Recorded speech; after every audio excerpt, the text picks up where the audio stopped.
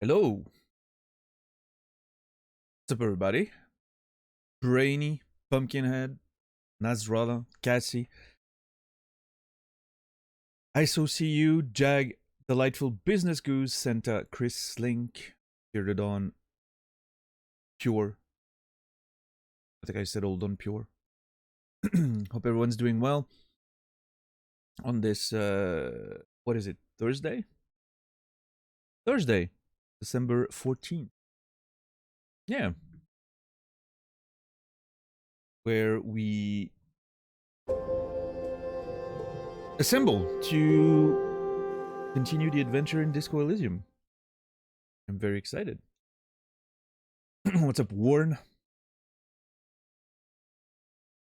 And yeah, Reki, thank you so much for the resub, 8 months. And BQQ, thank you so much for the resub, 7 months. A lot of support, thank you guys. Reki and BQQ, you will be remembered. Yeah, hope everyone's doing fine. Let me hold on. Let me transition to a little main menu there. Because there's some good music on that menu. So let's enjoy it, shall we? That was I don't think I've seen that loading screen yesterday. It's beautiful. Or if it popped up, I didn't pay attention.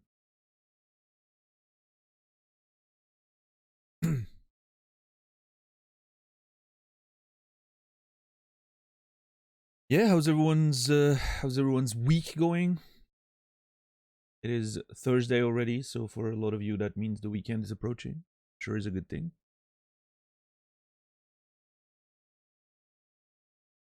I am excited to be playing more Disco Elysium.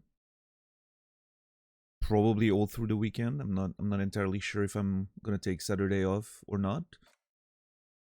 Currently leaning towards no, but you never know. Sometimes, taking a little day off can be beneficial overall. I am very surprised that this doesn't have sound, by the way. I don't know if it's... It feels like it should have sound. Is it just me? Or... I don't know.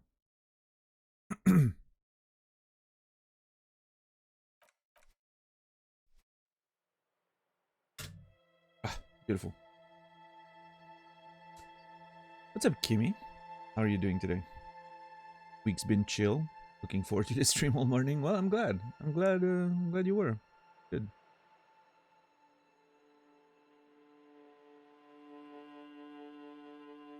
Hold on a second.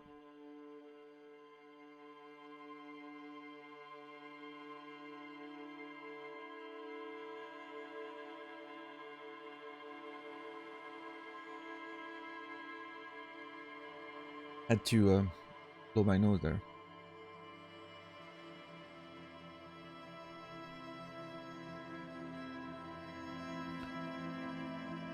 Hold on. I have a weird cough. Probably nothing. Love the colors in that sky, majestic. Yeah, the sort of like oil painting stuff is it's pretty cool. I like it. What's up, Greg?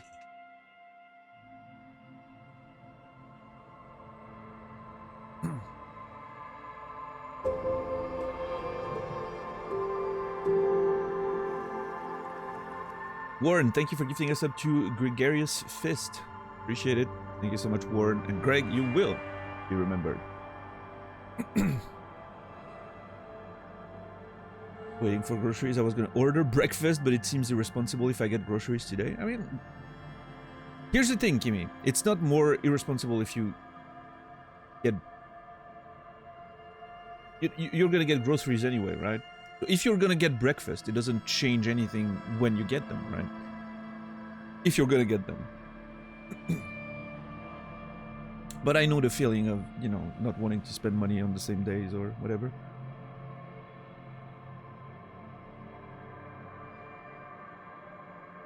Still suffering the after effects of COVID, slowly getting better. Sorry to hear, Warren. I mean, happy to hear you're getting better, but yeah, COVID after effects can suck.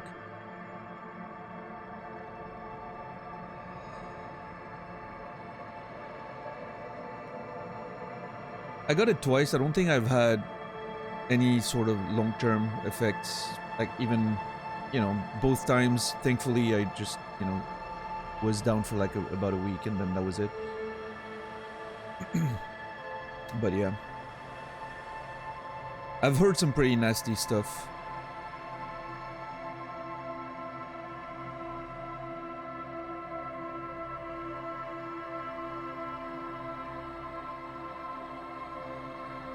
But yeah, back to what I was saying about the game. The color reminds me of what's that, man? What's that painting again? Like the Starry Sky or whatever, Starry Sky. You know, the blue one with all the swirling things. That's what it reminds me of a little bit. Van Gogh, yeah. Starry Night. Thank you. What's up, $10? What's up, Kebab Clown? What's up, Quasi? Good to see you. Especially on the sides there, when you can see like all the little oil swirls and whatnot, right? Hold on, I'm sorry, All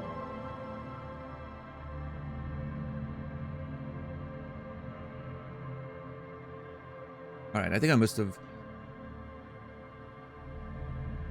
It's not like, you know, it's one of those cough that's that seems to be dust related or something. I don't know.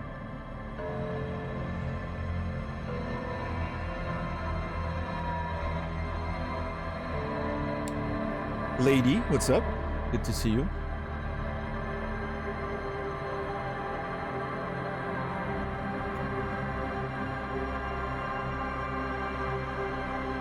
Min Mataro, welcome in, welcome in.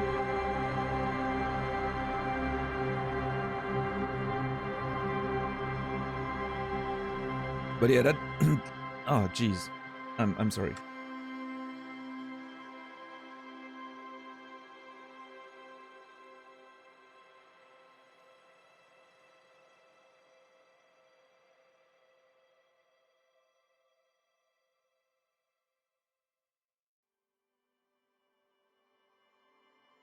What's up, Senor Bunk? Hope you're doing well.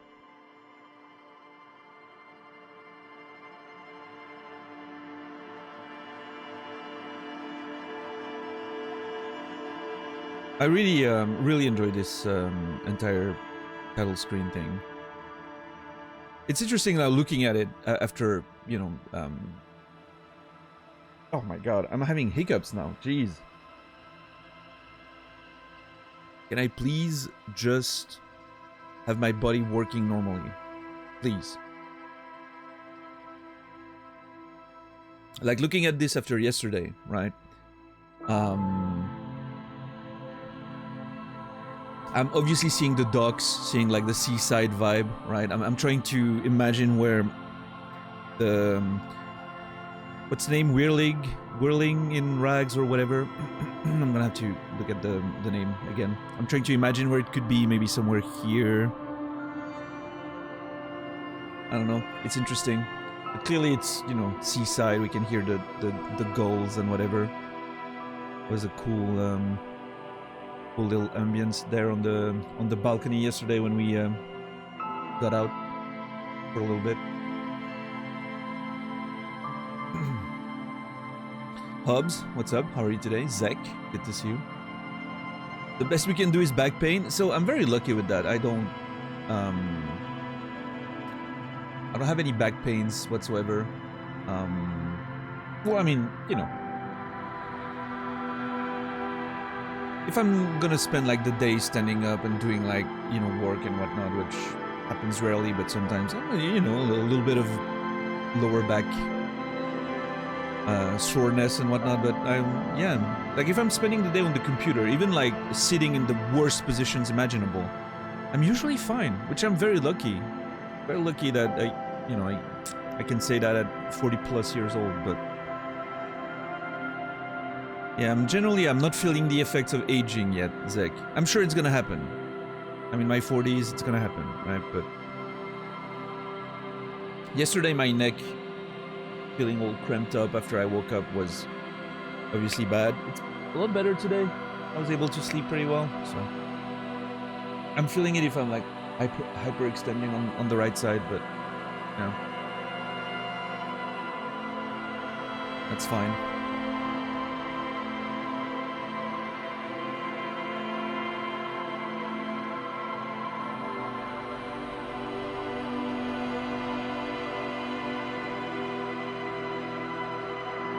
I'm still trying to, man, that part of the song is so good.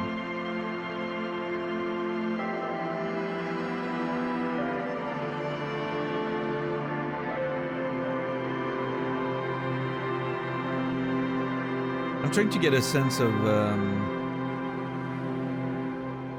the world we play in, right? Revachol. I'm trying to get a sense of what's going on in the greater political scale, I guess, with those helicopters coming in here and here. I don't know if you see this one. Oh, probably not. It's behind under the camera, but there's this one like carrying a sort of crate here. I did start yesterday, yes.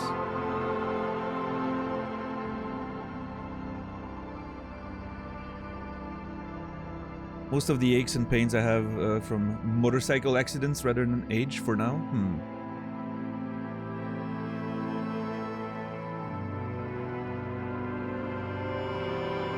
Yeah, I'm lucky that I never got any, you know, weird accidents over the year. I barely broke a bone in my body throughout my life yet. I'm hoping to keep it this way. I broke a couple fingers, that's about it.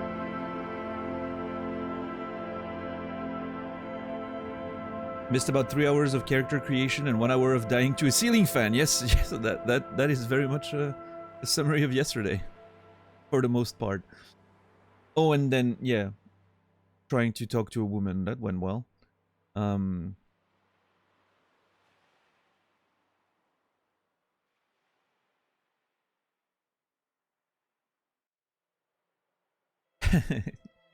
Yeah, pure. That was quite the wordsmith I was yesterday, huh? So. Fingers and ribs don't count, you're doing good. I mean, ribs can be pretty bad, but yeah, fingers.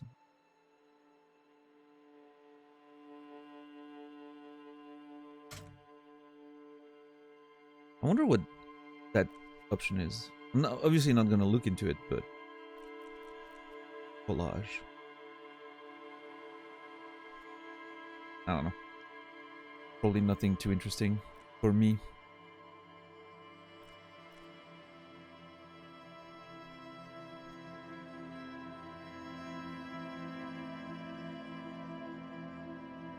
Do you find the writing too much, or that it fits what you saw so far? No, I mean, it seems pretty great. Yeah. There's some interesting, a very strong voice. I like that. In the writing. The tone is excellent. I just noticed that I'm on that background all the way to the back there. I don't know if it's like a sunrise or a sunset. I mean, it evokes a sunrise more than anything, but I'm not sure, you know, that there's like a lot of... Are those clouds? What is it? Yeah, I don't know. Maybe it can be both. Sunrise. I don't know. You don't really do much when you break a rib. Maybe you breathe less. That just attacks for having fun. Okay. I've never broken one, so you know. But I've had...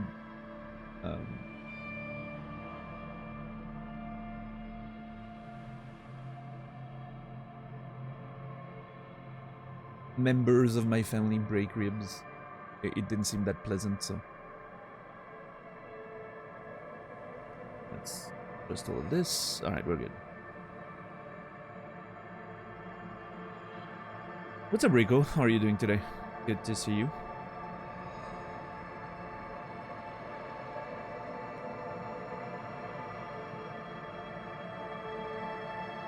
Man, what an intriguing world, though. I am really excited to explore.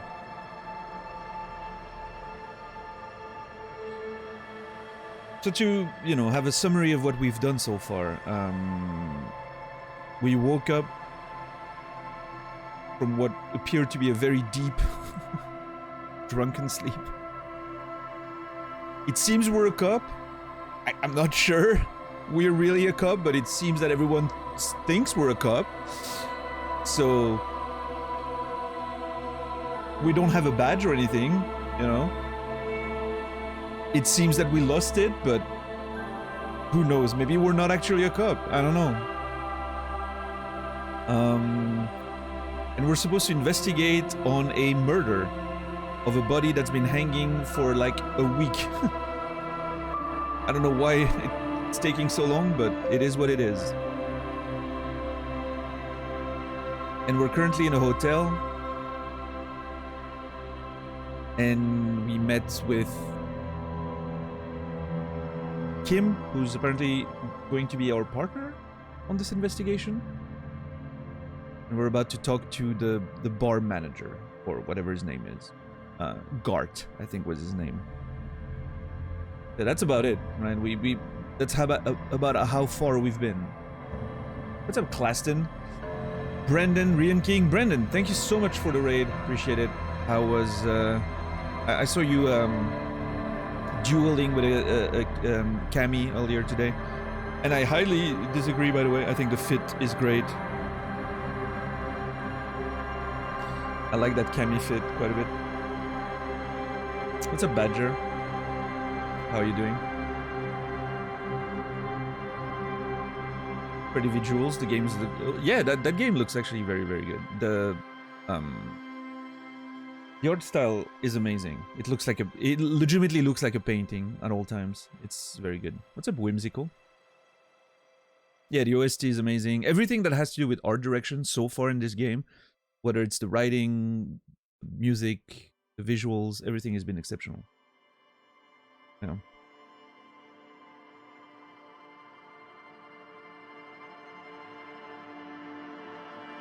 The fit is whack, so unimaginative?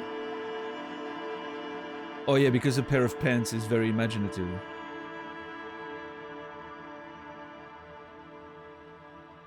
Sure.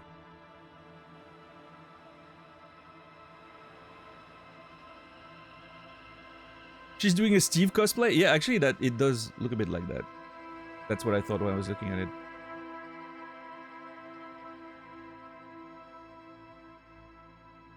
Epic Games gave away Destiny 2 DLC for free if you're interested. I'm not, but maybe someone is. Have you seen how tight Kent's jeans are? I have not, actually, no. Steve is cosplaying someone with a swollen jaw in Tekken 8. It's the PD, you know, it's gonna happen. He's clearly on some TRT, you know, cycle or something.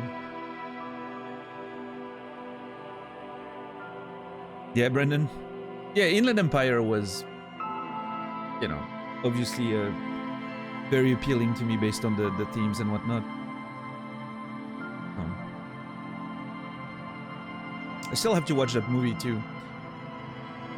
I've somehow been waiting to watch it for over a decade at this point. I don't know why.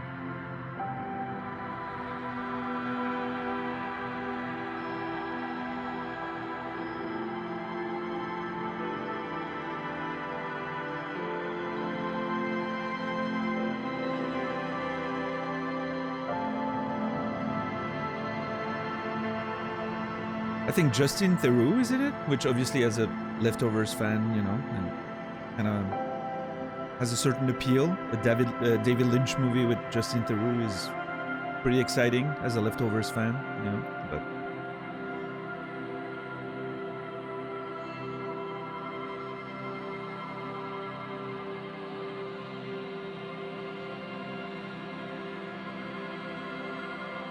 my wife and I are watching Twin Peaks: The Return. Is that like the reboot they started in like 2017 or something? I haven't watched any of that. I probably should rewatch the original Twin Peaks and then get into like the reboot or whatever it is. Or if it's a sequel, I don't know, but yeah. Still need to watch The Leftovers? Yes. Everyone should watch The Leftovers. What a great fucking amazing show. Best TV show of all time. Not even close.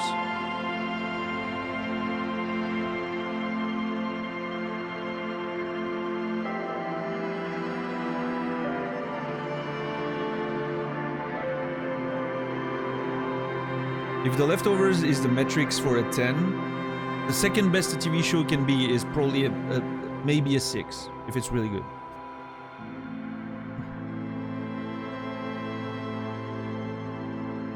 I'm obviously exaggerating, but...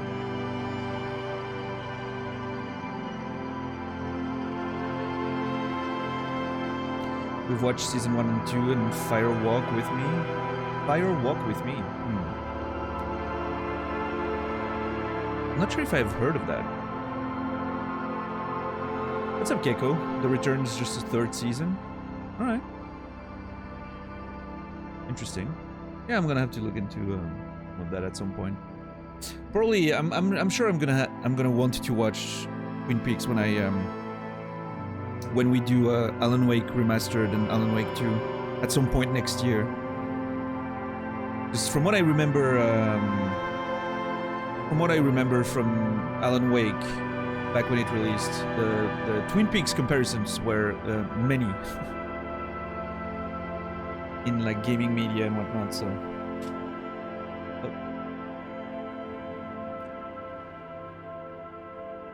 All right, how about we go in there and see what happens.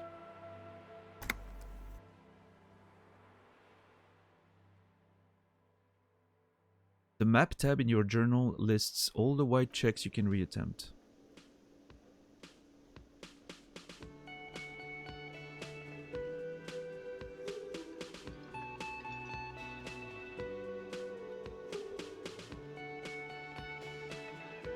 Fire Walk With Me is the kind of title that changes dramatically depending on where you put a comma in. Yeah, that's true.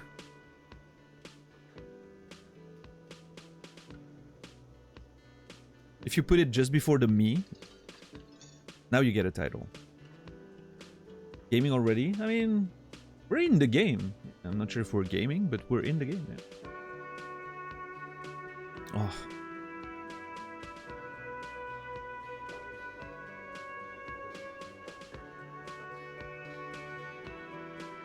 The brass in the soundtrack of this game has been incredible.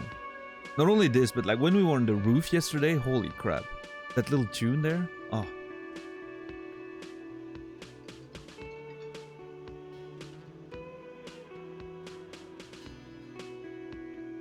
So hold on, what's the map? Is that the map? No, those are the thoughts. I still have that Guillaume de Million thought to internalize, but I'm still not sure what it does. And you know, -1 logic and research time 4 hours, which I'm assuming is in-game hours, right? Based on this, which I have no idea how the time passes, by the way, in this game. I think we woke up around 8, which means it's not real time because I've spent more than an hour in there. Ooh. Okay, we have a bunch of tasks. We have a map, okay. Map information incomplete. Acquire a copy of the city map. Ooh. Cool. And yeah, we have a couple of physical instrument challenging. Oh, did I try that? I may have tried and failed, right? White ones are available to try now. This is a white one, isn't it? Oh no, okay, this is black and this is white. That's a very confusing way to display that information based on the fact that the color changes when you click on it. It will probably make more sense when there's like a whole giant list, right? But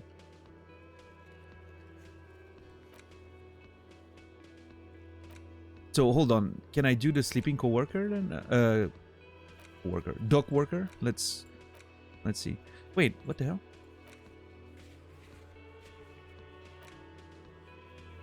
Whirling in rags. Inspect the victim's body. And report the missing badge. Yep. Okay, cool. Find my other shoe. Done. We've been extremely successful yesterday. We've made so much progress. We found a shoe. What a quest. I kind of like the idea that, you know, it's a sort of like weird first quest that you tend to get in RPGs, right? Simple quest, just find something like a little fetch quest or of some kind, but in this case it's like a whole shoe that's missing, and you can sort of think about all the implications of you missing a shoe and whatnot. It's quite funny. Found a shoe and it only cost you 3 heart attacks. Yeah, I did very well. Wait, hold on, what is this? That sugary black rum stain on the counter makes you teary-eyed with joy. It's almost touching how syrupy and sticky it is. How long have you been up already? Wait, why is electrochemistry talking to me now? It didn't talk to me yesterday when we were in that little corner.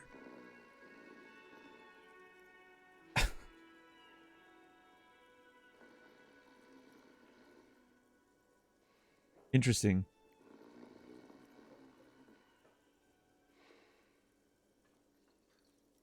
I'm gonna look at that in a second. What's up, Laura? What's up, Final Frank? How are you today?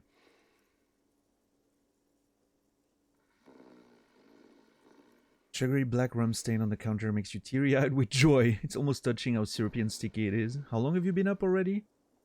Pretty long. It's drink o'clock. Oh boy. An hour, 2 hours, not now. I've been up for an hour. I know that much. I actually paid attention to the clock.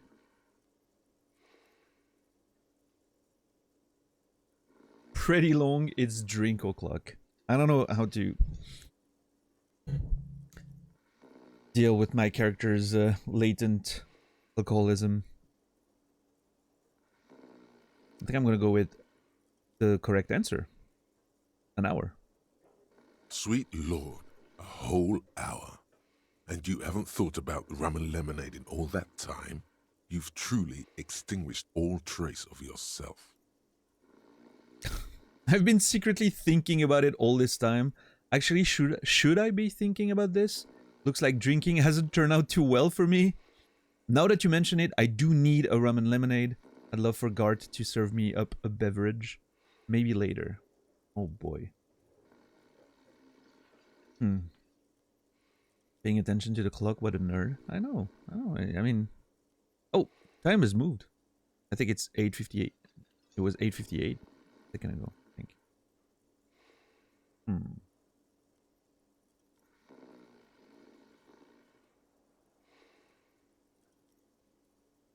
What's up, Brewer? How are you today?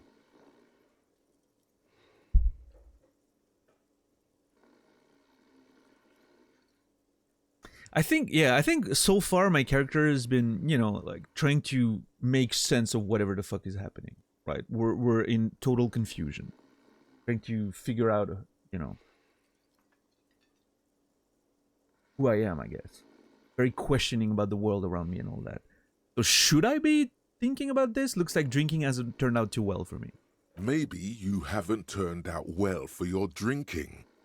Have you thought about that? Get a goddamn rum and lemonade into yourself, boy. Or better yet, lick that stain off the counter. I have enough intrusive thoughts in real life. I don't need them in my video game. Although, to be fair, if the ones in the video games, can replace the ones in real life for 5 hours every day, you know, maybe there's some benefits there. I don't know.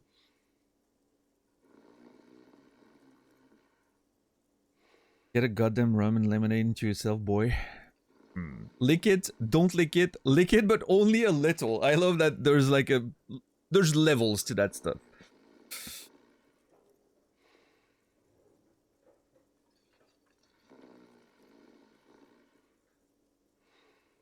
I don't know what to do.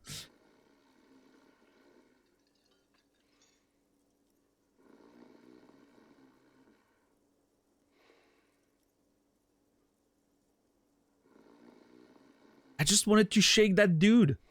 Trying to wake him up. And now I'm considering licking a counter for some rum and lemonade. What's up, Credo?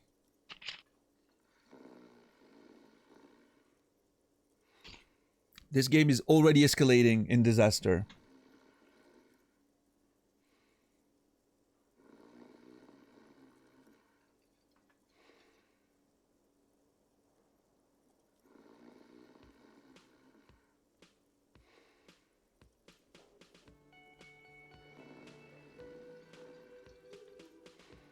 Ooh.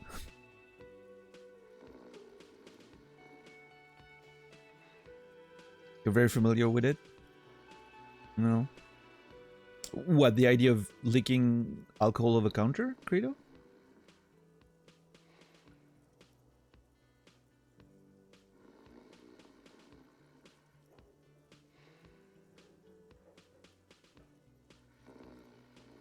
God damn it. It's disgusting. It's a fucking counter. But it's tempting.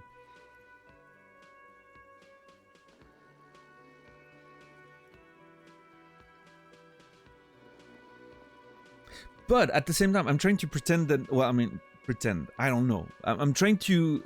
again, I don't know if I'm really a cop or not, but I'm trying to appear as if I am. That's for sure. Because Kim seems to think I am. Everyone seems to think I am.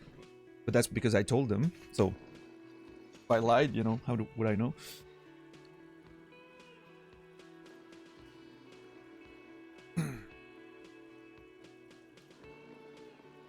What's going on here? Ah, damn it. I need to...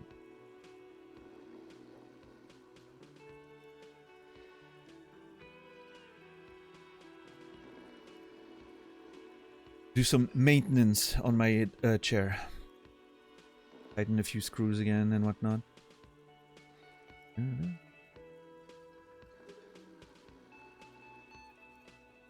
What's up, Make It? How are you doing today? The game getting strangely out of control. Oh yeah, Credo, yeah. What's up, Blush Master? How are you doing? Portraits of characters looking so cool. Yeah. The art style, again, is just exceptional. I just love the painting effects of the environment. It looks so nice.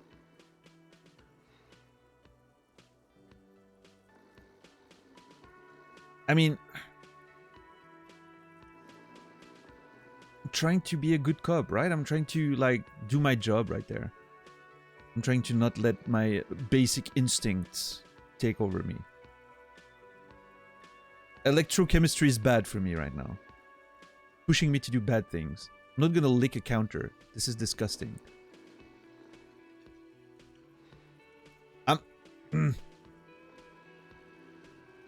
Okay, I'm gonna lick it, but just a little, okay? Why, though? Why would I do that? No, I'm not licking it. What happened, man? You used to be cool. Go get your boring normal person drink then. Okay, alright. Jesus.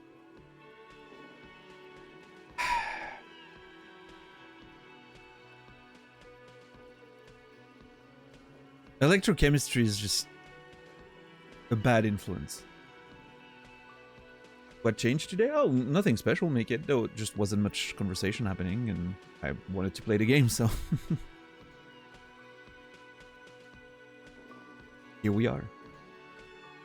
What kind of lame peer pressure? I know. Get your drink on and your act together. Find booze and drink it is a task. Oh my god. The hangover feels really bad. You have to take the edge off. Find a bottle of alcohol, put it in your hand, equip it in the held slot in your inventory, and the magic will happen by its own. Okay. Oh, that's interesting. The worker is in a deep slumber. Mm-hmm. Perhaps he's on his way to where you just came from, into the primordial darkness. Oh man, I'm so jealous. Primordial darkness was fantastic. Lieutenant, who is this? I mean, he's a dock worker, I don't know. Well, I mean, let's ask. No idea. Looks like he works for Wild Pines, the logistics company who owns and operates the harbor. Wild Pines, the logistics company who owns and operates the harbor. Wild Pines. Okay. Somehow this feels important. Hold on, let me make a little... I don't know how to... I don't know if... I'm gonna call it factions. It's gonna be more general than that, but Wild Pines owns and operates the harbor. Taking a few notes here and there. Stuff that feels maybe important. Why is he sleeping during the day? That's a very good question. Possibly because there's a strike going on in the harbor. Ah. There's not much to do aside from drinking and sleeping. There's a strike going on in the harbor. Interesting. Okay.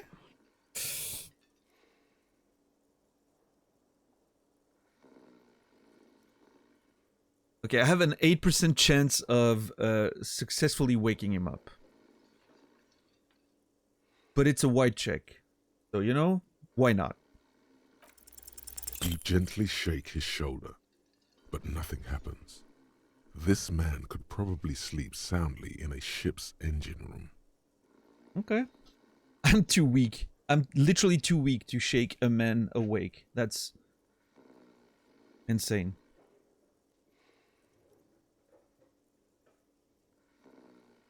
What is it called when you get peer pressured by yourself? Intrusive thoughts, I guess. Yeah, probably.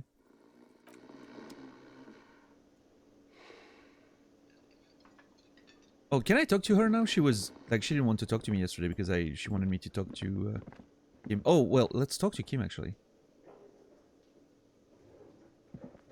Yes? Hidden behind a pillar. Very nice. Tell me about the case. I think you should know that I can't remember anything. I want to talk about you. You seem to be following me or nothing. Okay.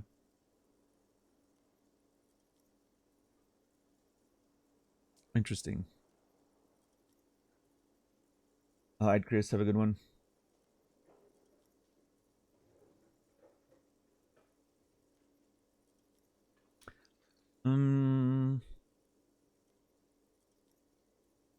I think you should know that I can't remember anything. I think that's fair for me to tell him. No response. He just arches his brow. Okay. He's having trouble processing it, believing it even.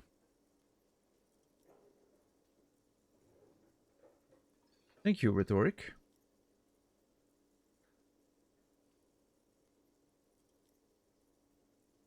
I feel like I must repeat this. I don't remember anything. There was heavy drinking involved. Yeah, I'm gonna really make that clear for Kim. He needs to know who he's working with. That seems fair. Have you tried concentrating on something other than your personal affairs? Okay. Yeah, you know what? I do not appreciate that tone. No, you know what? Fair, actually. It's fair.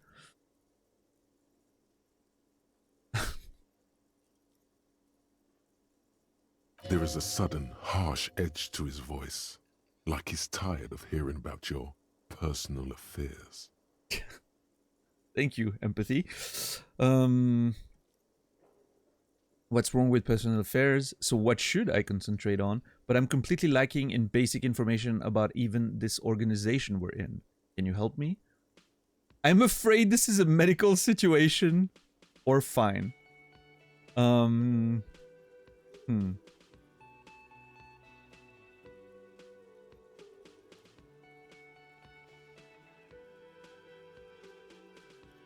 Yeah, Brendan, for sure.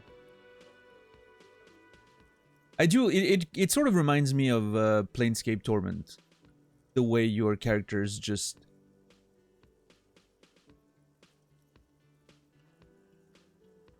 they manage to somehow be a combination of a blank slate character that you can sort of mold into your own personality, that whatever, you know, vision you have for it, but at the same time there's a huge backstory there. You just don't know it, right?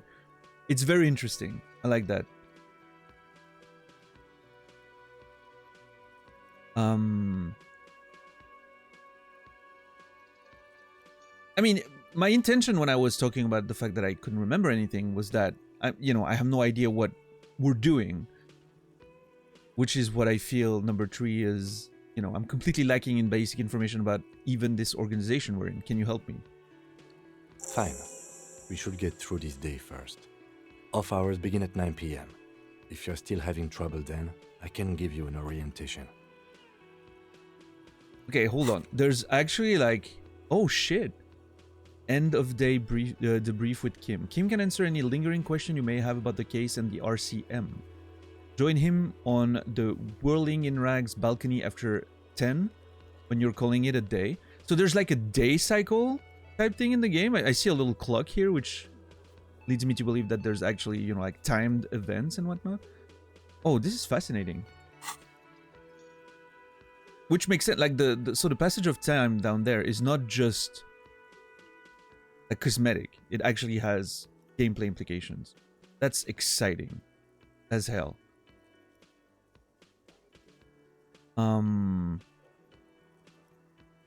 I can give you orientation.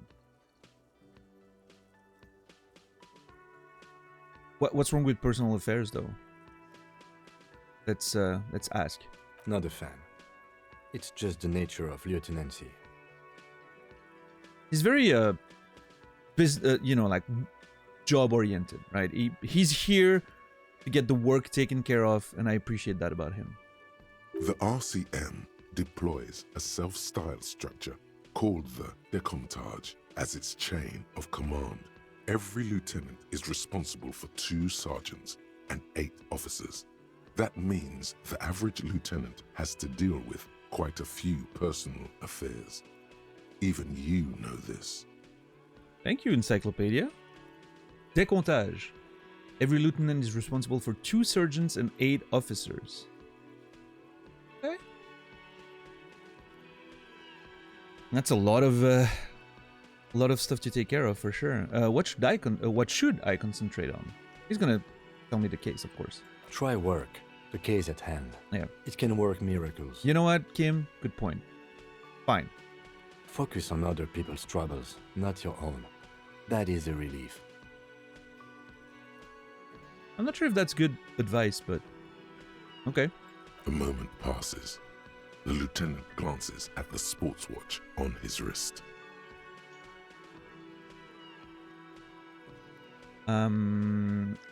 Well, he just said that he didn't want to talk about personal affairs, but he just also said focus on other people's trouble, not your own.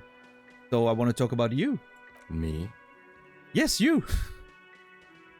I don't see how my life is pertinent to the investigation. Well, that's just contradiction then, Kim. We'll work better together if we have more rapport. Come on, Lieutenant, open up a little. You're right. What's there to know about a lame binoclard? Oh, wow. Okay. That is just rude. A binoclard.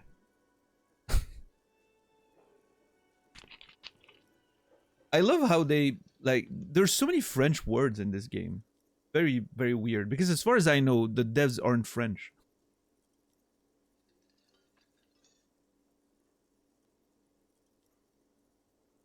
There's a lot of French words in there. That's fascinating.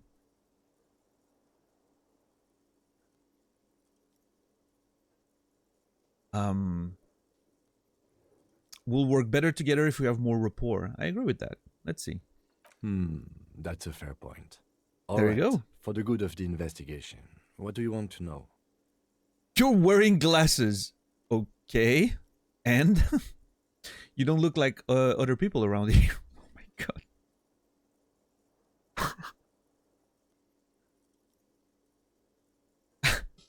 Tell me a secret about yourself. Do you ever talk with yourself? Or that's all for now? Okay, well.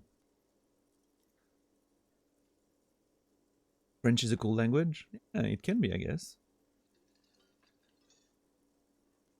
How are you today, anxious? It's a fine line. I know, I know. You don't look like other people around here. Is only nerds speak French? There. Tell me a secret about yourself. Go with that. No.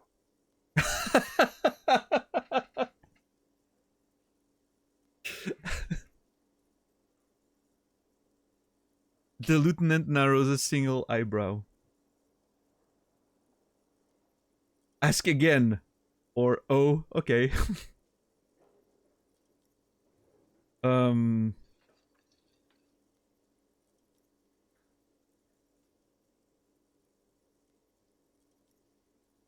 Ask again. Your brain sends the signal to your lips, but they refuse the order. Something is paralyzing them. You're pretty sure it has something to do with the lieutenant's eyebrow. Okay. Wow.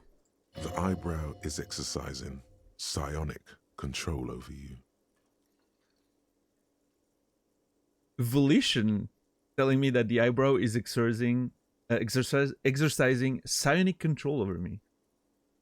It's interesting because I there's a part of me that's like, okay, is there really like sort of supernatural powers involved in this game, or is it just like completely, like psychological influence and my brain's just making a big deal out of it? It's very funny. I like that sort of,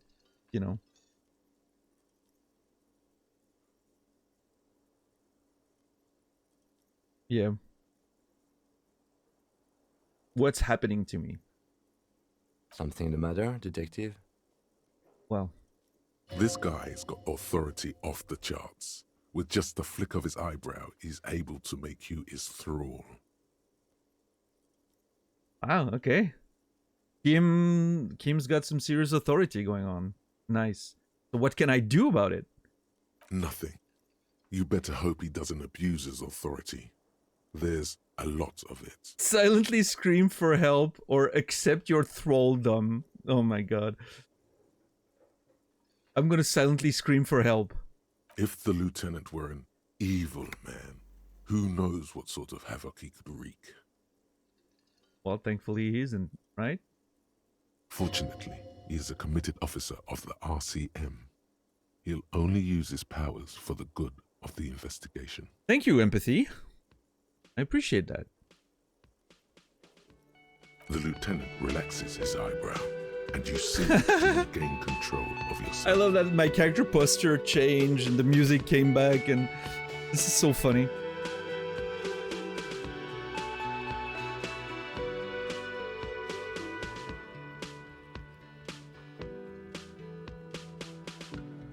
It's very interesting to see how those, the actual skills can have an effect from like other characters and how it works on you, and that was a great example of just how to make a game system into something that's narratively interesting. Yeah. You're wearing glasses. Now that's gonna be that's a conversation starter right there. That's correct. Factually true, there can't deny that. You feel a slight urge to put the lieutenant down for this, but you can't quite muster enough testosterone. Yeah, my physical instrument is, yeah.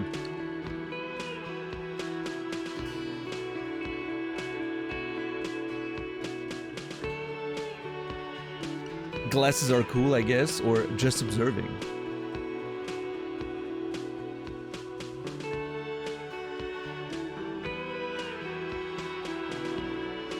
So I wonder what the "no I don't" is referring to. You feel a slight urge to put the lieutenant down for this? No I don't. Glasses are cool, I guess. I'm wondering if that's the idea. Just observing. I guess you don't need glasses. Okay, that's a little bit too much snark there, Kim.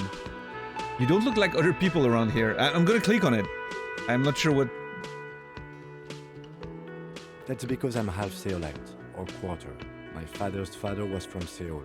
So was my grandmother, but from my mother's side. It's not an interesting topic. I'm half Seolite. My father's father was from Seoul, so was my grandmother, but from my mother's side.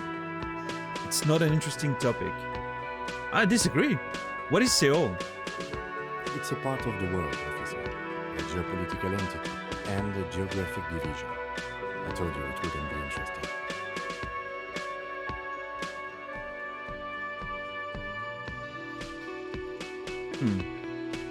It's interesting, the voice is weirdly low here compared to the music. Even though I think we have the music higher volume than the voice at a higher volume than the music. Yeah. Which is weird, I don't know why. Oh, actually, never mind. We have the music and the voice at the same volume.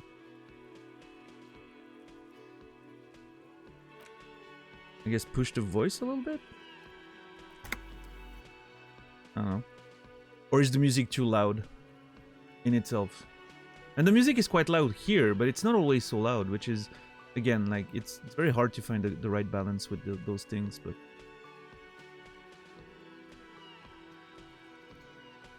Like, now it's quiet again. Just because I went in the menu? It feels like there's something wrong with the balance.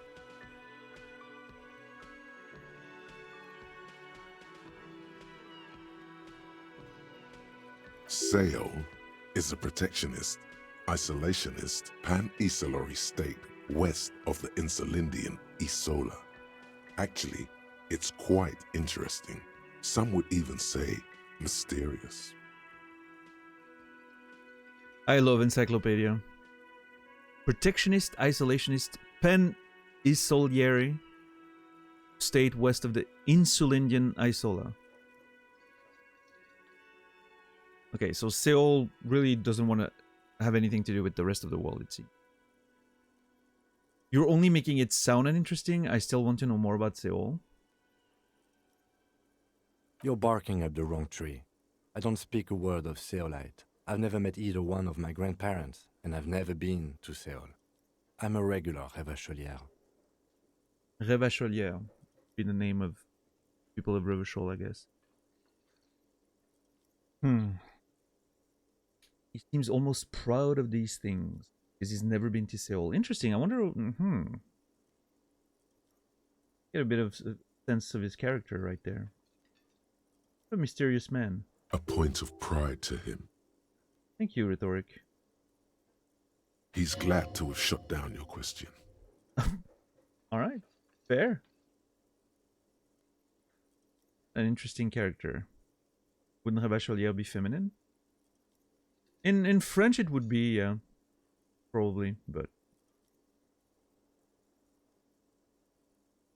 Do you ever talk with yourself? What do you mean? You know, when you're thinking. Do you ever have conversations with, like, your brain? Yeah. Totally what's happening to me right now, right? I have no idea what you're talking about. Well, we're very different people, Kim. Let's just put it this way. The lieutenant's conceptualization skills must be rather rudimentary. I wonder how different all of that would be if my stats were completely different, right? Like super low intellect and psyche, and then like super high physical stuff, for instance. It really makes it interesting to, you know, wonder, like sort of crafting the experience with, depending on your role playing, I guess. The lieutenant is a police officer of the old school. His concerns are material and extrinsic. You know what? I respect that. I respect that. Esprit de corps. Yeah. He's an old school guy. He's here to get the work taken care of. I think it's great.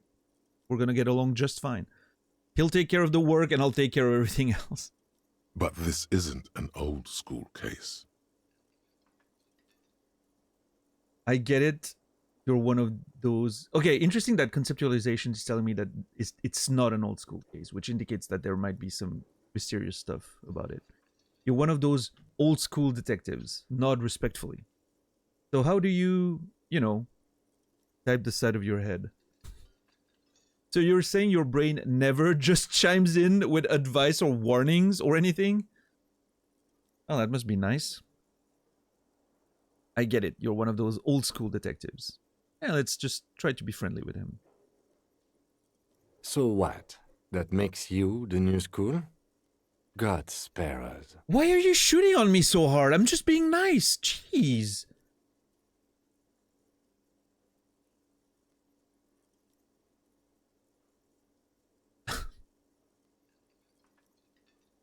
Yeah, Kim's very, very ornery right now. What the hell? For real detective work, nothing beats a good notebook by your side. Well, I mean, yeah, it's got a point. I agree with that. The lieutenant produces his small blue notebook and idly thumbs through a few pages. Okay. That's where his conversations with himself take place. Ah, interesting way to look at it. Thank you, empathy. It's very nice. He doesn't have conversations in his head. They just put things on paper. I like that. We all have our different mediums. His is written. Yeah, very cool. That's all for now. Good. Let's change the subject. Well, let's talk about the case then. What do you want to know? Literally anything. I can't remember a single thing. Would you say this is a mysterious case? If we're from different precinct, why are we on the same case? Yeah, okay. Well, literally anything. I can't remember a single thing. Maybe you can tell me what you do know to help me narrow it down a bit. A young woman told me a mercenary has been hanged. That's all. Then you are not that far behind, actually. Oh, well, great. You want me to brief you? Brief, yes, that sounds good. 3 days ago, the RCM Emergencies desk received a report about a security guard who was found hanged in Martinez. An anonymous caller said there was a dead body behind the Whirling in Rags hostel cafeteria. The cadaver had been there for 4 days.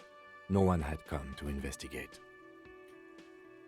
So 3 days ago, emergencies received. I'm assuming that's the 911 or whatever world. Received a report about a security guard who was found hanged in Martinez. Okay. Martinez. I'm again a French, sounding name. I wonder if like Revachol is the city and Martinez is the country. It makes me think of, La Martinique, the sort of islands, like of French, old French colonies and whatnot. Or if it's the other way around, Revachol is the land and Martinez is the neighborhood or city. I don't know. I'll have to figure that out later, I'm sure.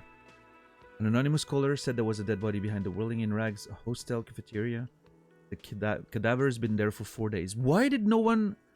That's the big question for me, is why did no one care for 4 days? What's everyone scared about? It seemed to me like the only explanation is people are scared to even approach that thing.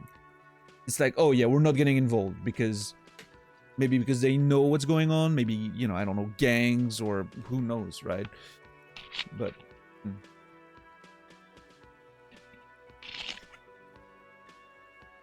What's up, Mask? How are you today?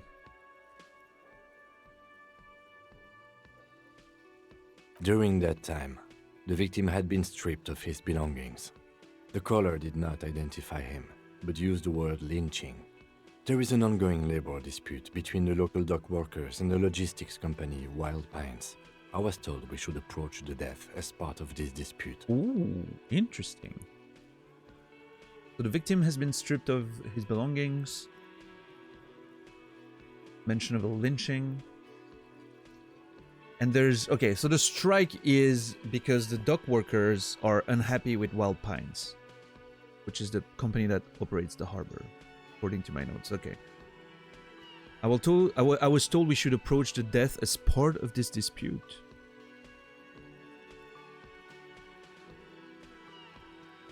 A security guard was found hanged. I don't know, yeah, maybe the dock workers decided to hang someone from the company, someone working for the company as a, like, show of power, maybe? I don't know. Does the briefing say who the victim was or who was the caller? Yeah, I'm interested about the caller here, actually. To find him or her is one of our tasks here. Ah. For now, all we know is that the tone was muffled, using a device of some sort. The desk could identify neither the caller's age nor sex. Why hide themselves? Oh. There's a strong prejudice against involving the RCM in what's seen as union matters. The dock workers' union is the de facto police in Martinez. Now it appears they've started executing too. We cannot allow that.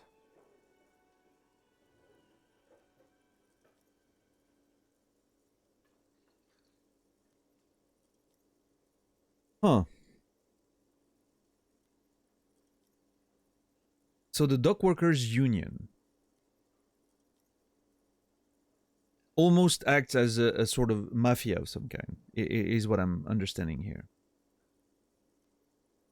and they're like basically keeping control of this area, and it makes sense that there's conflicts with, you know, the corporation that operates the whole thing. It appears they've started executing too, which means Kim suspects that the union is the reason why someone died, which again, you know, corresponds to what I was thinking. Singing in the dark with no electricity for 2 hours already. Oh wow, I'm sorry about that. That sucks. Was it a scheduled power break or? Oh. Lily, good to see you.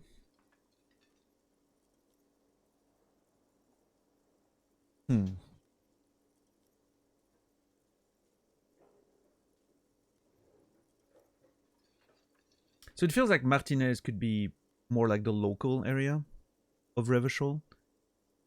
The dock workers unions, you know, it seems like it's going to be the docks area, right? Not like the whole thing, obviously. The whole country or something.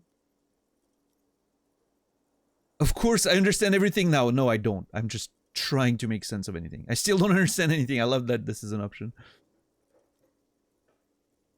The RCM is us, right? Yeah.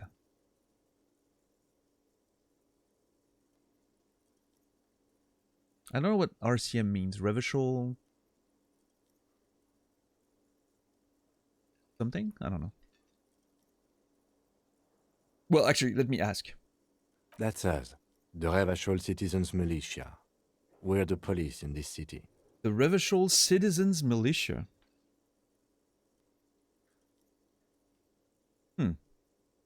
All right, Brendan. Random issues. Sucks. It's interesting that they call it a militia, right? Usually a militia is, you know, at least in Switzerland, the militia is everyone, you know, every adult or man actually over the age of 18 is part of the militia. We have like military training and, you know, mandatory military training, and then we're part of the militia. If there's a need for a military force, they can call upon us, right? That's the whole concept of it.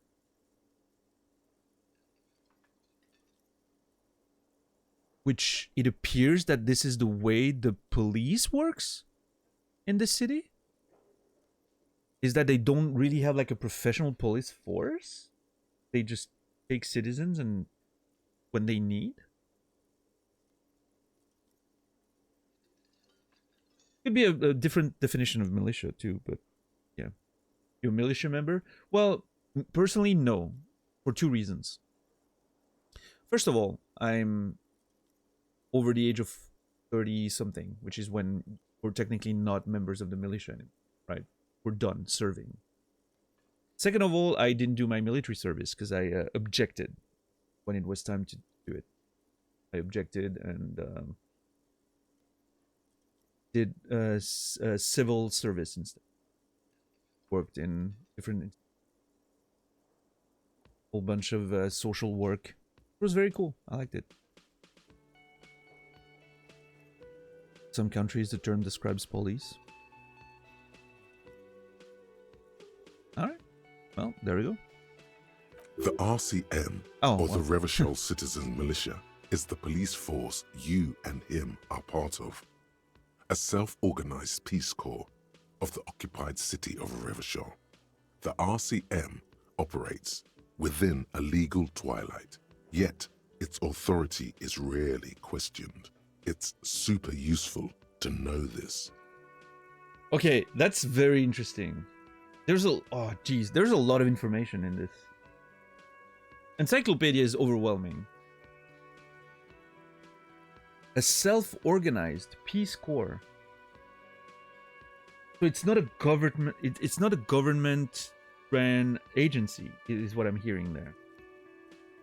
Self-organized peace corps of the occupied city of Revachol. Occupied city by whom? It operates within a legal twilight, yet its authority is rarely questioned.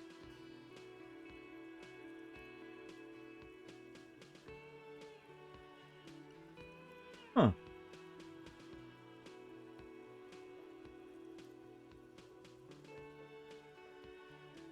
Okay. So RCM, self-organized. Probably not affiliated with the government. Probably not really legal.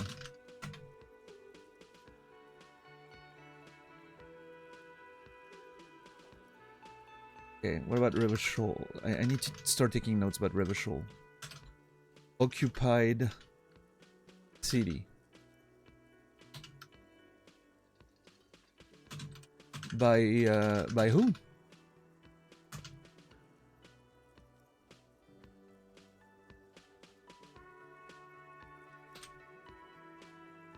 Yeah, Buckster. Info dump, skill, lore dump, exposition. Love it.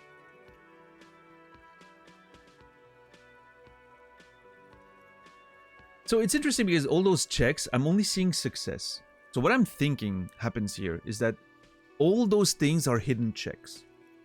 Right? The game doesn't tell you if you don't succeed. But when you reach a threshold, it's just like dumping that on you, right? If my encyclopedia was lower, I would just not be aware that there's a check happening. Is what I'm thinking the system works. So I've only seen successes with those, right? Yeah.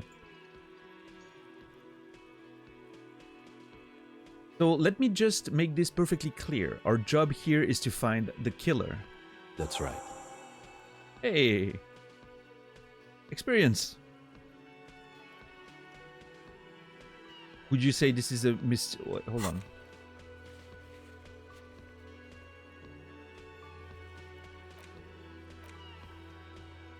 Police officers get briefed about the cases they're given. Sometimes they forget the briefing, though, and need to be briefed again. Click on Kim, ask him about the case. Done. Nice. Would you say this is a mysterious case? No, it's not a particularly mysterious case. He considers the question for a moment before answering. Why not? The deceased is a security guard for a corporation involved in a labor dispute. It doesn't take a DeLorean polymath to put the pieces together. Okay. I just don't see the case getting more mysterious than that. Two things here. First of all, he's always kind of being snarky. Again, I want to make this clear, Kim. I do not remember anything. I'm a goldfish right now. You have to understand that. Second of all, I don't see the case getting more mysterious than that. It's totally foreshadowing for the fact that it's going to be very more mysterious than that. I'm pretty sure. I was thinking something otherworldly might be involved. You know, something supernatural. White male in his 40s. What more do you need? Okay. Personally, I think labor disputes are very mysterious. Okay, so the case probably isn't mysterious, but could it be sexy? Okay. Yeah, Kim needs to... I mean, then again, he's our boss, right? Technically, so... He's definitely our superior. I don't think we can really ask him to do anything. It's a very sexy case, yeah. I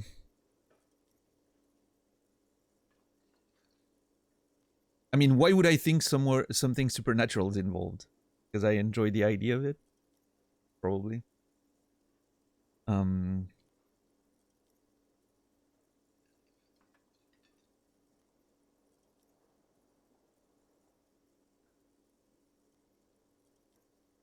Personally, I think labor disputes are very mysterious. I agree. I think this is, you know, it's very strange. Then you are in luck, because we are in the midst of a major strike by the dock workers union. Maybe more than that. The union clearly wants a piece, not just of the industrial harbor, but the Wild Pines Corporation itself. Okay. Is this a strike then? Or the first shots in a workers' coup? Good point. Doric. I expect the case itself to be less challenging than navigating these community matters. This district isn't used to the RCM's presence, and the Union rarely overplays its hand, as it appears to have done in this case.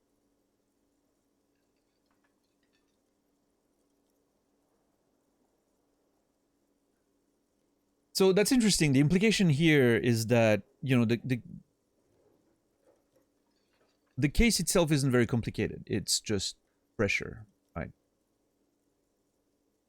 From the part of the union. At least that's what Kim thinks. But navigating the community matters. Like the people of this place are going to be the real investigation, right?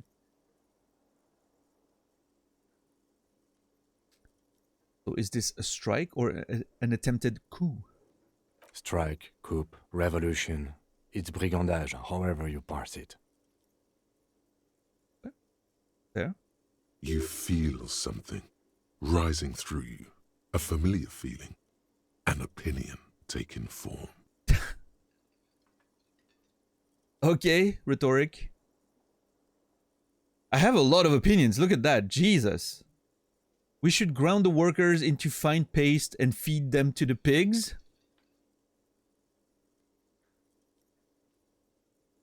We should ground the owners into fine paste and feed them to the pigs? With this little foreknowledge, I am unsure which side to grind into pig's feed. The decision must ferment in me also nationalism. Oh my god. I don't think grounding one or the other side into pig's feed will do anything, will do anyone favors. I am really, really smart. I spent the last 20 seconds deciding on which side to ground into pig feed. Why? Alright, that last option is pulling me out. The game's already asking me to take a political stance of a world I know literally nothing of. Fantastic. Love it.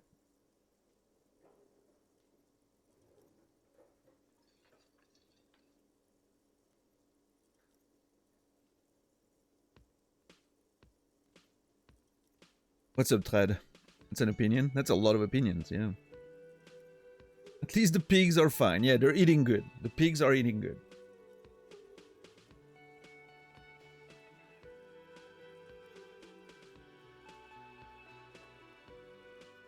We should ground the owners into fine paste and feed them to the pigs.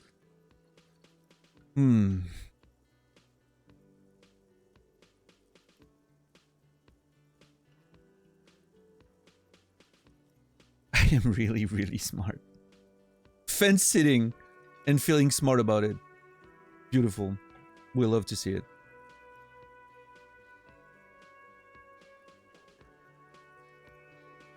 The decision must ferment in me also nationalism.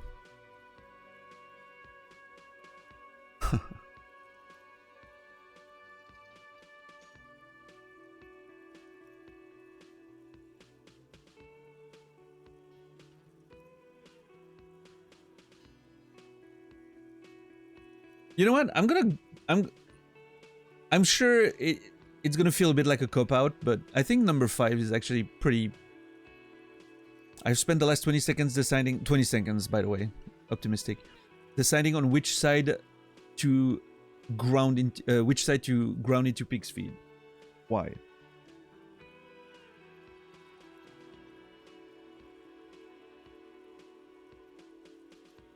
Which is sort of like a fence sitting still, but, you know, in a more existential way, I guess. It's more like, why am I even thinking about this?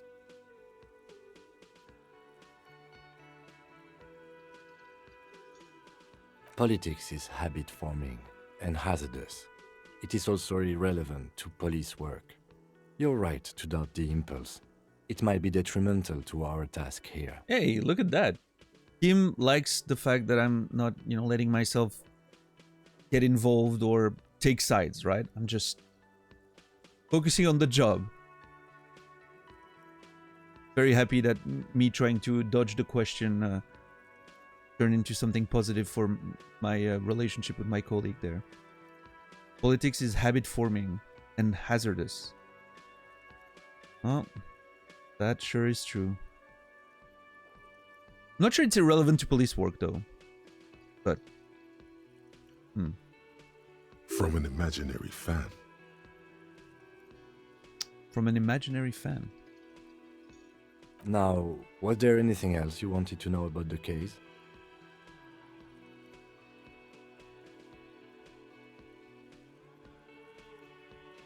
I'm not sure what that intervention exactly means. You're right to doubt the impulse. It might be detrimental to our task from an imaginary fan.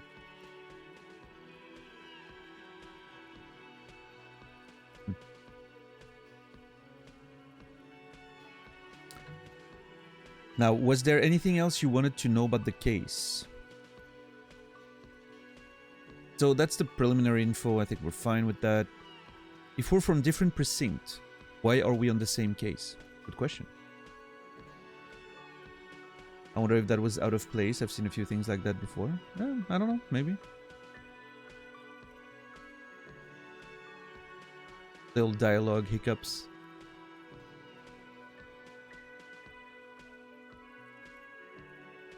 Yeah, I'm trying to think what the link between that and the rest is, and I'm not seeing it.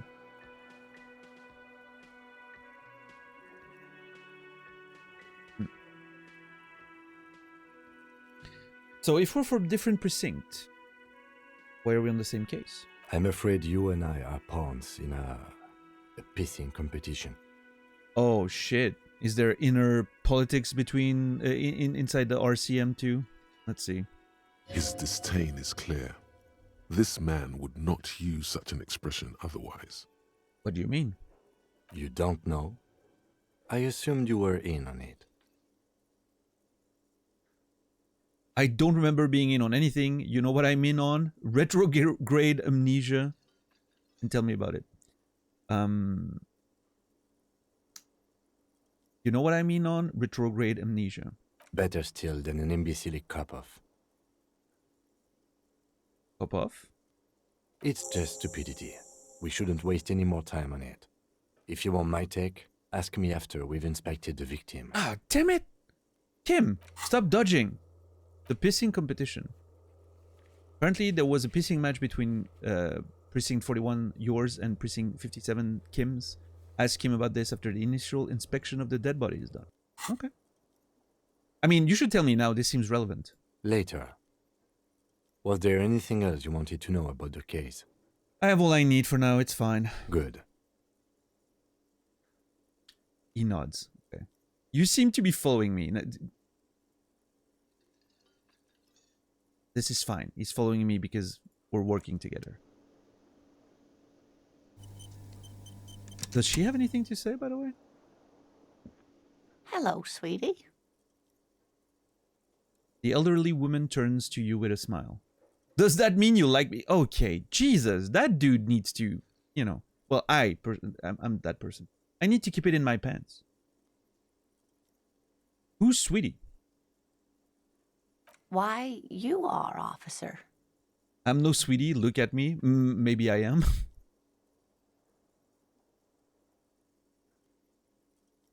I'm no sweetie. Look at me. You're a handsome man, officer, Oh, with well. your mustache Hey. and your chiseled jaw and that silly dimple on your chin. Actual factual description.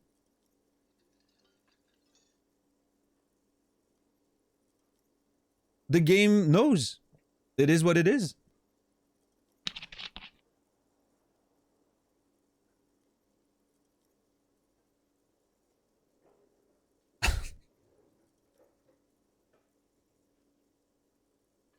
They made the game for me, yeah. It seems like it. Thanks. I appreciate it. I mean, I don't have much of a dimple, but a little bit. Certain angles. A bit more if I was a bit lighter. I'm a bit soft these days. I need to lose a bit more weight. Dimple or not, I am a bitter man. The years have taken their toll. That stupid dimple has only brought me suffering. I don't want to talk about the dimple anymore. Dimple or not, I am a bitter man. The years have taken their toll. Take heart, officer. You're still a man in your prime. Oh, well, thank you, Lena. I appreciate that. You must forgive me. I'm getting so scatterbrained. I completely forgot to introduce myself. Slaps herself on the forehead. I'm Lena. My husband Morel and I are staying with our friend Gary just down the street, but I come here for tea when they're away. Her eyes glitter over the rims of her glasses as she looks up, smiling. Husband Morel staying with their friend Gary down the street. Okay. This Lena is wacky enough for the motley crew. Hire her on the spot. Yeah, I mean, I think the wheelchair is going to be a bit of a problem. He wants to be a police officer, but...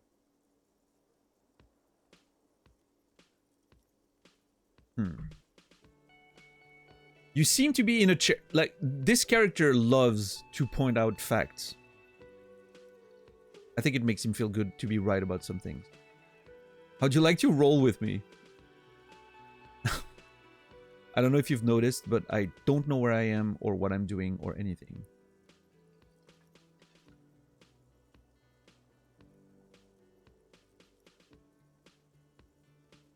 You seem to be in a chair.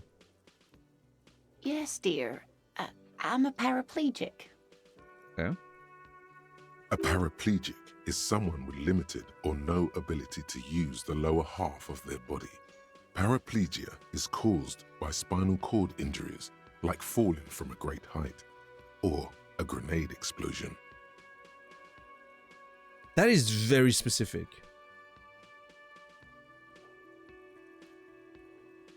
A grenade? Did you find in a war? I'm sorry, I was rude of me to mention the wheelchair. Let's move on. Proceed. Thanks for clearing that up for me. Let's move on. Proceed. I mean...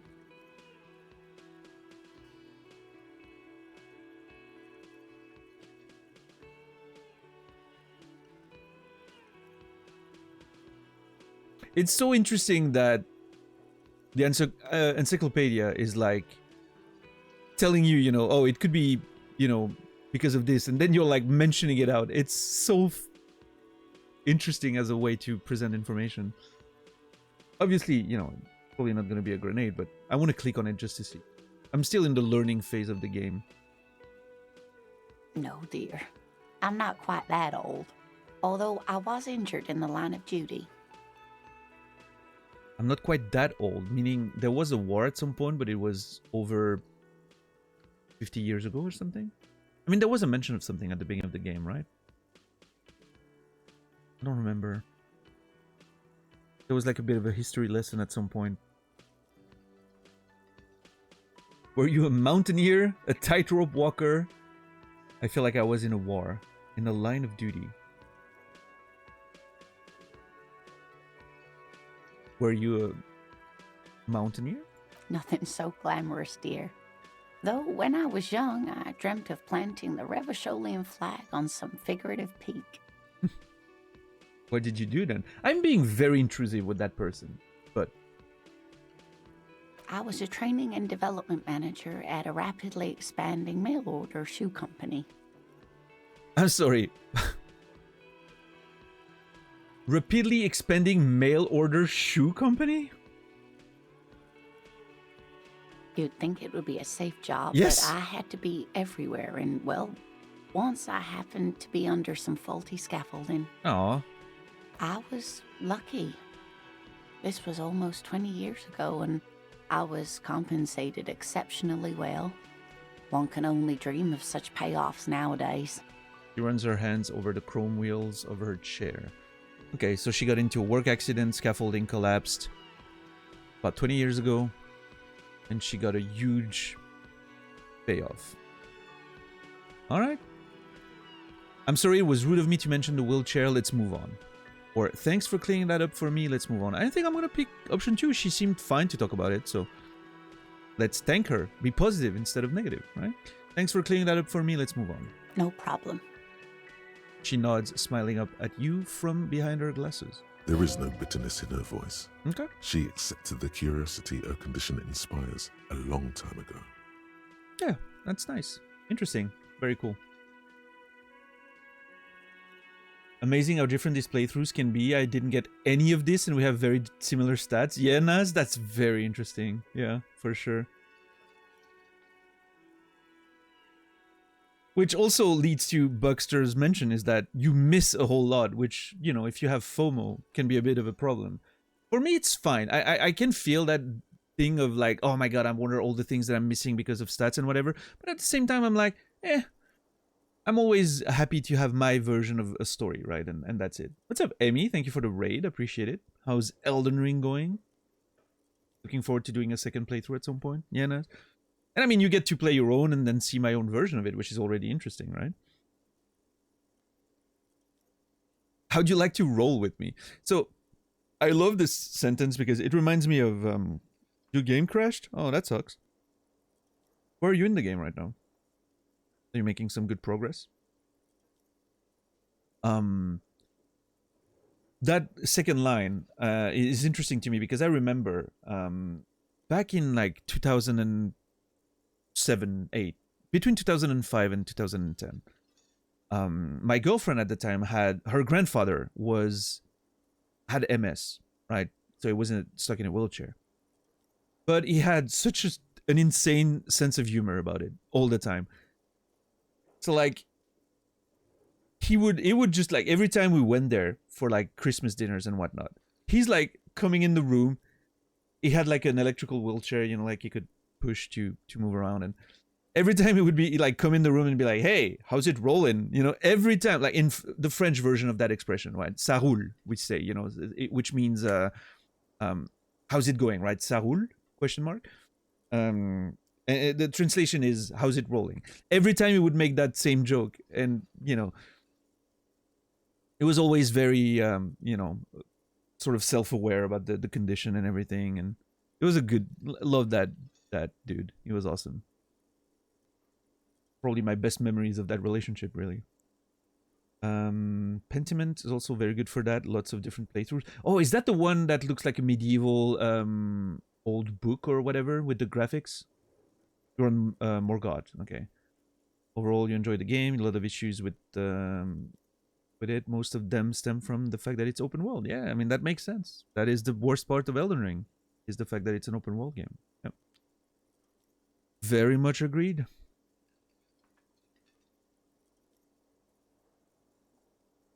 Mm-hmm.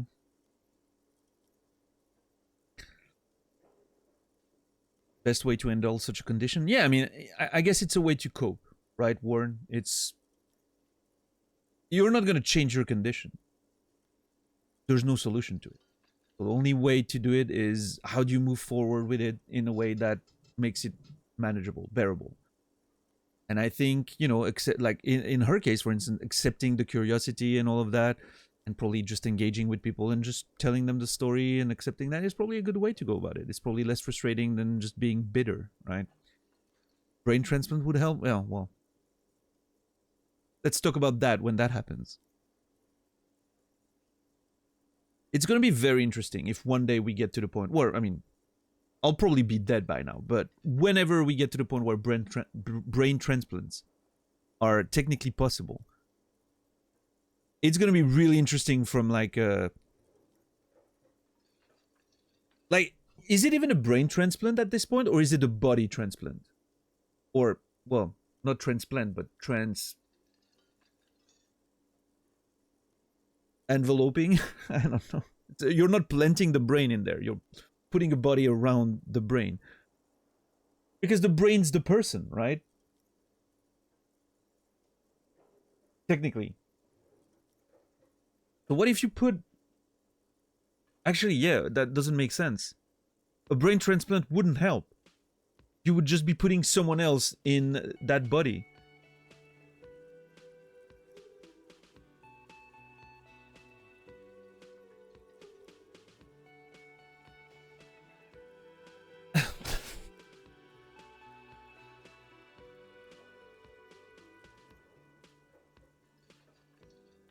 Again, assuming that, you know, assuming that the brain is all of someone, which, you know, science would probably agree with, but you would be putting into someone else's dead body. Yeah. It's an interesting thought, though, right? Like you can replace all parts of your body, the heart, the lungs, the kidney, whatever. You're still the same person. If you transplant the brain, which is technically also an organ, are you still... who are you? Maybe we'll discover the brain isn't the person and the result is somebody new. I don't know.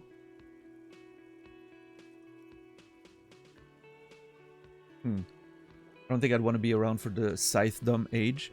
I don't know. I mean, there's some interesting factors about that world, Brendan, but obviously I can't talk about it too much because you haven't read the whole series, but I think I would. I think I would like to be in that world.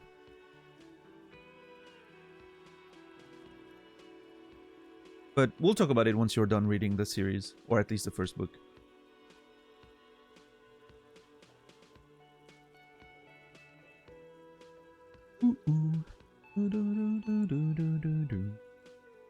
Okay, I'm gonna do the second sentence just to see how, you know, in relation to that story I just mentioned. I wonder if there's gonna be, like, if she's gonna...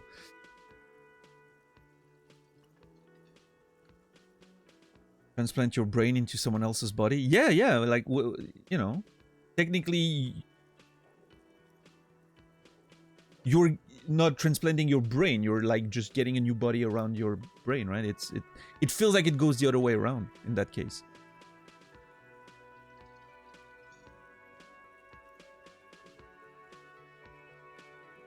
Six chapters in.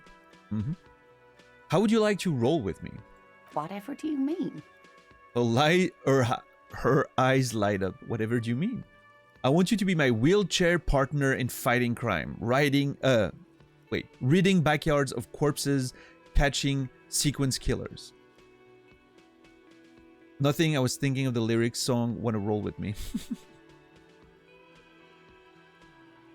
Wait, is there? Okay, hold on. Are we actually recruiting her?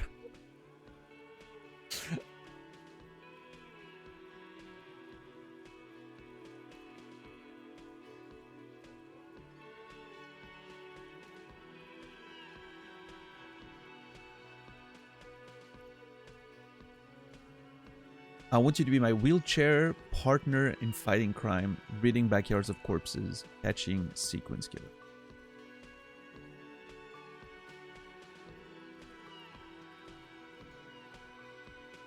I don't know.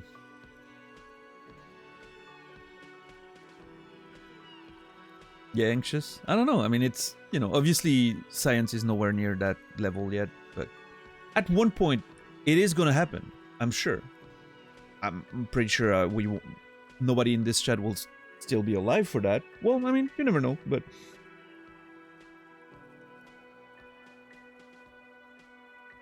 it has to, you know, at some point it probably will happen, right? We'll be able to transplant brains. Just wonder how it's gonna work. Yeah, really interesting. It's gonna be a fun time to see what, you know, for the conversation of what makes a person, right? Sort of a Theseus ship for human beings. All right, let's go for option one. Sequence killers? Oh my. But I think you already have a partner, sweetie. Aw, yeah, but it's not as fun as you. A partner who needs you to help him get a corpse down from a tree. Kim, of course! I forgot I had you. I know, but there's also side mysteries, sequence killers, and forays into the paranatural. Is that foreshadowing for, like, you know, the game there? Interesting. The game seems to have like a little bit of a meta side, right? It's like making fun of itself and whatnot, which is...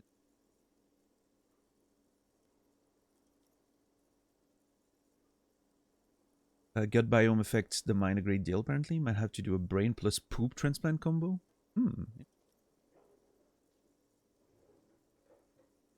How are you today, Mopo?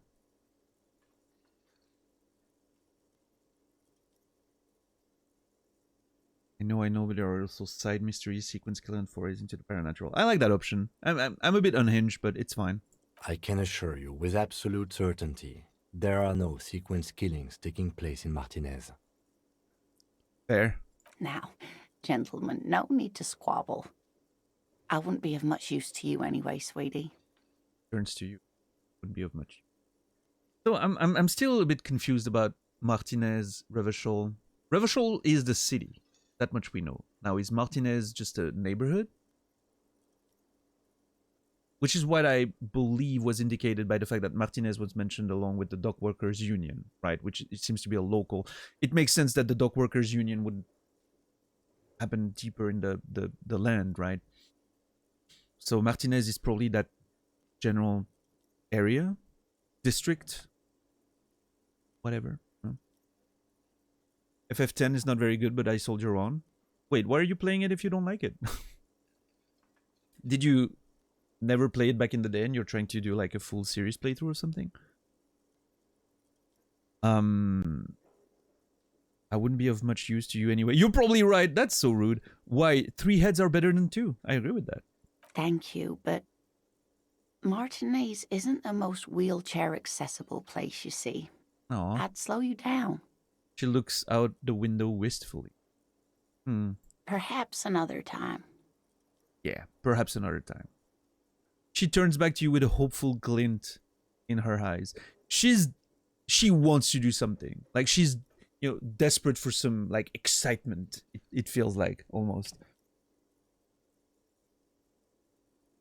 Also the reason why when her husband isn't around, probably she comes to cafeteria for tea to like maybe see other people, get some, get some interesting things happening, which I'm sure with her condition doesn't happen too often. I don't know if you've noticed, but I don't know where I am or what I'm doing or anything. Yeah, she seems like a wise old lady. Let's just share my grief with her and my issues. See what she has to say. Yes, officer. You look rather dazed. Like a stunned fox.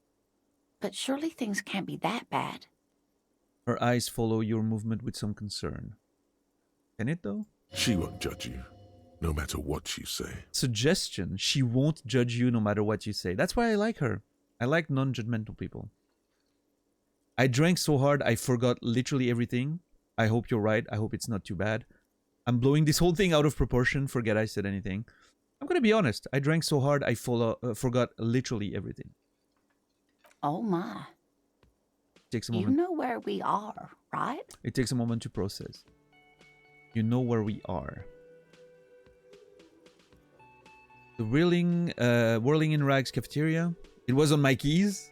We're in Revachol, on Insulinda. I don't really know. Some city hotel.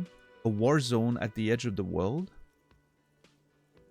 So there is some... Well, I mean, it mentioned that it was an occupied city. And I remember mentioning on the title screen that there's those helicopters that gave me a military vibe. I was dead on with that, by the way. We're dead, haunting each other we're ghosts. What if that's actually the truth? And it's all a weird, purgatory type situation.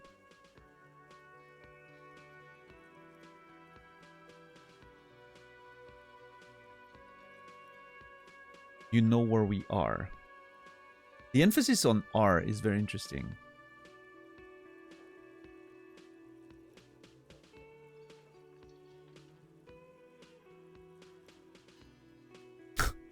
There is a world where I'm approaching this from the perspective of a character that he's certain that he's dead. I was in the primordial, void or whatever at the beginning, darkness, and I'm like convinced that I'm dead, and this is the afterlife. That would be such an interesting way to approach this whole thing.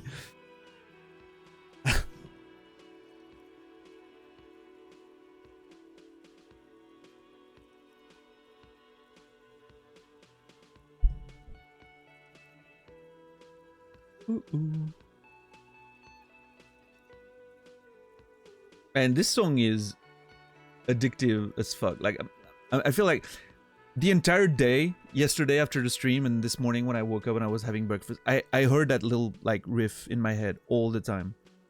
It was just like haunting me.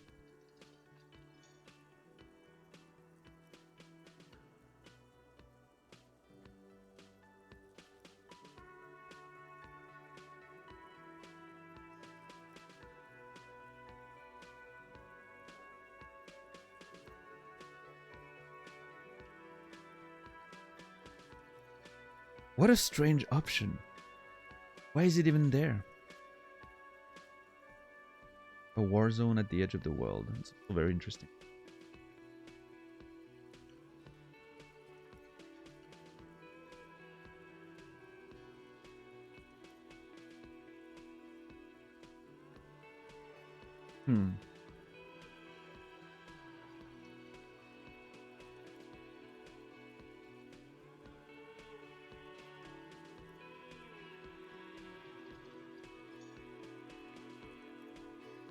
I mean, that's the obvious answer, right? That's how much I know, for sure.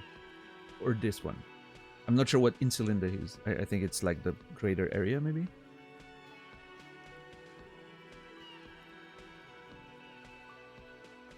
Insol, you know, Insol comes from like the islands, right? I think. Peninsula, right? So I think we're on some kind of island.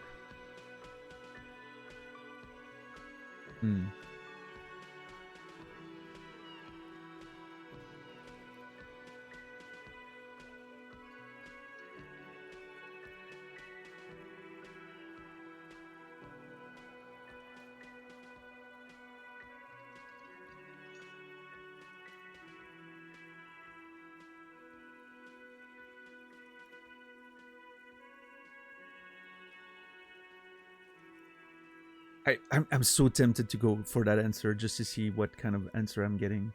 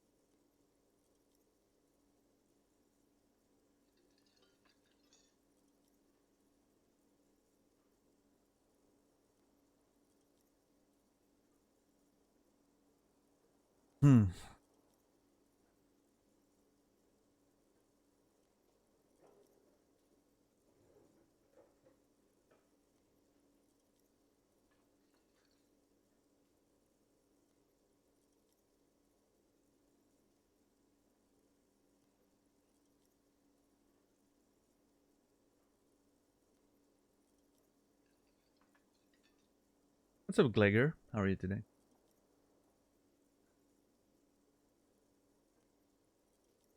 We cooking? Yeah, I'm just. This feels like I don't know. It makes me wonder about how I want to approach this. Right? It seems like such a simple question, of course, but to me, it's that whole process of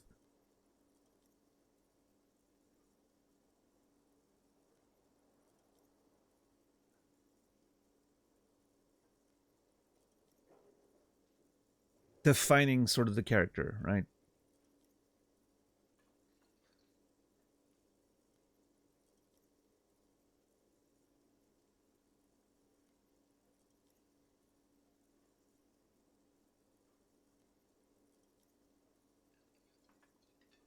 Let's let's approach this in a bit of a rational way. We're in Revachol.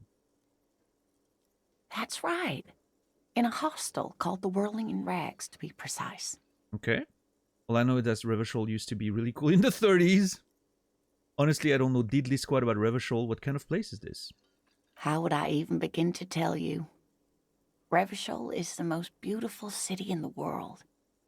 We're fortunate to be here, you and I. Her gray eyes widen. I haven't seen very many other cities personally, but everyone says so.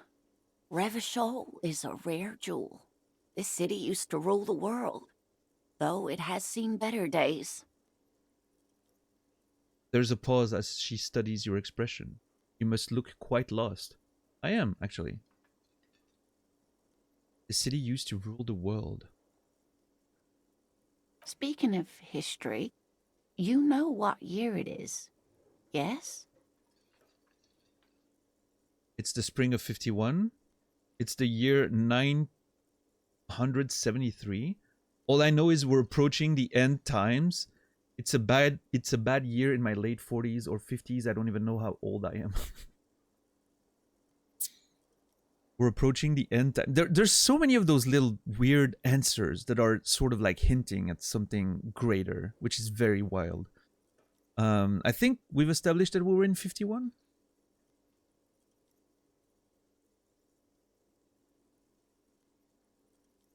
I'm trying to remember. I remember we talked about being in the 50s. But...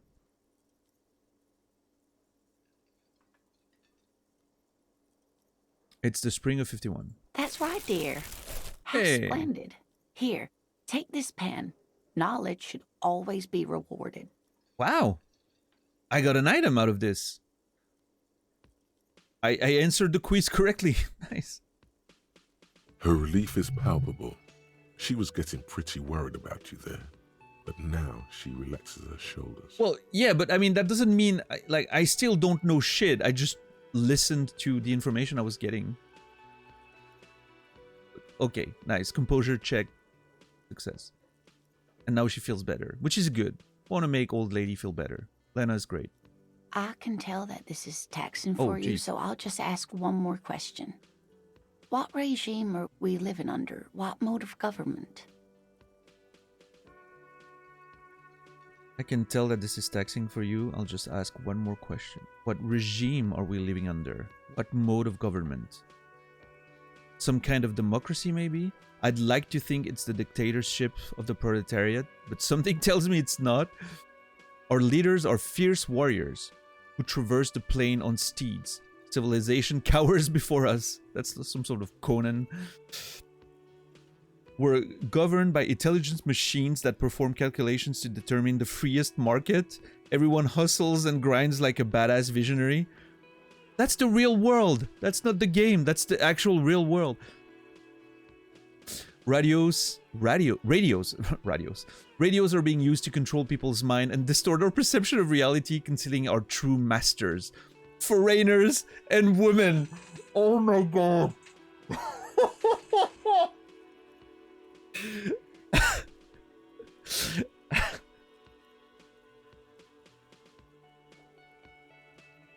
Oh, number 5 is just amazing. What an answer.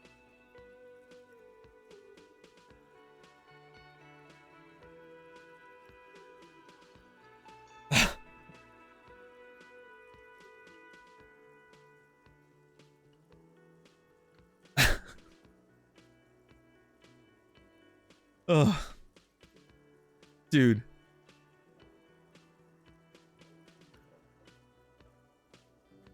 Cup. We're living under the Cup regime.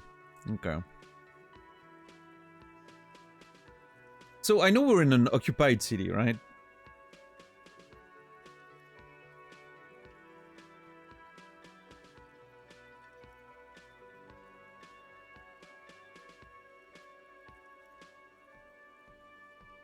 All those answers are wild.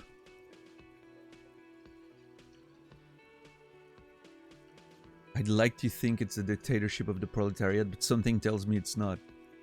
Yeah. Very, like, post-communist vibe in this world. I like it. Governed by intelligent machines that perform calculations to determine the freest market. Everyone hustles and grinds like a badass visionary. That is literally the world we live in right now, by the way. Just saying. It's all algorithms and data analysis, and people think they're geniuses because they, you know, they're making money.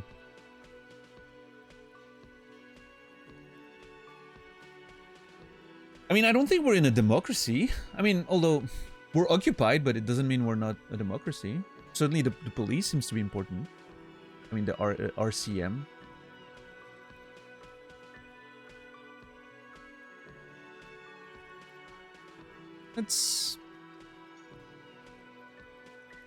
Let's, you know, let's be naive and simple. Let's see what she has to say. Some kind of democracy, maybe? Nope. Sadly not. Revachol is what's called a zone of control, under an alliance of foreign powers called the Coalition. We have no government of our own, and What democracy we have is market-driven. Nice. Hey, at least I'm getting some good information out of that. You only say that because you have 0.4 money on hand at the moment? Hey, I'm doing just fine with my 0.40. Did the game even tell me? I think it told me the currency when I picked it up. But I don't remember what it was called. Don't remind me. Yeah, I don't remember. It's a zone of control. An alliance of foreign powers called the Coalition. No government of our own, which explains why the RCM is not affiliated with any. And the democracy we have is market-driven.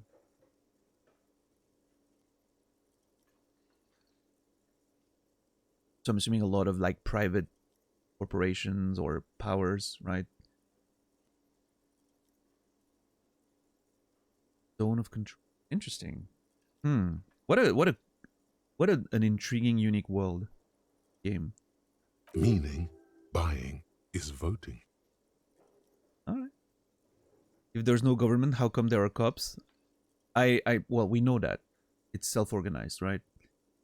I don't even know what to say. I'm so disappointed. Yeah, I agree with that one. It is quite disappointing, yes. A lot of people would like some form of representation. There's talk, but for now, the RCM is all we've got. Okay. So we're trying to come up with a government? Interesting. If there's no government, how come... Oh, yeah, there's like... I mean, I guess there's some drive potentially from some people to sort of have a separation from, you know, like... how is it called? It's trying to become an independent state, right? Instead of just like a zone of control that's being... That's just sort of a mix of different powers. The only vote you have is with your wallet. Does sound depressive. Yeah, it's sad. If there's no government, how come there are cops? Oh dear. Oh. And you were doing so well. There aren't any cops in Rivishal, not in the traditional sense. The status of law enforcement has been a complicated matter since the revolution. She shakes her head, suddenly really worried, very worried. There's no cops in the traditional sense, which, yeah, we've already heard about the fact that we're self-organized, probably not legal and all that. Okay, the revolution seems to have been a big event there. We'll need to learn more about that. But we should stop for today, sweetie. You Aw. look like you need a break. Besides, I'm not the best person to explain the big things to anyone. So how did I do? What is this revolution you mentioned? A defeat, I'm afraid. The people of this archipelago tried to build something new, something different. The rest of the world didn't like it, so they came and ended it. This was 42 years ago. Okay, so I was gonna say 2000 because, you know, we're in 2000. I don't think this is... I'm not sure which century or millennia this even takes place, but we're in 51 of something. So 42 years ago means that it happened in 09. No, wait. Yes, I'm right. The people of this archipelago tried to build something new, something different, but the rest of the world didn't like it. So what were we trying to build, though? What kind of world or utopia were we trying to build in Revachol, I wonder? And who tried to build that? But the rest of the world didn't like it, so they came and ended it. What does that have to do with there not being any cops? It has something to do with everything. I really don't know how to explain it better. Okay. I'm just a poor woman, she thinks. What do I know of these things? And how can I help you? Yeah, she seems to not be too fond of that whole conversation, I don't think. Man, what an intriguing world. So how did I do? You were doing quite well up until the end there. It does look like you're having trouble remembering things. Sure. History and places. Remembering reality in a word. It's very odd. History and places, remembering reality in a world. It's very that. Why is she phrasing it like that though? I have trouble remembering reality.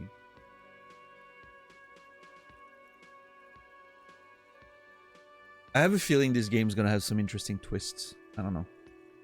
Have you found some ability you prefer over others? Well, I mean, it's pretty early so far. I do enjoy all the like sort of interactions. Inland Empire is pretty fun. But Authority has been very fun, but very annoying. Yeah. Yeah, I don't know. I'm still in the phase of just like trying to figure out what the game is about, and you know. A sigh. The lieutenant buries his nose in his notebook. Okay. But maybe a fresh set of eyes is what the world needs. And while I'm no doctor, such bouts of amnesia are often temporary, so I wouldn't worry too much. I wouldn't worry too much. A little, yeah. Yeah, interesting where this sort of character that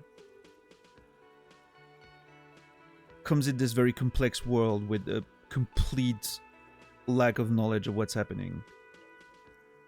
And so, you know, you kind of get that sort of naive look at everything that's happening. But yeah, there's something strange about this world so far. It feels almost dreamlike in nature, if that makes sense. Which is why when the option came up, we're all dead and, you know, we're ghosts haunting each other. Suddenly I'm like, well, you know, with the way the game begins and that introduction, what if this is just some whole giant, you know, afterlife type scenario, right? We actually died, and this is some weird, otherworldly, you know, plane of existence, right? Because of the dreamlike nature of it, and everything about it is so strange. Obviously, I don't think that's actually what's happening, but I'm just saying that, you know, it's... Yeah, there's something really mysterious and strange about, like, just the very nature of this world. You know? It's a shame some dudes came in and fucked over the studio. Yeah, I haven't read the details of it, but I heard that sort of... Basically some publisher disputes, right, with the original creator of this whole thing being sort of like losing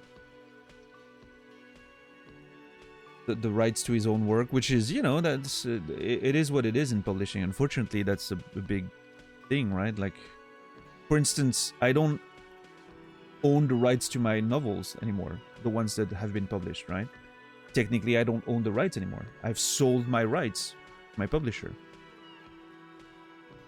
There's, of course, the contracts of, you know, those the selling those rights has some limitations on them, right? The publisher isn't allowed to just like write another book in that world without me doing it, obviously. But yeah, technically, you know, I don't own my work anymore in the same traditional sense, I guess. Yeah. Now, I don't know exactly the details of what happened at Zom or whatever, however you pronounce... How do you pronounce the studio's name again? Zom? I don't know. But yeah, I've heard that it could be a problem for them to make another game. Same world and whatnot. Which is unfortunate. But yeah, I haven't heard the details, so I'll look into it once I'm done playing, I'm sure. She means this sincerely. Worrying won't do you any good. Okay, well, let's not worry then, and just keep pressing on until we know more. Who could tell me more? Someone more educated in sweeping matters. Maybe you should ask. She turns to the lieutenant. Oh, well, I mean, I tried. Not very talkative.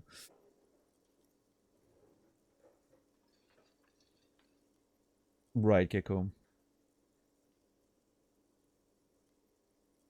It isn't pretty for any party involved. Better to look into it afterward. Yeah. I'm you know, right now I'm just enjoying the game. Right? I'm not gonna think about all the...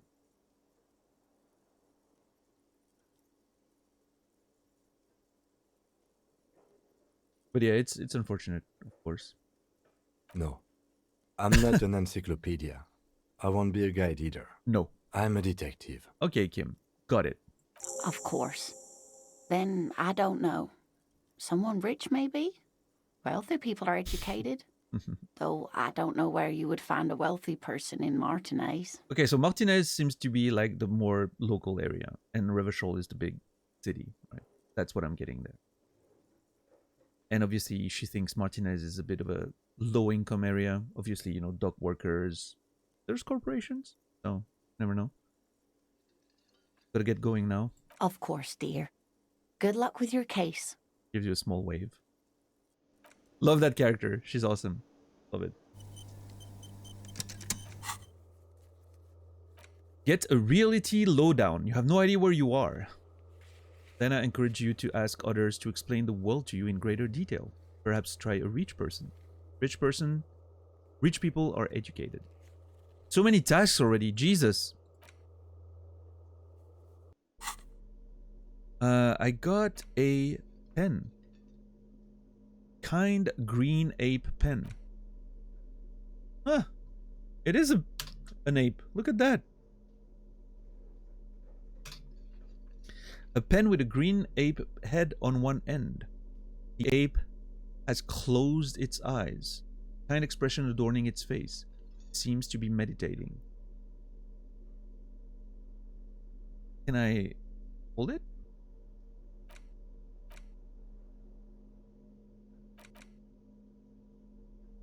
It doesn't look like I can.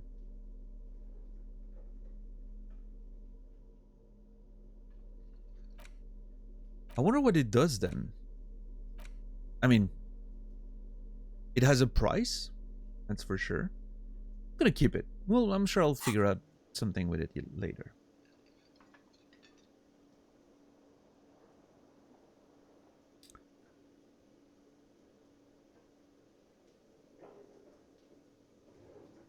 Isn't the company making another one, but all the main creators of this one left the company or have been fired? The main lead, biggest chunk of the original creators are still there working. Yeah, but wasn't... I seem to remember that like the main writer or something was like the main focus of that dispute. Again, I don't know the details, but I remember hearing a few things. Which of course would be very unfortunate because for a game like this, it seems like the main writer is probably the biggest important piece, right? But can I just click and move around? I can! Oh, nice. Nice. Oh, we're doing a little dance. Look at me and Kim. Anyway. Cute, yeah.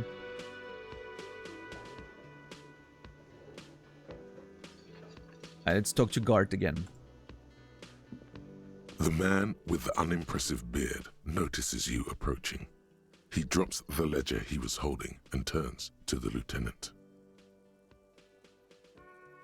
Mr. Gart, right? You run this place.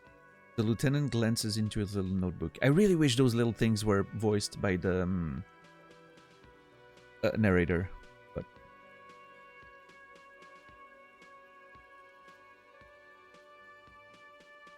Yes. he responds tersely. I am Kim Kitsuragi from Precinct 57. This is an inter-district investigation, so joining me from Precinct 41... He looks to you, realizing he still doesn't know your name. Oh, well, I mean... The Harbinger of Ruin.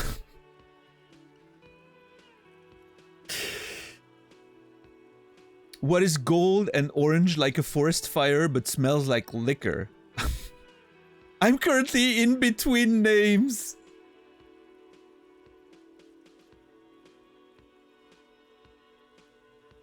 I think that is the best answer I've ever seen in a video game. Out of any questions in any video games, that is the best answer of them all. I'm currently in between names. I think they are unvoiced for pacing reasons. Well, that's the thing, though. I think it would make the general feel a bit better, but I don't know. Maybe not. It's hard to know without... But I personally think it would be cool. Especially stuff like, you know, like glances at his notebook. It's sort of like the narration, like almost like an audiobook, right? Yeah. Can I have a drink or say nothing? I'm currently in between names. I can't not use that answer. It's too good. Way too good. Link up lines with dialogue. We need to stitch performance together. Well, yeah, but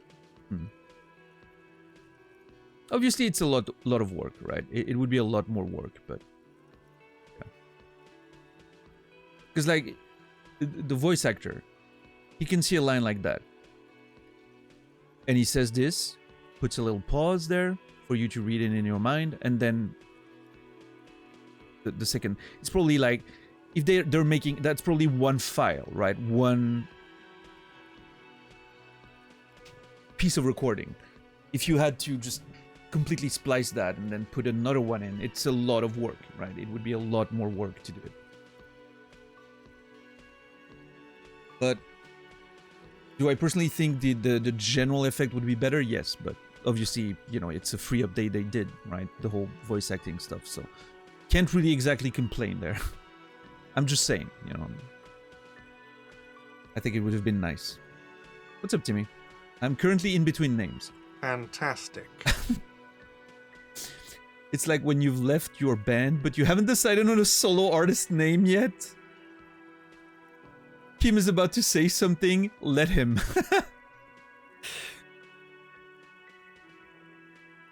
Oh my god, dude. This game just makes me want to be a fucking asshole.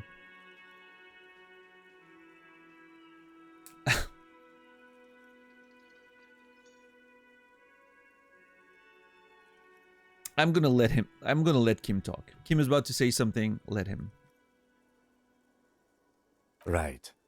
Now, I know it took us a while to arrive at the scene. It also took you a while to call us and report the dead body. It was you who placed the call, yes? Wow. Kim is just asking a very, very aggressive question there. I thought we didn't know who placed the call. So why are you accusing him? No, I only just got here. It was probably Sylvie who called you. She usually works the bar here. I'm only temporarily taking over her duties. Okay. Sylvie. Do you have her number? As a matter of fact, I do. He looks behind a pile of coasters, finds a slip of paper, and hands it to the lieutenant. You said you just got here. From where? Are you a local? Bad cop, completely fried cop, yeah. Yeah, there's no good cop in between the two of us, for sure. Maybe I can be the good cop, who knows? Just not sure yet. What, of Martinez? No, I live in Jamrock. I only sometimes come here to keep an eye on the place. This is just one of the many, many cafeterias I manage. Okay. Lives in Jamrock. Hold on, I got a new one. Who made the call reporting the crime? Someone reported the hanging to the RCM.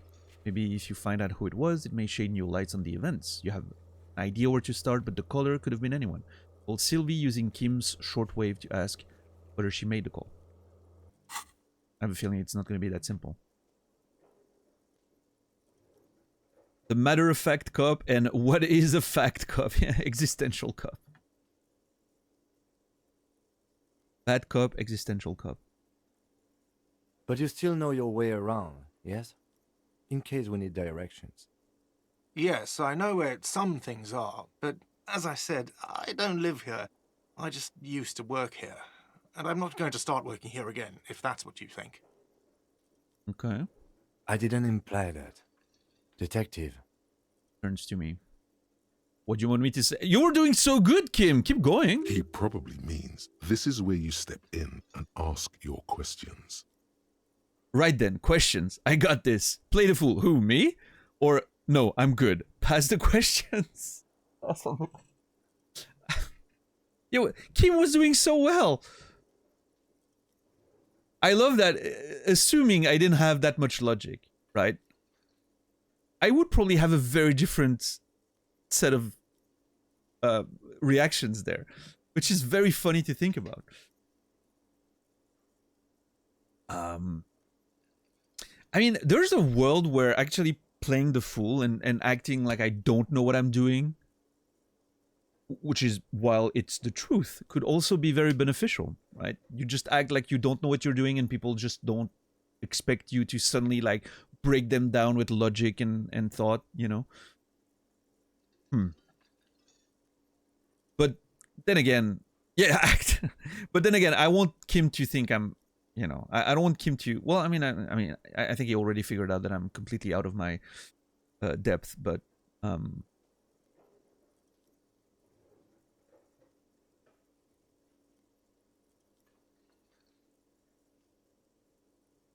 the Columbo, yeah. I don't know what to do here.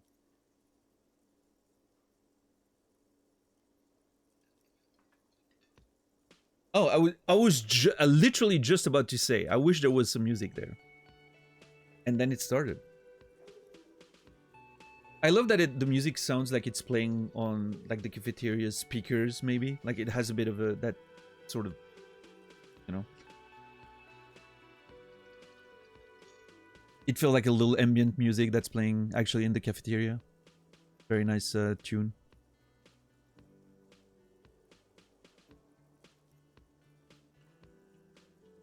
Hey Pikura, what's up?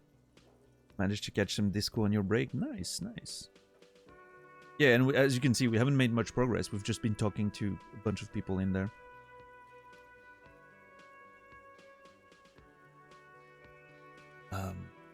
This is... Okay, I'm just realizing now that we've been playing for like 2 hours. And we haven't even talked to the guy, which was the first thing we needed to do. This is going to be a long playthrough if, you know... If we played all the way like this. This is very on brand. Yeah, I guess so. Because I'm not assuming this is a very short game, right? But...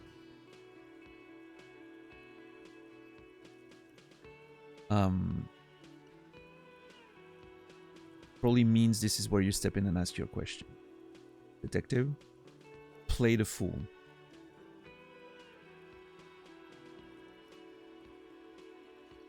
Right then, questions. I got this. His face expresses profound doubt in your having this. So far, my character is just me trying to keep it together and fake it until I kind of get, you know, make it. Until I get a sense of what's happening and who I am and what's going on. But nobody believes me. Like, I'm just failing at even faking it, right? I'm just like, yeah, okay, I got this. I'm, you know. The only person I was kind of honest with was Lena, the old lady, because she seemed nice. Reminds me of my grandma. I was just, you know, opening up to her. Everyone else, I tried to pretend that I have a clue what I'm doing. Although I did confess my amnesia to Kim, but it didn't seem to care very much, so. I'm just gonna try to pretend that I know what I'm doing. And hopefully people will start believing me. And then that will be enough, right? Ask him about the body's location before asking if he killed him. People give up information in the more innocuous questions, which you can later use in the more sinister ones, not vice versa. Thank you, Rhetoric, teaching me how to be a cop. I like that. I've watched some JCS in the past few years. I know exactly how to do this. I don't, actually, but... Who killed him? Why did Sylvie go away? You know, I actually can't think of a single thing. Rhetoric is a better cop than I am, for sure, yeah. Where exactly is the body? Behind this building, there's a courtyard. They hoisted him up on a tree there. He points to the kitchen behind him. Okay. Behind the building, courtyard, hoisted him up in a tree there. And how do I get there? That's easy. See that door there? First you exit through that. Then to your right, you should see a big hole in the fence. Okay. A really big one. Sure. You can get to the courtyard through there. Mhm. No need for the keys. The hole is big enough for the Franco-Nigerian cavalry to fit through. The Franco-Nigerian cavalry. That is the first reference to actual countries that I've heard in the game, I think. Franco-Nigerian. Which makes me... Okay, Franco-Nigerian. Nigeria used to be, I think, a French colony of some sort, right? I think a lot of people in Nigeria speak French. There's a history. I'm not an expert on African history, but I think that's true. So this sort of makes me think that... It's a very interesting world. I'm very, very intrigued. It seems to have like real world elements, but also completely fictional ones. Yeah.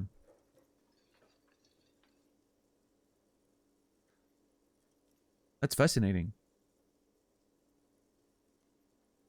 But okay, go through a fucking hole. Got it.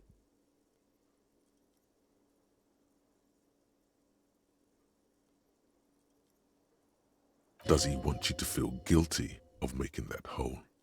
It's implied in his voice. Oh, hold on. Did I make that hole? Does he want you to feel guilty for making that hole? It's implied in his voice. Oh, wait, hold on. I didn't get that at all. I made the hole in the fence? How? What happened before I, you know...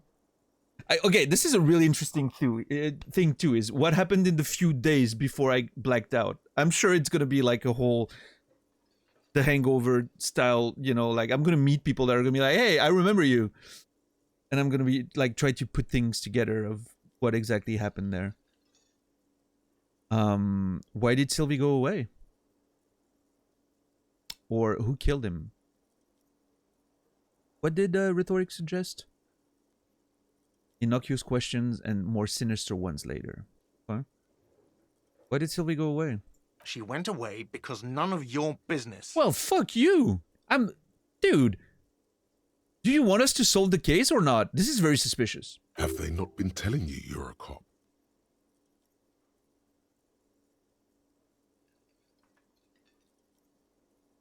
Am I not a cop? Everything is my business. What's up, Dad? Dad Sherbs, what a name. How are you doing today? Finished the previous VOD. Hope you like the game so far. Yeah. I'm really enjoying it. It's a fascinating, fascinating little piece of video game so far. As you can see, we've been playing for about 2 hours today, and we haven't made that much progress since what you've been missing. We talked to Kim a little bit, talked to Lena a little bit, and we just started talking to Gart. So if you came from the VOD, you didn't miss too much.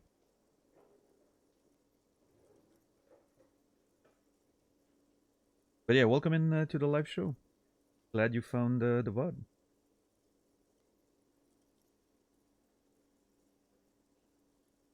Am I not a cop? Everything is my business.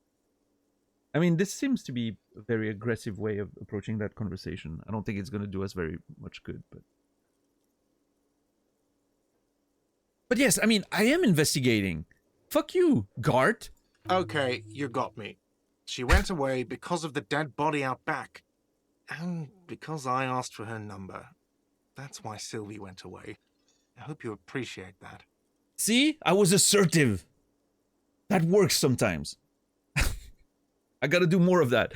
That's what my character's learning right now. It's like, oh yeah, okay, like people that fake it until you make it type vibe that I've got going, I need to be more assertive. It works on people.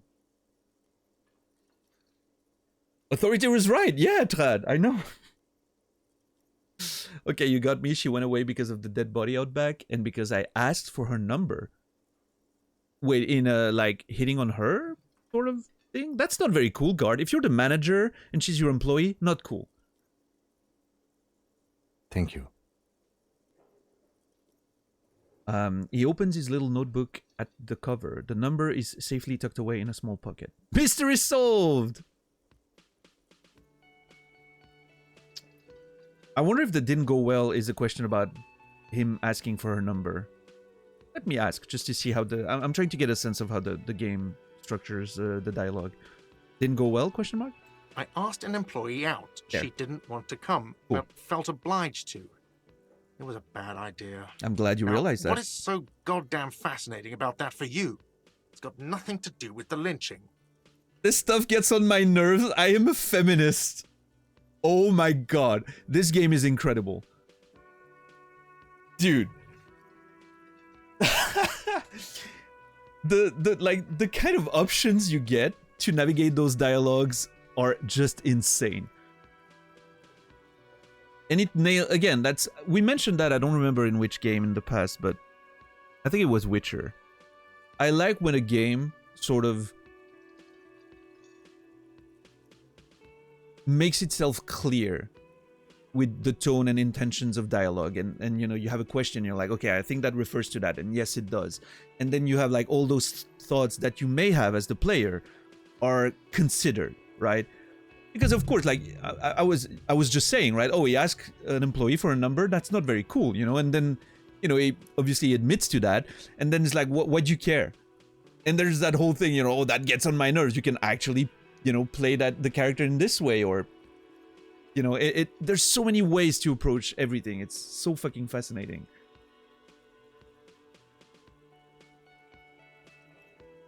This stuff gets on my nerves. I am a feminist. That's one of my favorite options in the game. Yeah, Bugster.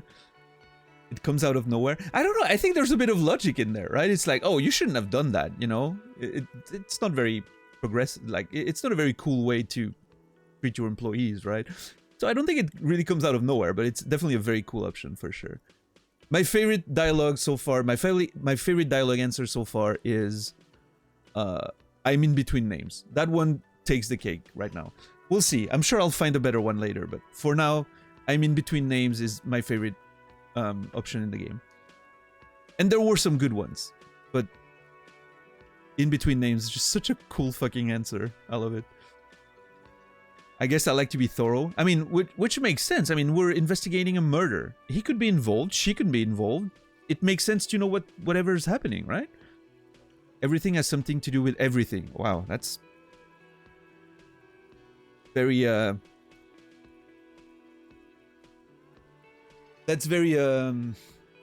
deterministic, right? Everything has to do with everything. Yeah, Buckster, that is true. Yeah, however, that's a good point you're making. Yes. I'm in the post-name phase of my life, but also the pre-name phase. Yeah, exactly. I don't know, I just went for it. Like, that's for the clueless player who's just like clicking things. I don't know, I just clicked it, you know? You're right, I probably shouldn't have asked. I'm gonna go, I like the deterministic view of everything has to do with everything has something to do with everything. I like that. It's very cool. But also, okay, hold on. I'm trying to keep it sort of like, right, we're not trying to make this a philosophical question. So I like to be thorough is more of a, feels more like a professional answer. Again, I'm trying to pretend that I know what I'm doing.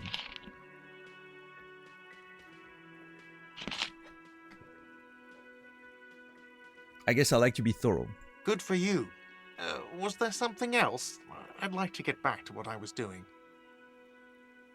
Feels like he's trying to dodge something there, right? He seems to be a bit slippery there. Was there something else? I'd like to get back to what I was doing, right? He's sort of like trying to weasel out of this conversation. No, sir. Who killed him? I don't know who killed him. I'm not the police. That's your job. Good point.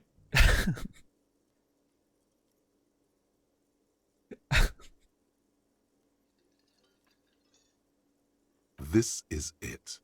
He said they hoisted him up on a tree. Who is this they, if he doesn't know? Rhetoric! Why are you such a good cop? Rhetoric coming through! That is true. He said that. I didn't pick up on that. I mean, Oh, okay. I didn't pick up on that because, you know, they is kind of a vague, gender neutral way of just saying someone did, right? So that's probably why it didn't, you know. But I'm gonna question that for sure. Did you kill him? I love how you can just be awful at this. Before you said they hoisted him up on a tree. Who did you mean by they? Oh, people are saying it was the union dock workers, that it was a lynching. Damn it, that's a good answer. We knew that too. Well, I mean, we suspected that from Kim's earlier intervention, right? He's a bit surprised you got that. Who exactly is saying that? The locals, the customers, the people who eat here, a lot of dock workers eat here. Sylvie told me everyone knows the dock workers did it. Ah, which means they probably didn't. What if someone's trying to pin it on the dock workers? To discredit their, you know, whole agenda when it comes to the strike, right? Making them seem unreasonable, violent. That's me just speculating, right? But Did the debarders themselves tell her this, or Oh, is boy. it a rumor? the débardeur. So interesting, interesting. My French comes through when I'm reading French names in the game. Débardeur in French is an item of clothing, which is like like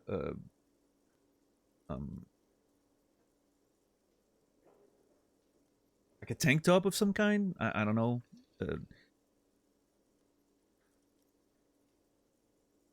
What would be the hold on the English word? Let me find a translation.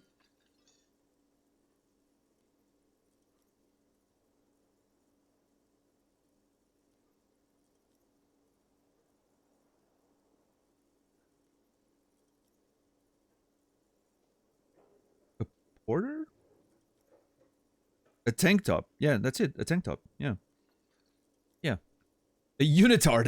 Yeah. I don't know. It's a tank top or I know like it's not a very pleasing term, but it's sometimes called a wife beater, right? Like the white tank tops. That's what a débardeur is in when we think about that in French, that's the typical white, you know, tank top, right?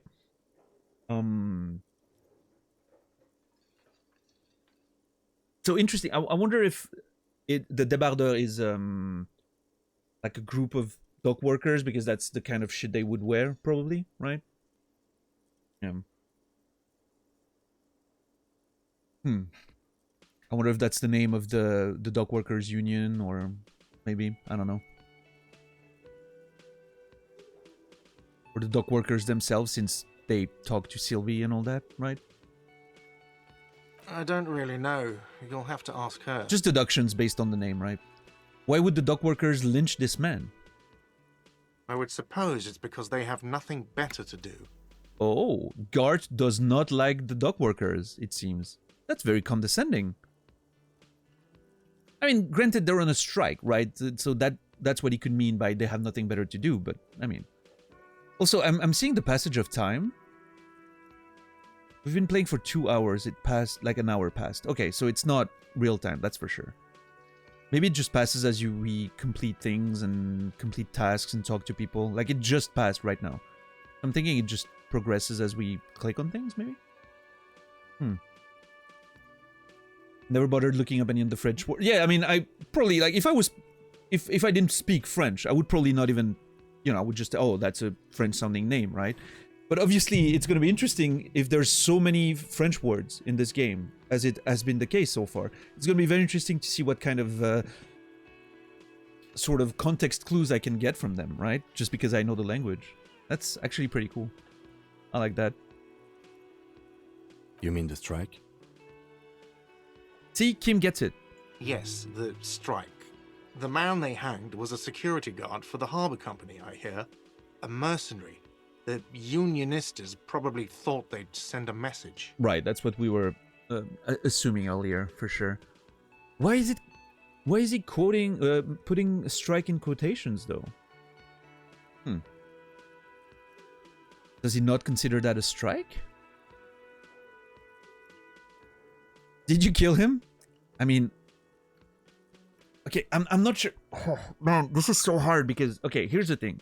You have two different types of CRPGs, right? I'm metagaming a bit there for a second, just to talk about game design.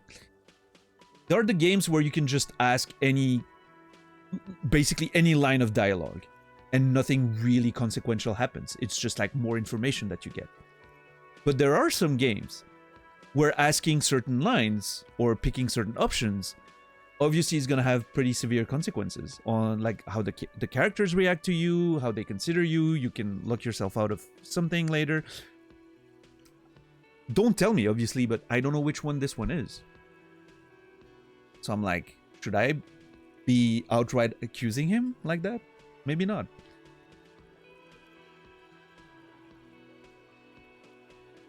But then again, I need to test the limits of the game if I want to know, right?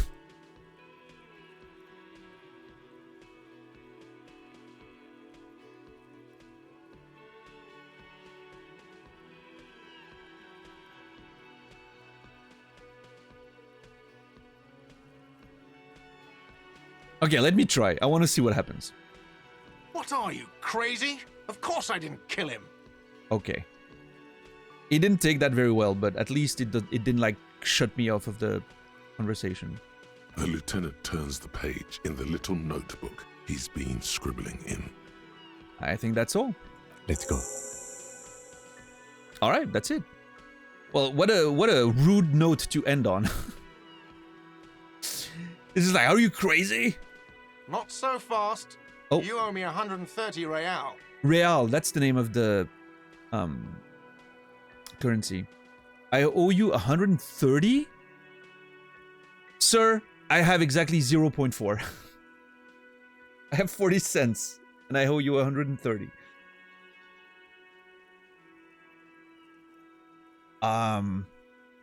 Okay. No one is saying the multi-pattern necktie you found tied to the ceiling fan can talk. No one. It must be merely imagination. But Warren, thank you so much for gifting 5 subs to the channel for a total of 69 subs. That's a whole lot of them. Very nice gift sub numbers. It seems intentional. I don't know, maybe it's luck, but if it's intentional, well done. Thank you, Warren. I don't think that's gonna help me pay the 130 reals, but it's gonna help me pay the, you know, real life stuff. So thank you so much for that. And Parakin, Zachriel, Dogma, Casey, Norm, you will be remembered. Thank you, appreciate it. Covenant of Blood, what's up? How are you, man? Chipping in for the hotel bill, yeah.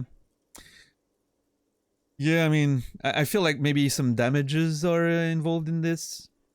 I don't know. Of course, I don't know how what the rate is for the room and whatnot, but yeah, let me read that because obviously the alert was going on while I was doing that. But thank you again, Warren, for the support. I appreciate it very much. No one is saying the multi-pattern necktie you found tied to the ceiling fan can talk. No one. It must be merely imagination. But let's bail! Time to push the eject button! Sounds like a responsibility! You don't like those!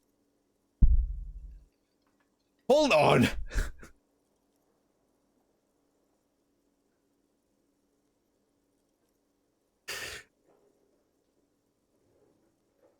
My tie is talking to me right now. Not just, like, it's not just my brain and various aspects of my character and personality. My clothes are actually literally talking to me. With voice acting and all. Time to push the eject button sounds like a responsibility. You don't like those. Also true. Necktie gets me. Necktie 100% gets me. no, don't listen to him. It's madness. Just talk. Just talk. Volition doesn't agree with necktie. Had to happen at some point, yeah. What's real? Oh, okay, that's a good answer. Savoir-faire, medium. Sleep away unnoticed. Well, we're clearly not capable of doing that. Well, I mean, we can try. 8%, it can happen, right? 8% is, you know, not 0. I don't owe you shit. I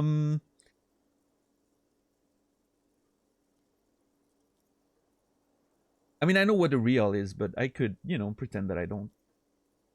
You got all the bad luck out of the way in the first stream. That's true. Yeah, yeah.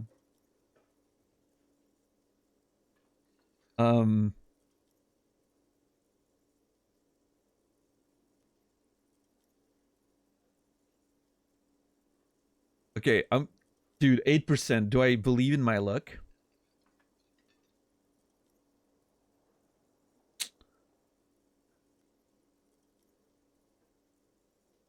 I have -1 currently. Fuck. So I need to hit a 11 or 12, basically. It's fine, 11 or 12. Yeah, that's fine. You know, I can do that. What's up, J-Bong?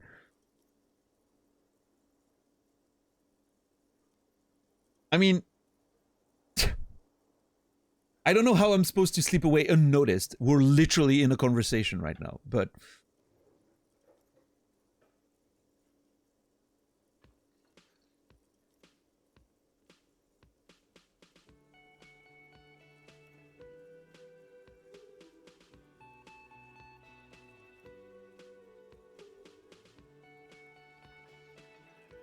Oh man, I don't know what to do. Yeah, exactly, J-Bong. They're like, that's the problem with this game, is some of the choices, you're like, oh my god, I need to know how I'm gonna even attempt that, right? Also, I think you can see, but yeah, -1 savoir-faire. So, yeah. Because we had 0 by default, and I think we were wearing, I think the pants or something is like giving us -1.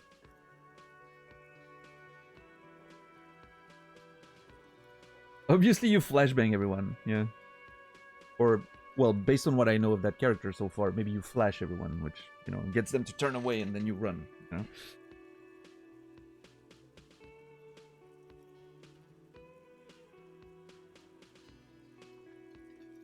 Okay, I'm gonna try... Man.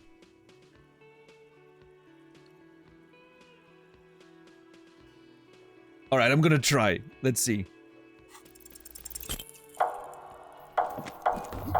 No! One moment you're running like the wind, then you suddenly turned around and are giving him the finger, furiously, with both hands. Why?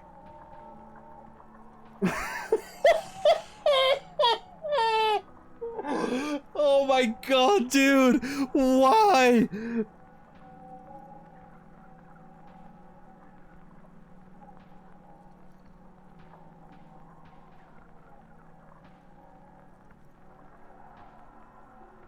Oh my god, dude.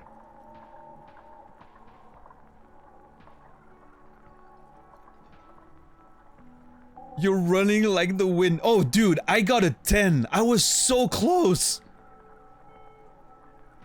When you've turned around, look at that. I've got a 10. You've suddenly turned around and are giving him the finger furiously with both hands. Why? The lady in the wheelchair is right behind me, isn't she? Why did I do this? Why did I have to use both my hands to flip him off? Why both? Or fuck you, asshole. Oh my god, this game is incredible. The lady in the wheelchair is right behind me, isn't she? That's true. Yes. And it's worrying. But let's not fixate on it. Look at that stupid bartender instead. He has no idea what's going on. You and your fuck you fingers floating in the air. Barkeep's got his mouth agape like an idiot. You showed him.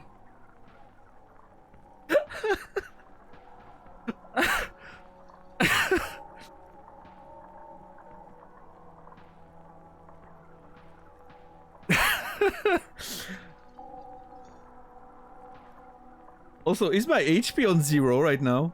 Is that what's happening?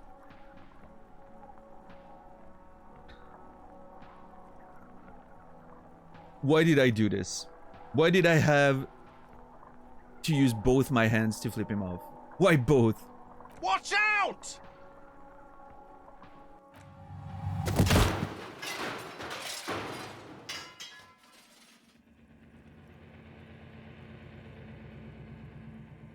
Everything goes dark. Continue. Back so soon.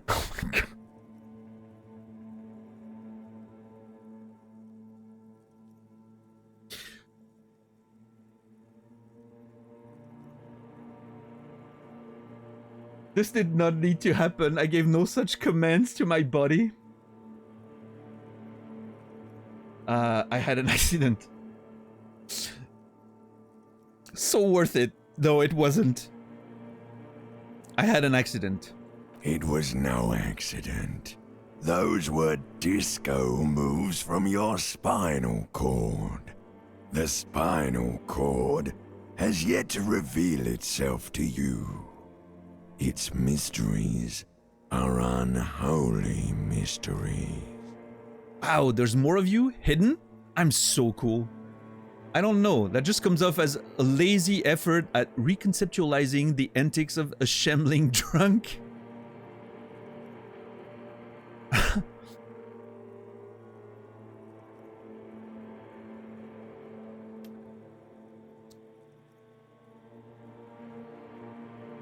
That's a very me answer, I think. I don't know, that just comes off as a lazy effort at reconceptualizing the antics of a shambling drunk. If it comes off like that, it's because it is. And you are. Fair. It's my fault, right? Because I'm the drunk and I'm trying... Okay, you know what? You got me, ancient reptilian brain. I was wrong to let you go. I should have kept you here. Is it bright where you are? Is it terrifying? Have you felt the love? What the hell is going on in this game, though? What the hell is happening right now?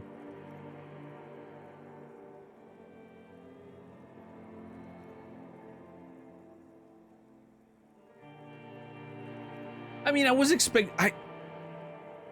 just expecting to die or something because of the failure. And then reload and then we're, you know... No, this is the whole thing.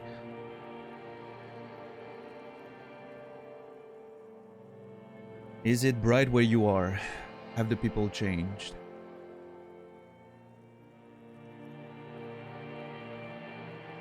If anyone has got the reference there, you're a kindred spirit.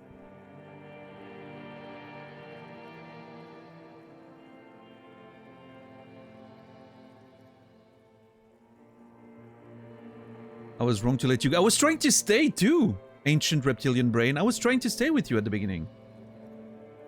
Is it terrifying? Have you felt the love?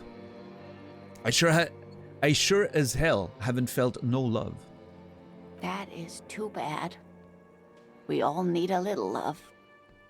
Are you okay? Oh, thank God I hit the pinball, not the lady. Oh, jeez. Oh. Oh, thank God.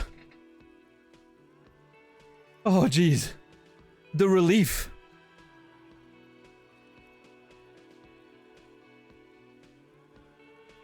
An old woman appears out of the blackness. We all need a little love. Are you okay? I'm okay.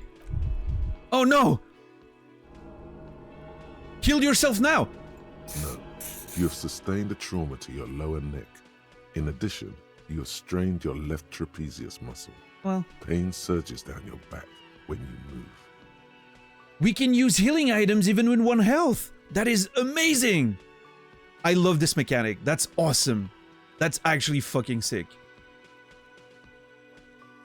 I was wondering earlier, right? If I was able to... Well, yesterday, I was wondering if that was a mechanic in there. I'm so glad it is. This is so cool. All right, now, okay, the problem now is I have to live with the embarrassment of what I just did. No saves coming for me, which is great. I love it. I hope there's more of that in this game.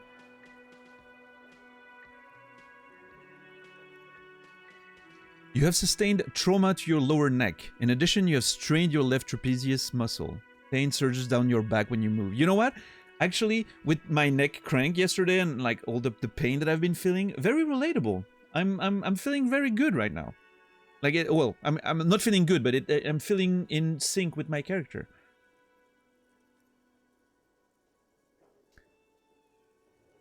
She asks me, we all need a little love. Are you okay? No. Are you okay? Ouch. I'm not very okay. I don't know if this is implied in a, like, you know, rude way, like, no, or if it's like a concern, like, are you okay? I hope, you know. I'm not very okay. I love this. I'm very not okay would be even better. I'm not okay. Are you okay? I'm gonna assume that it's out of concern, right? The chair took the brunt of it. Don't worry. Oh, well, that's nice. I mean, I still hit her, but I mostly destroyed the pinball and a bit of the chair. So, is anyone ever okay? I don't know. I haven't been able to tell recently. Are you sure, ma'am? Well, guard at least is worried about his customer. So. Yes, yes. Check on him. I mean, I did that to myself. Sir, I didn't mean for this to happen. I'm sorry. This has always been a cop-friendly place. The man seems shaken by the incident. Oh, really? He doesn't like the idea of a cop getting hurt in here. Is he worried about something? That is some interesting information. The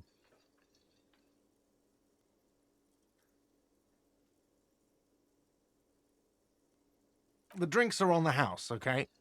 There were a lot of drinks on the tab. I still have to charge you for 3 nights and the broken window, though. That's 100 square. Wait, how do we know I broke the... Oh, well, I guess my shoe was outside. Okay, I broke the window. Fair.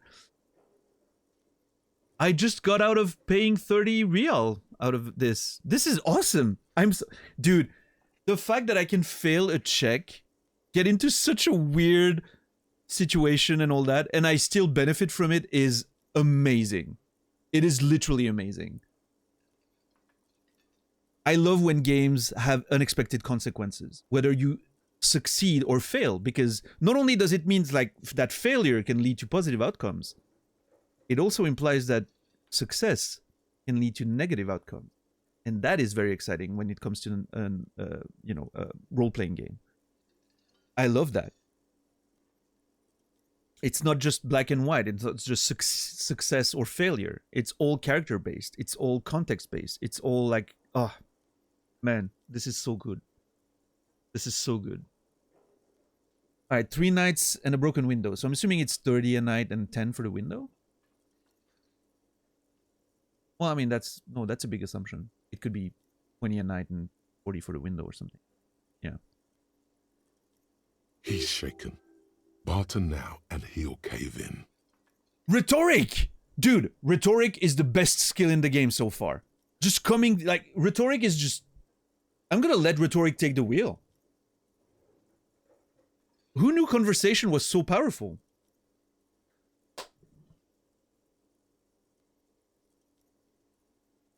This is awesome.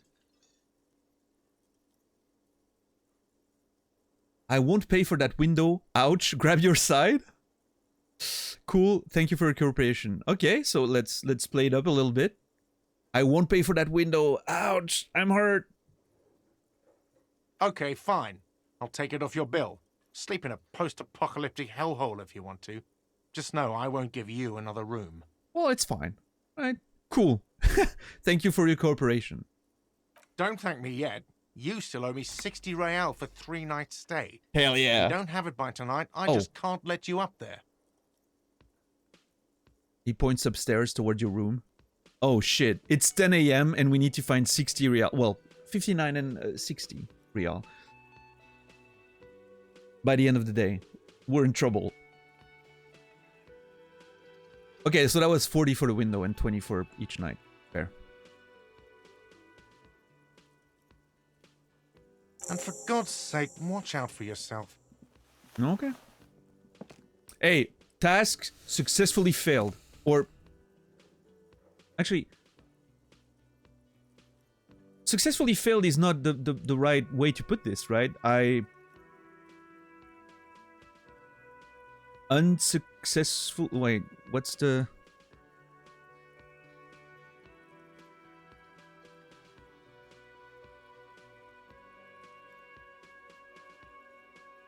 I failed at failing, yeah? It was an unsuccessful success. I don't like the repetition of, you know, unsuccessful success, but... Failed upwards, yeah?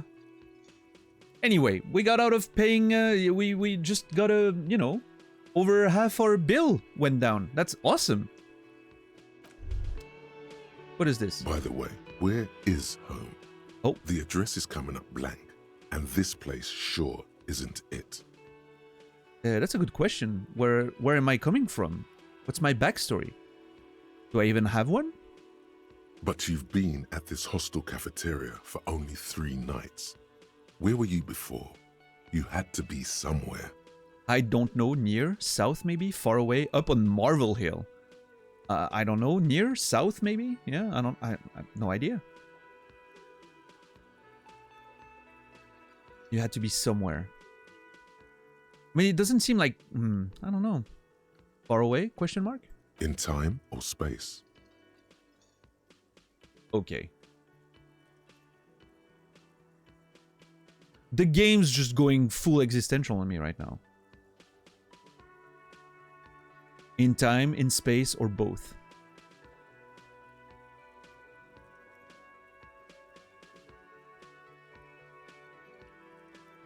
What a weird conversation.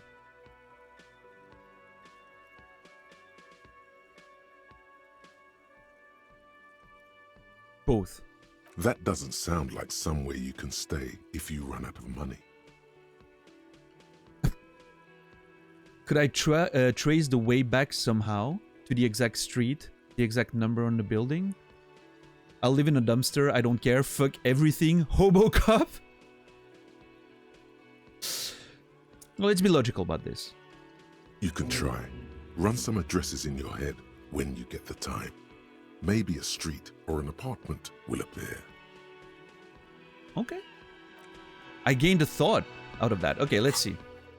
Pay for damages. You need to pay the damages you caused in the whirling in rags, or you won't have a place to stay tonight. Ask around for money and be careful with your spending. If you're unsure how much you owe, ask guard. I owe 60. I know about that. But I need to get it by tonight? It's 10 a.m. already. Dude.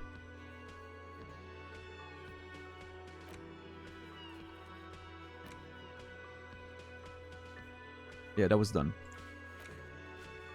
What about the thoughts now?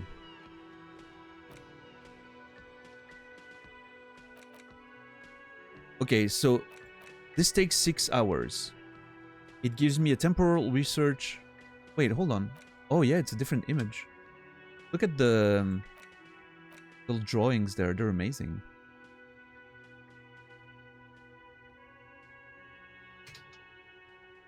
Temporary research bonus, +1 encyclopedia. This one had -1 logic. This one gives a plus. I wonder if that's... While you're thinking, you're getting that bonus, right? I'm gonna have to try that. I'm gonna try on this one, I think. Factual memory returns. Research time 6 hours and 5 minutes, which I'm assuming is in-game time. Problem, let's rewind. Let's trace your drunken steps back home. Jump across the raised channel bridge southwest of here. Fall over, get up, get off the asphalt in 20 minutes. Shuffle your feet through courtyards, scaring little children. Go under the great raised motor tract, the 881, until you reach Le Domaine Eminent in North Jamrock. The streets are frozen this time of the year, caked with ice. Walk down Main to Perdition? I don't know. There's a side alley there and your footprints in the mud. Interesting.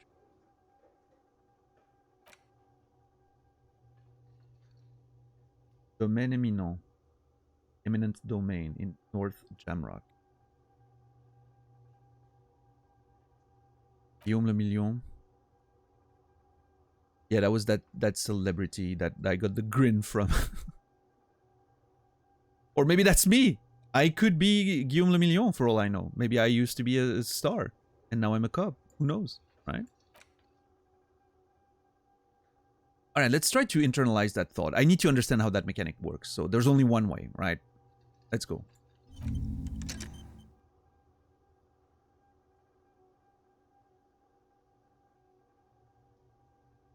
Oh.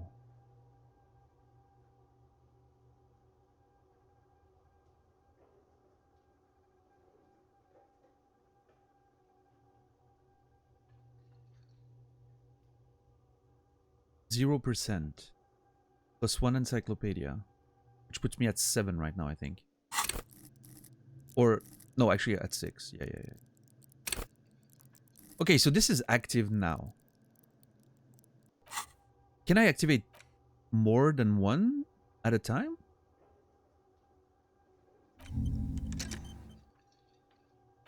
Oh, wait.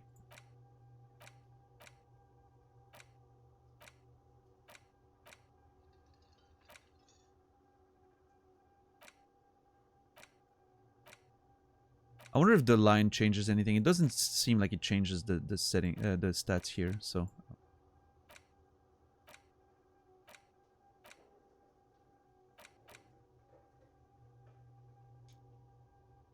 But while I'm thinking about that, my logic is lower. Yeah, my logic is down to 4. Because I'm thinking about things.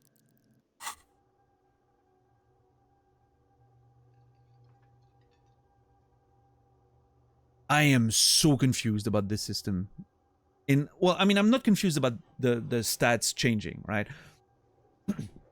I'm confused about... Okay, this is active for a certain amount of time. What happens once it's done? Is the big question, right? You know what? I'm gonna stop this one. Okay. Because I don't want to have the negative bonus until I understand what results... Because this almost looks like a sort of like a skill tree, right? I wouldn't want it to be something that gets stuck forever. This one's fine. +1 encyclopedia, fine, cool. I'll get that if it's like somehow gets locked in for later, right? I'm okay with that idea if that's what happens. But I wouldn't want that to be locked in forever if that's the case. So let's just experiment with one and we'll see what happens. Yeah. How about my clothes though? This one has -1 suggestion. But +1's conceptualization. I love that I can just go around with my... what suggestion again? It's to convince other people, right? Charisma, right? Charm men and women. Play the puppet master. If we're gonna go around and investigate, I think conceptualization is better. If we're gonna talk to a lot of people, suggestion should be better, so I should remove my shirt. Which somehow makes me more charming. I don't know, maybe people like the, you know, chest hair and whatnot, but...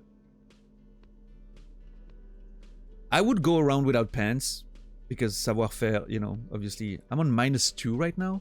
Oh my god. The shoes give me -1? Oh, the heels are too high, that's true. This is such an interesting system.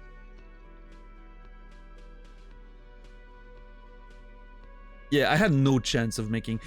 If I didn't wear my shoes, I would have landed that escape earlier. Because we got a 10 out of 11.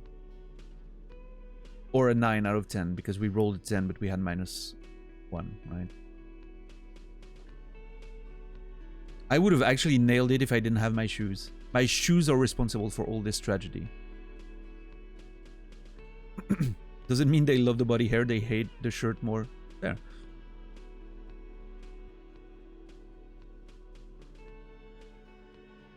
This is such a cool system. I cannot wait to learn a bit more about it and have different items, maybe of clothings and... Hello again, sweetie.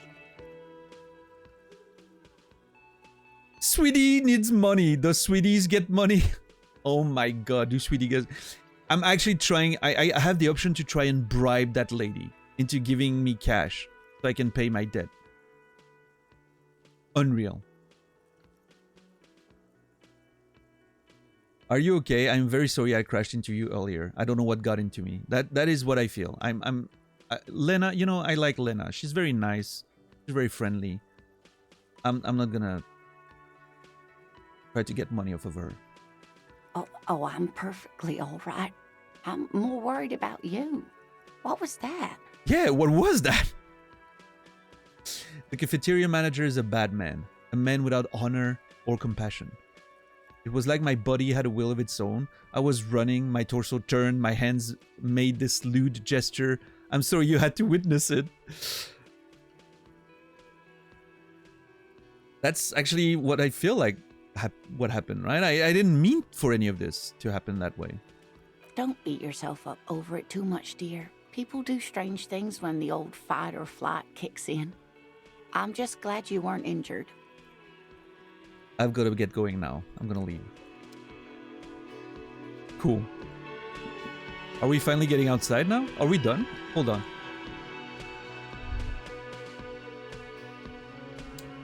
What else could we be doing? I mean, I may not have access to my room anymore, but I don't think I have anything left in there. Should we... Hold on. Oh. The theme on that pinball machine is a standard royalist theme, used on everything from pinball cabinets to full-flavor cigarettes. What are its hallmarks? Clinging to a picture book version of the past century, waiting for the king to come back and cast out all the profiteers and homosexuals. Basically, imagine a yellow plastic crown with a liquor brand emblazoned on it. I'm sorry, what? Okay, so this used to be a monarchy, is what I'm getting. With a royal family, and then the revolution sort of... I'm wondering if the revolution was when... Because there was that mention of this place was trying to be something different. But then other people came because they didn't like it. I wonder if the revolution, if that was the revolution, or if there was a monarchy and then there was a revolution and the monarchy was destroyed. And then they tried to build something out of that monarchy. And that's what the other people didn't like, right? Like a free place of freedom, and that sounds a bit more likely, but I don't know. They're waiting for the king to come back and cast out all the profiteers and homosexuals. Jeez. A yellow plastic crown with a liquor brand emblazoned on it. The idea of a king and a century gone is pretty fascinating. I'd rather know more about the world of today. Or, wait, where do I get such a crown? All the options are so great. Completely disregard any of that political shit. Where do I get the crown? I just want a cool crown, right? But no, I'd rather know more about the world of today. The contemporary period stands still. The fated carousel of progress that doomed the royalists is itself winding down. Our time is decelerating into what no one knows. This is so fascinating.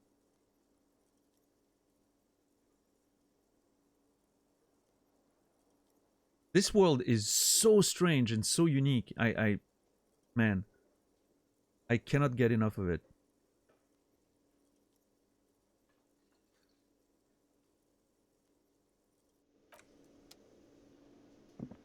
All right, let's go. Let's go see if now that Kim is with me, maybe we can talk to what was her name, Classia. I shouldn't waste too much time though. Hold on, because apparently there's a time mechanic in this game, and we have to find money. The door is closed. Knock again, much harder. Try to handle. Yeah, you know what? No. That's. I'm not gonna be a weird creeper. Let's. I'm sure we'll have time to interrogate her later in more normal circles. Let's get out.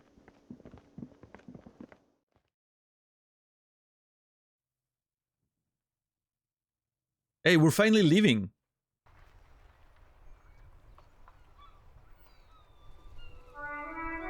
Oh.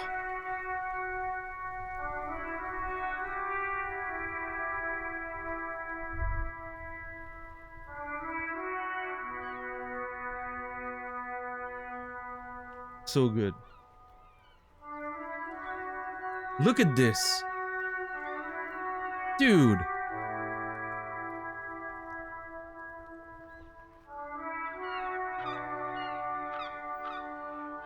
I'm so glad the time mechanic isn't real time, by the way. Or, you know, it only advances apparently if you do things, which is great. I like to be able to just sit here and, you know. So this seems to be the passage they mentioned. And I'm seeing tracks, which makes me think that maybe I came here with a vehicle and I, you know, was drunk and crashed into it. That's my assumption based on the tracks right there, right? But maybe I'm wrong.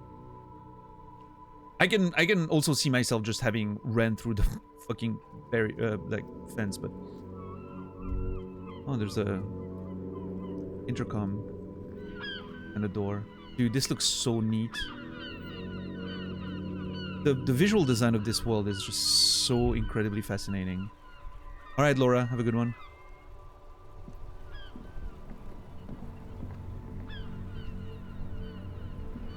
Oh, is that? Oh my god, is that Kim's motor carriage? I wish there was a thing where you can like look at items and like you have in Fallout, right? You click on an item and it gives you a short description of it. I mean, look at this. This is so cool. And that's what I mean, right? That's what I've been saying, is that the world doesn't feel like a very specific place in time. It feels like a mix of almost science fiction elements and I don't know, like weird sort of not really steampunk, but like it's, I don't know, how would I call this? Dreampunk? Like it feels like a dream world that's being realized in a very bleak, almost apocalyptic way, right? It's very interesting. Disco, yeah, I guess so. I mean, there's, you know, nothing too disco about this, but retrofuturism, there's a bit of that. Yes, retrofuturism. This reminds me, this design here reminds me a lot of Simon Stålenhag, right? The Swedish visual artist. It reminds me a lot of his designs, which is very retrofuturistic, yes, like sort of 80s, but 70s, 80s, contemporarized, and, you know. This is so cool. How are you, Dempin? Fallen. What is that? Man, there's so many places I want to go, but I have a mission. I don't want to waste time, I need money. But at the same time, I just want to talk to everyone and explore the world. Wild Pines. Look at that statue. Wait, was that supposed to be on top of this, but it got completely... Or is that the concept of the statue? There's a text to... Oh my god, there's so many things.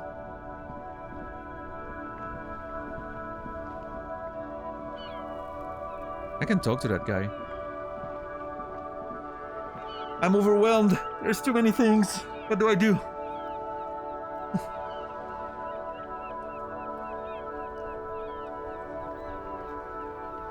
I wonder which way the car's supposed to be facing. This way.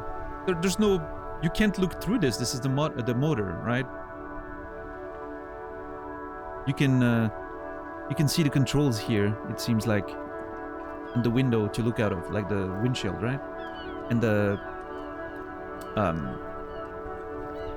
side mirrors.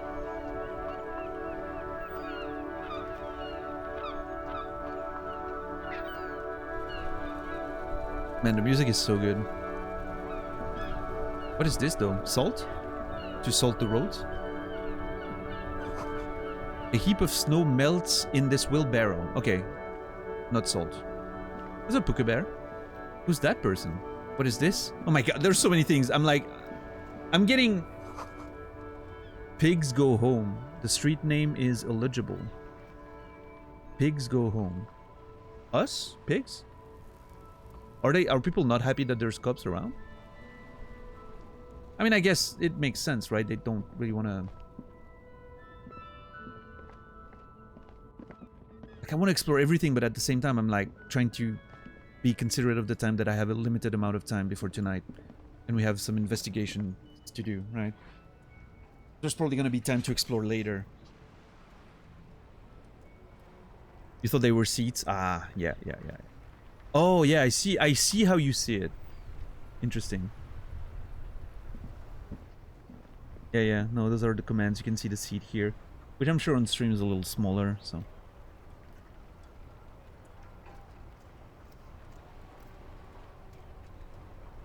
What an overwhelming game. I'm having like game triggered ADHD where I just want to click on everything and see everything. The street sign reads, "Fuck the police." Oh, they do not like us around here, huh? Who's that person? Wait, do I want to talk to that person? Yeah, why not? The RCM in Martinez. What can I help you with? The young woman looks up at you. Look at that nice portrait. Holy shit, this is so cool. The gardener. Sound surprised? I have some questions for you. The RCM in Martinez. You sound surprised. We don't see a lot of police around here. That's all. Okay. I have some questions for you. Yeah, because obviously this whole area of Martinez, which I'm believing is an area of Revachol, right? The docks area or whatever, is sort of ruled by the Union, is what we've gotten so far out of the context, right? Of course. What can I help you with? We need directions. What is this fuck the police business? And who are you exactly? My friend dropped the game twice at this exact point, got overwhelmed. Yeah, I do get that feeling of being overwhelmed. And when that happens, I tend to be like, okay, let's just focus on the task, right? One thing at a time. We'll have time for everything else later, right? But at the same time, I'm so curious. So I need to sort of indulge in the curiosity a little bit, which is why I'm talking to her and I'm clicking on a few things, and I'm not going straight for the hole in the fence, right? I'm just trying to be a bit, find the right middle between satiating, I don't know, the curiosity, and at the same time still staying focused, because otherwise you get overwhelmed and then you never make progress. What is this fuck the police business? Excuse me? She doesn't understand. She's uncomfortable. Maybe you should drop this line of questioning. Okay. This street sign says fuck the police, point to it. I like that the empathy, gives you a few indications, but you're completely free to ignore it. And I'm assuming if my empathy was lower, I would, probably very much be like, no, it says that on the sign right there, right? Which would make the situation very uncomfortable. If, as the player, you don't pick up yourself on the, it's so interesting. Never mind. She shifts in her seat awkwardly. Ah, damn it. Who are you? We need directions. Of course. Where to? I'm looking for a dead body. Where am I? What do you mean? I'm disorientated. I don't know where I am. Yes, sir. District of Martinez. This intersection is called Roundabout North. Okay, so it doesn't say district here, but he said it. So District of Martinez in the city of Revachol. He looks around thinking what else to say. Roundabout North. He knows where we are. He just wants directions. The lieutenant seems uncomfortable with the level of disorientation you're displaying. Okay. What's up in the north? There's the pier, the Cape Side apartment buildings, some more tenements. Not a lot, really. Bugs where the lines don't match. I'm assuming they had like a different version of the script, right? That's about it. Yeah, it happens. Like maybe they updated the script, but it didn't get implemented in the game properly, right? But that's what the version the voice actors got or something. Yeah. It's fine. It happens, right? So north is the pier, Capeside apartment buildings, and some more tenements. Not a lot, really. Okay, what's in the east? The harbor gates? Some kind of commotion, I think. Okay. I don't follow the local politics. A fleet store, too. A frit store with 3 T's. A lot of T's. Okay. It shop, nice. And some kind of commotion at the harbor gates. Or maybe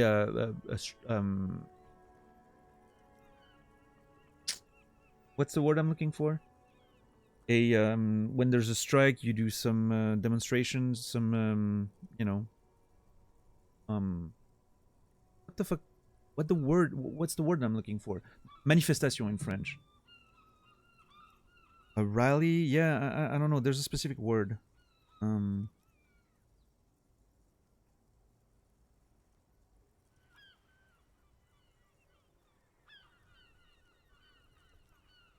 It says demonstration. Right. A protest. Yeah, I think that's the word I was looking for, actually. Yeah. Protest. Part of the strike. Yeah.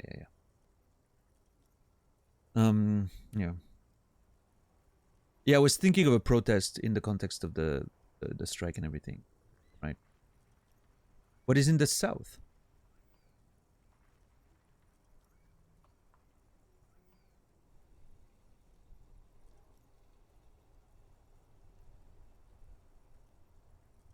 I'm mad as hell and I'm not gonna take it anymore. That whole speech from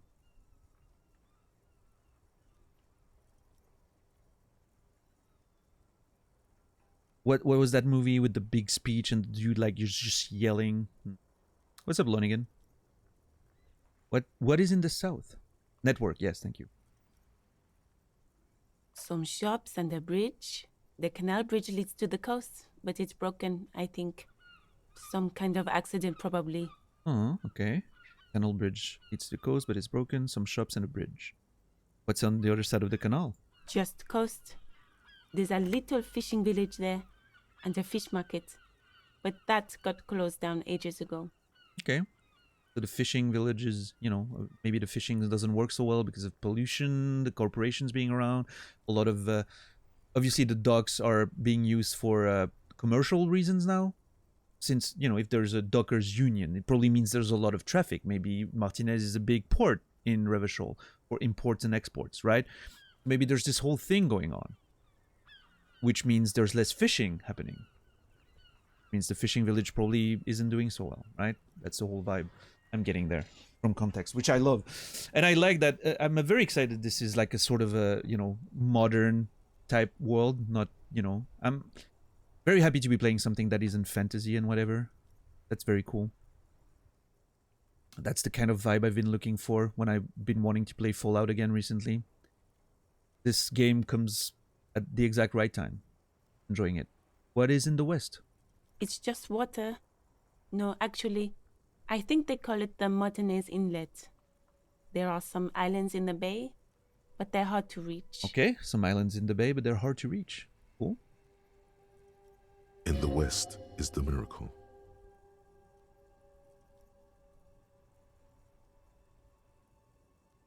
Okay, this is very interesting because it's a formidable check, which means it only appears to me because my inland empire is very high.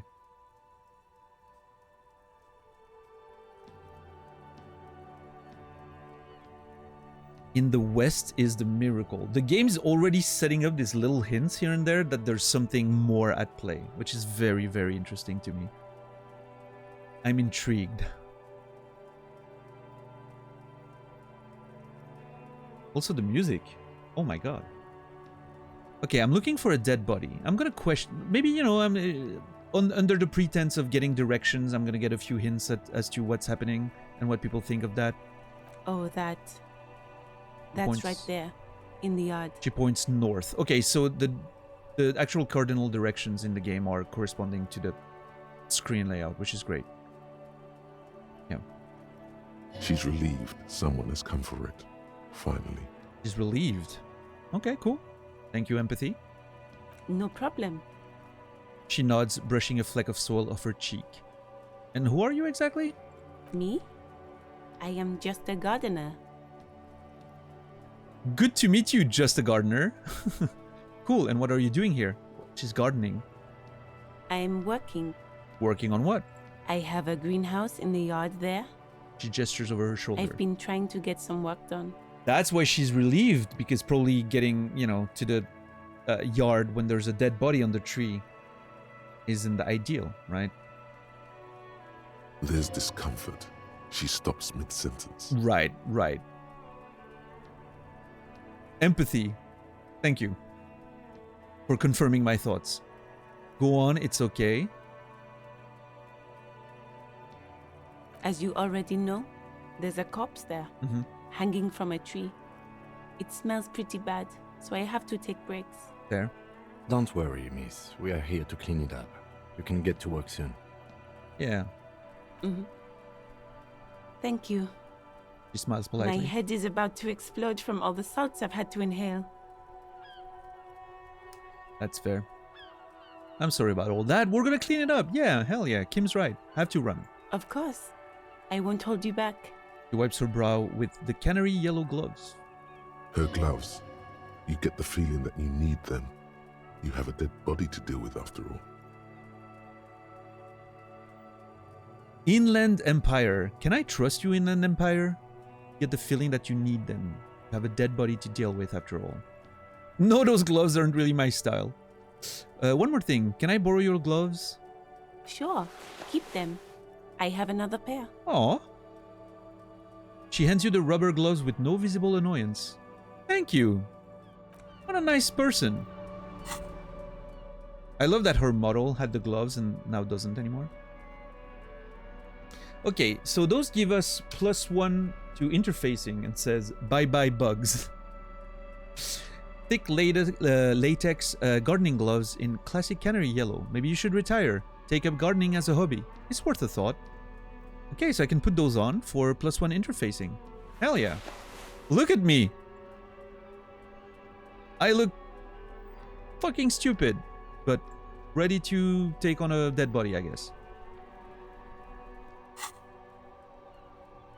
Time remaining 5:51.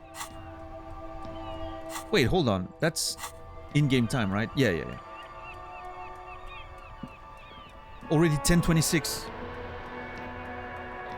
Oh, wait. Don't I have a task with that? Hold on. I need to report the badge. Use the radio in the motor call. Yeah, and we can call Sylvie using the shortwave radio as well. Cool. Gonna do that.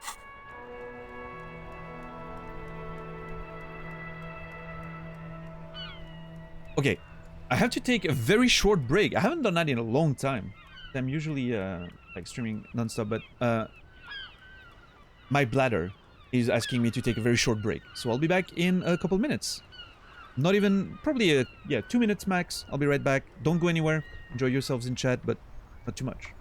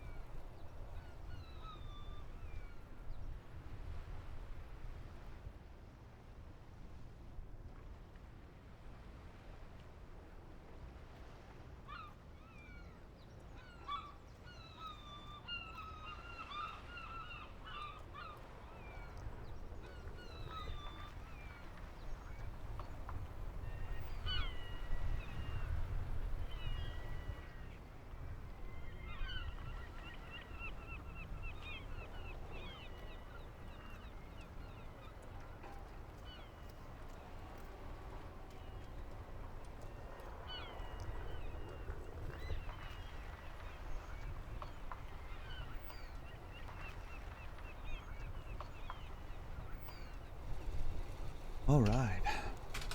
Thank you for your patience. Let's continue. All right, let's see what we can do with the radio here.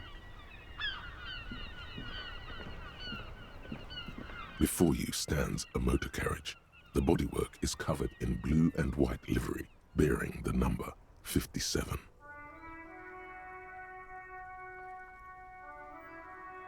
The bodywork is covered in blue and white livery, bearing the number 57. Vapor emanates from the large engine on the back of the vehicle. It hasn't had time to cool off yet. Well, that's just impossible. With how long we've taken to get here? Come on. Wait. Oh, you can actually see on the tires, like on the white walls, Revachol Precinct 57. Very nice. Or 51? 57. Oh yeah, I'm 41, he's 57. Yeah. This must be the infernal machine that tore you from oblivion. The Caprice Kinema motor carriage. Caprice Kinema motor carriage. So that's the thing that was making that noise that woke me up. Those things are loud as fuck. Yeah. Never noticed that? Yeah, you can see the white walls are marked. Open the door. In the cabin, you are welcomed by a set of steering levers, a radio microphone on a hook, a pull-out toolbox under the seat, and the soft glow of the fuel preheater gauge.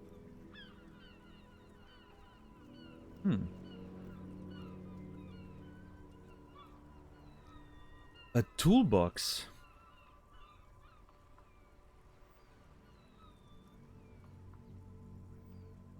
Tap on the fuel preheater gauge. As you tap on the gauge, the indicator pin jerks as if startled. It's in the large orange sector, indicating the engine is warm. Next to the gauge is a red switch labeled heat. There's no use pressing the heat button. It won't start without the ignition key. He says, jingling his keys. Okay. Translation. We're not going anywhere right now. Thank you, Rhetoric. Alternative translation.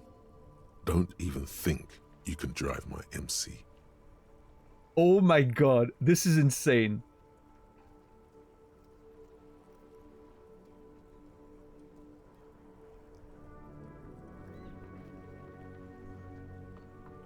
So, two different checks reacting to one another like that is just, it's such a cool mechanic.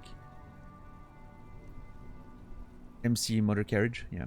Run your fingers over one of the steering levers. The white suede feels luxurious under the touch, and the metal clutch handle so very familiar in your palm. Okay.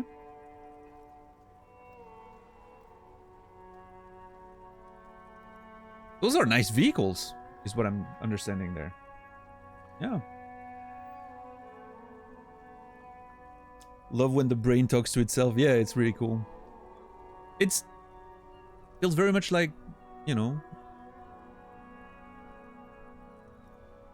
this feels very familiar. Like for me, that's how my brain works sometimes. You know, like obviously not in such a verbal way, but it's like different parts of the brain, like just in conflict all the time and trying to make sense of, you know, situations. Pull out the toolbox. Yeah, why not? Maybe there's tools we can use in there. A metallic drawer slides out from under the seat and clicks into place. Okay. The tools inside are neatly organized. Fantastic. Take what you need, officer. It's going to be a long case. I'm not protective of my tools, like some men are. Wow. Okay, Kim. He's clearly a little protective of his tools. But what can you do? Work is work. Nice. Take the red-tipped pry bar. That could be useful. Take the rubber-handled chain cutters. That could be very useful. Take the hand-cranked flashlight. Awesome. Can I take everything? Okay, I'm not... Well, I'm assuming I can. But if I were only able to take one, which one would I want? Probably the pry bar. You can break a chain with a pry bar. The pry bar feels nice and cold in your hand, heavier than you'd think. Ooh. Useful for opening all sorts of doors and lids. All right, nice. Thank you, interfacing. You can take everything, that's fine. The handles are long and sleek. Snap, snap, go the cutters in your hand. Nice. And the flashlight? It's robust, weatherproof, and well-made. Police issue, blue. Excellent. Lets you see things in the dark you would otherwise miss. Thank you, perception. The pull-out toolbox slides back into its nest. Preheater gauge casts a warm glow on the steering levers and the radio on its hook. So good. Pick up the radio. The frequency tableau lights up and the green button labeled Prime Line glows like a feline eye. And then you hear something. So there's something just incredible I just realized, which is very obvious when you play these kinds of games, but it never hit me like that when I was streaming before. I think the fact that I'm streaming makes it different. I just realized that we're sort of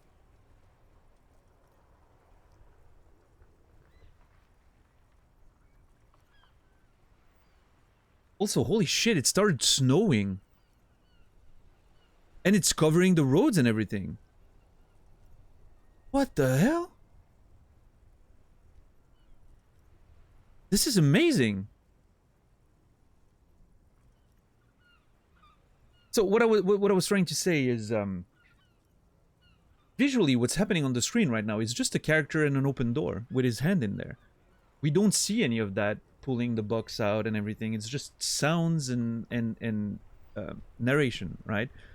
But it's so clear in my mind. I don't know how it is for you guys, but like for me, I just saw like every detail of that pry bar, of that flashlight, of, you know, like all the. It's sort of like the game gives you a little bit with its visual, you know, appearance and everything, but like everything else is just like your imagination is just working and completing the little details and everything. It's like reading a book, right? But which is very obvious because we're playing a CRPG, right? A lot of CRPGs work like that. You can see exactly, you can see into the car without really seeing it. But the fact that we're doing this on stream as a group of people doing it at the same time, sort of, it just occurred to me how insane and magical it is. That suddenly we all have those thoughts at the same time based on the narration of the game, right? And it probably looks different for you than it does for me, right? But yeah, this is kind of fascinating. Yeah, exactly. Like the way the little sounds when you push the box back and how tasteful the descriptions are and everything. Like it's flavorful. It's just beautiful. I love it. Sorry if Fantasia folks get wrecked. Well, yeah, I mean, obviously, you know, you don't have the visuals, right? But you still sort of, I'm sure you have like the concept of the words and you still see things in a different way, right? You're sort of, I mean, I don't know. I don't have a Fantasia, but from talking to people who have them, and obviously it's different for everyone. Everyone experiences a Fantasia in a different way, right? But you still sort of conceptualize the elements, right? Without like visually seeing them.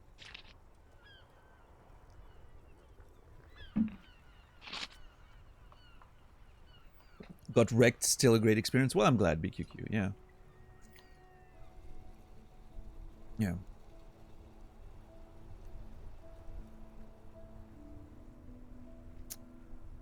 Okay, so the frequency tableau lights up and a green button labeled Prime Line glows like a feline eye, and then you hear something. The soft purr of electrical kittens, radio waves cast far and wide over the metropolis. A woman's voice greets you through the static. Also, the music right now is so fucking amazing. You can feel the scene with the snow. Yeah, I know exactly what this, how the fresh air feels like. Feeling the snow slowly, you know, like hitting you a bit on the cheek maybe, or you can sort of get that cold. Like, I know exactly how this air, like how this particular scene feels right now. Like, you know. The smell, even with the you know, the ocean nearby. I'm assuming it's an ocean or a sea, right? But it's such an interesting and vivid world that they're picturing, and it's so unique. Like I've never seen anything like this game, visually speaking. A woman's voice greets me through the static. So peaceful, that whole scene. This is Precinct 57. Hello, Lieutenant. How may I assist you? Hey, Alice. Oh, she seems nice. There's a very good French pronunciation of the word lieutenant, so I'm assuming she is a French voice actor. Hello, Alice. Please assist our colleague from the 41st precinct here. I'm putting him on. Come in, dispatch. Come in, dispatch. Okay. Come in, Delta 10. This is Firewalker. Copy. Dude, he's pretending so hard. I'm not... Dude's like, okay, how does the police act? Let's just...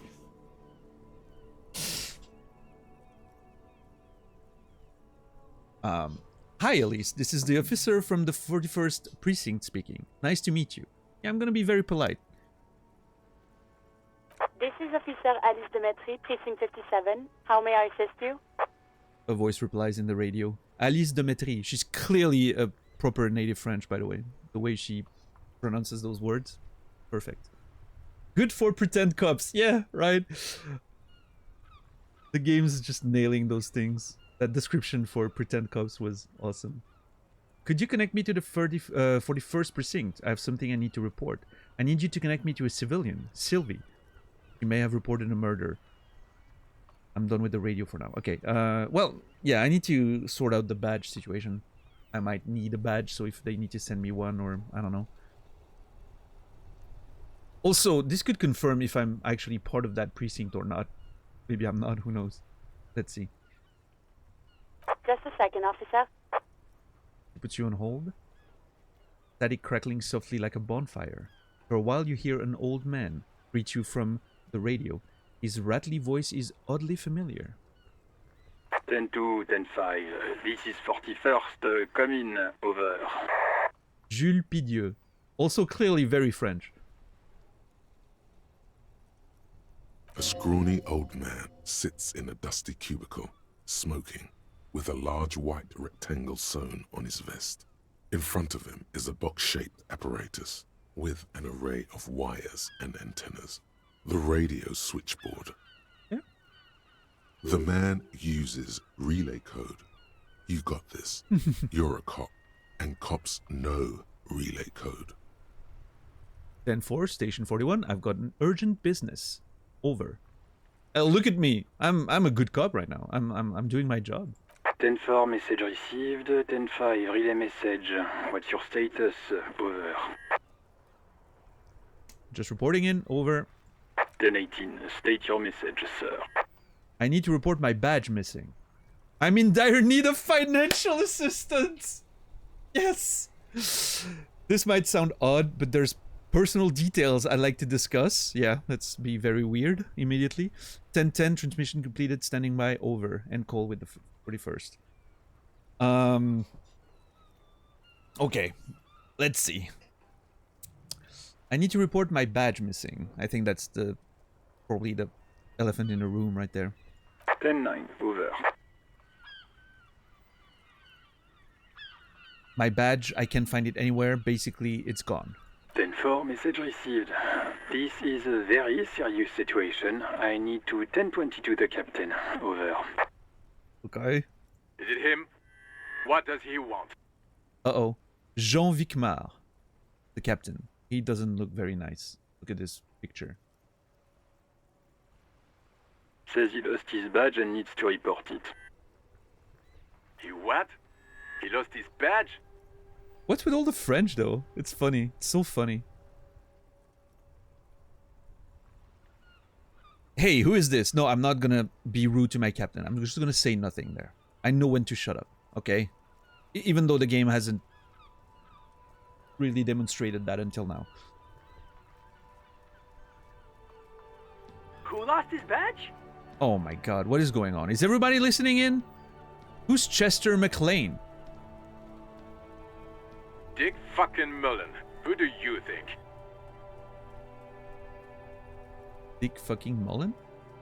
It's Officer Dick Mullen from the bestseller Dick Mullen and the Lost Identity. He says, fighting off laughter. Dick Mullen is not your name. Oh. It's the name of a fictional detective who would not lose his badge. Okay, thank you, Encyclopedia. I was actually confused for a second there. I would have found it very funny if my name was Dick, but it's not, so. Defend yourself. Immediately. They're laughing at you. Okay, authority. Come on, operator. Tell them to stop. This is serious. Aha, officer's lost his badge. Aha, like I'm the first cop to ever misplace his badge. Can we just move on? I want to get reported and be done with it. I want to get it reported and be done with it. I mean, this sounds whiny and, you know, I'm not going to be very credible if I do that. This is a bit snarky, which, you know, could work if I'm, you know, if I want to sort of assert a bit of authority there. Or maybe I can just be focused on the task, right? Just, I want to get it reported and be done with it. Mom, they're bullying me, yeah. Yeah.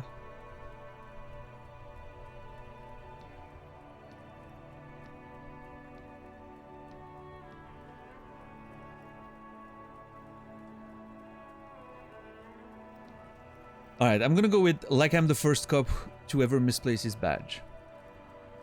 Let's, you know, let's meet them on the same energy level, right? Bit of snark.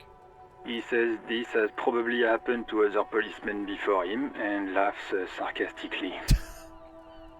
Oh yeah, I forgot that Jules is... It doesn't have the same effect when you put it this way, Jules. I'm sorry. Oh god damn it. Is he fucking kidding? The whole station's gonna be dicked for this. Well, I'm sorry, okay? Satellite Officer Vikmar is wondering if you might be joking and adds that this tarnishes the reputation of the entire station. Over. Thank you, Jules. Mullen dicked us. Can we just move on? I want to get it reported and be done with it. 10-4, I hear you, officer. I'm just going to make a note here that you are in pursuit of your misplaced badge. Over. Alright, so you're not gonna send me a new one or anything? I just need to get fucked, I guess, right? Alright, fair. Fuck me. Mac, come here. You've got to hear this. Dick Mullen lost his badge. What's going on? Mac Thorson. How many people are there? Why is everyone getting on my case? Also, I've not said who I was or my name or anything. How are they reporting this? Super Cop here lost his badge. He lost his what now? His badge. He lost his goddamn fucking badge. Could you all please just stop saying lost his badge for a moment? Or enough with this now, I have other things to discuss. I like that. Enough with this now. 10-9, come again. I didn't get that. Over. The animated conversation in the back is making it difficult for him to hear you. Oh my god.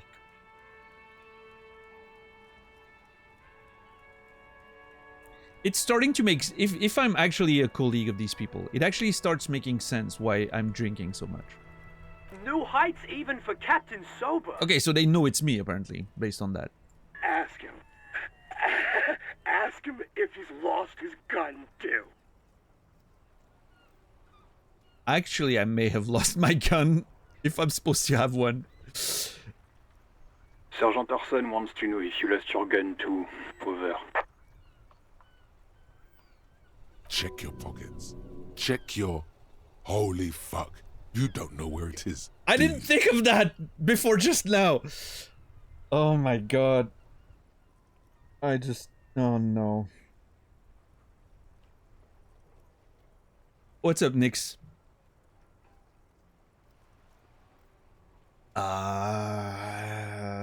I wish I could pretend that I have it.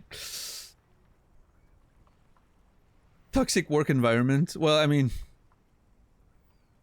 Oh god, it's not here.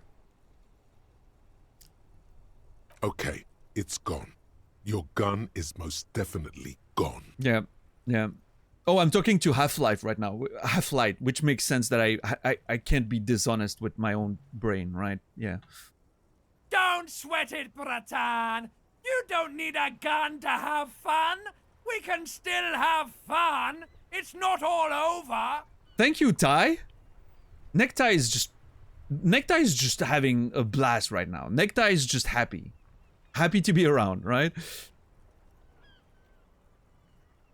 10-9, coming officer. Did you get my question? We were wondering about your gun. Over. Oh god. I can say nothing, or I can convince them that I didn't lose my gun with my drama skill, which I have a pretty good chance of actually landing there. The necktie is talking, Malachas. Well, I mean, or at least, you know. Either it's actually talking or we're imagining it. I'm leaning towards the second part, obviously. Alright. Time to get a successful roll, I guess. Convince them that you didn't lose your gun. Or should I be honest and maybe they can... I mean, they didn't want to help me with my badge, so I doubt they will help me with my gun, right? Okay, let me land that drama check and you know, it's a red check, cannot be retried, of course. Okay. Well, 72%. 72 is it's fine, right? It's just fine. I need to do a 6. So double 3 is fine. Yeah. We got this. Lying over the phone, it's easy. Just say it like it's the truth. And then it becomes it. Oh, this is so good. Lying over the phone, it's easy. Just say it like it's the truth. And there you go. It becomes it, right? Incredible. Also, I just got it. Like 11 out of 11. No, of course I didn't lose my gun. Who do you think I am? He says he didn't. You don't have to say it like that, Jules. Thank God for that. That would have been a nightmare. I don't even want to imagine the poor prick who has to relay that kind of news to the captain. Oh, you're not the captain? Losing his badge is bad enough. Tell him to find it, and fast. We can't have some gangbanger running around with it. No, I think he is the captain, right? Yeah. He was talking about himself at the third person. Right. Losing his badge is bad enough. Tell him to go find it fast. We can't have some gangbanger running around with it. We're all glad to hear you've not lost your gun, officer. Yeah. You need further assistance? Over. Listen, I've actually lost my gun too. I love that you can just... The ways you can navigate conversations in this game is so incredible. It is so incredible. There's so much flexibility and just... Oh, love it. I mean, again, I don't think they can do much about it. If I tell them I lost my gun, are they gonna send me one? No, you don't send a gun over, you know. I am in dire need of financial assistance. Oh boy, after that conversation we just had, I'm not sure this is... But then again, like, how am I gonna make 60 bucks in half a day? Like, it's not like I can, you know, just deliver newspapers or anything. It's not like I'm gonna go on a quest to hunt for some goblins and then sell my valuables to the store, right? It's not that kind of RPG, it appears, so... Let me look at that. Track down your badge. It's unclear how you should go about finding a tiny piece of plastic in a world as huge as this. Maybe you'll stumble across it down the line. Miracles happen. Okay. Ooh, it says miracle. West is a miracle. Track down your gun. Someone must know something about your lost firearm. Maybe a district authority, like someone high up in the union, or someone local who saw you with it before you passed out. The Whirling's absent bartender. You could also ask the local pawn shop. Yeah. I could do all of these things. Okay. I am in dire need of financial assistance. Maybe you can wire me some money or something? I don't know. 10-4, I hear you. I don't have the authority to grant your request, but... Oh, please, can we not? What does he want now? Oh, no.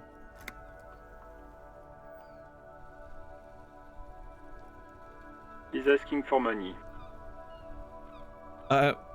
Yes, I am.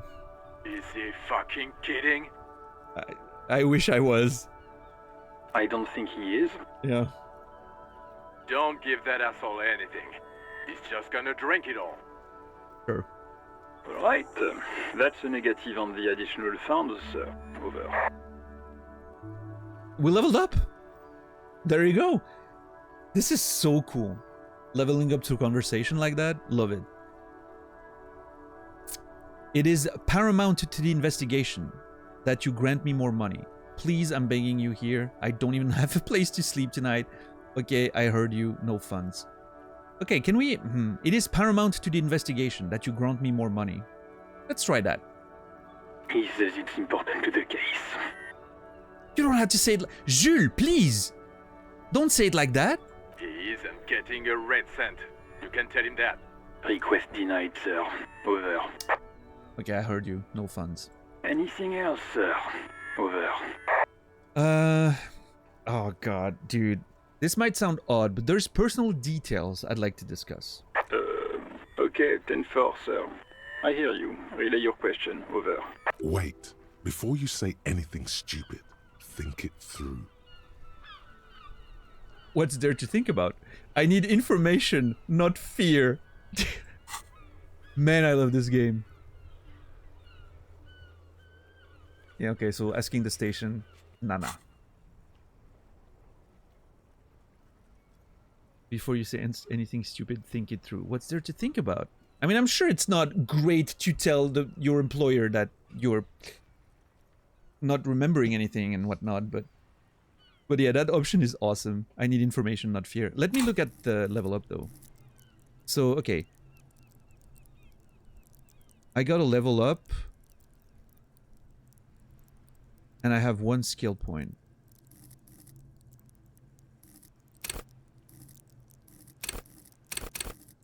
Ah, I see. Okay, I can add a skill point to anything, I guess. So I could add some points to stuff that I'm really not good at, like perception, for instance, right? Which seems to be interesting to notice things, but...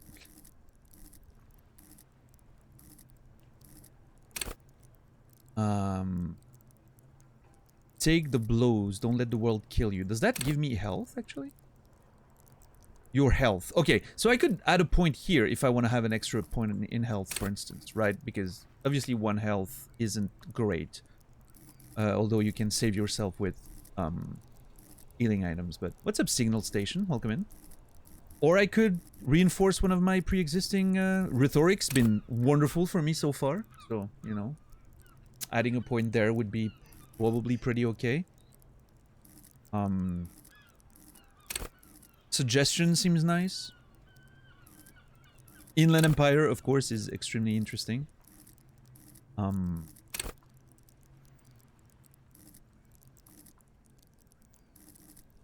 Man, every level up is gonna be a fucking... It's character creation all over again. I'm like, every choice is interesting. What do I do? Okay, so I could look at it from a perspective of... First level up, yeah. I could look at it from the perspective of compensating for some of my weaknesses. Perception, endurance, obviously, would help.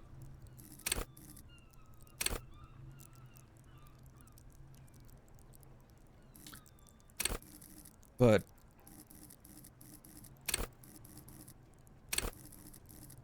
empathy has been exceptional as well to help in conversation.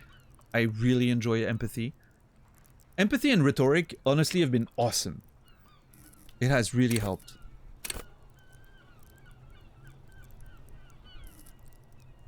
Yeah.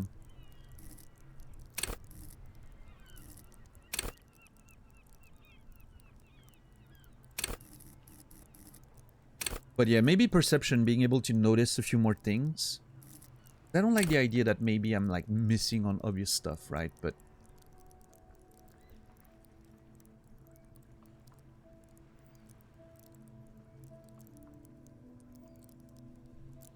that was one of the ones that was hard for me to not have when I was picking my stats, right? I was like, perception seems like something I would love to have. It seems practical, you know, very useful. Obviously, stuff like Shivers seems really fun and interesting, right? But...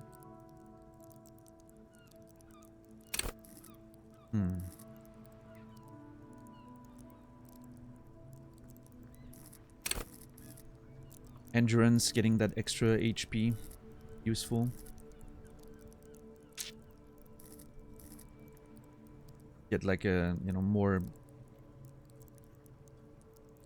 leeway when I'm doing things, I guess.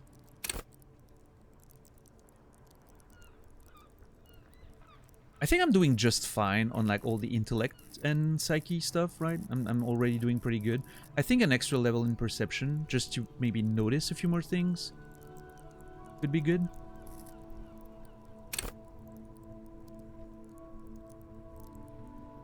Especially we're about to, I'm assuming we're about to, you know, inspect a body, right? That's the current task.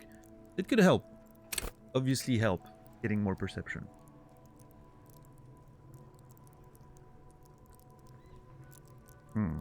Sounds like a solid plan. Yeah, maybe it is. I'm not sure. I mean, obviously, you know, that's the beauty of what I've seen in the game so far, is that everything can be useful in different circumstances.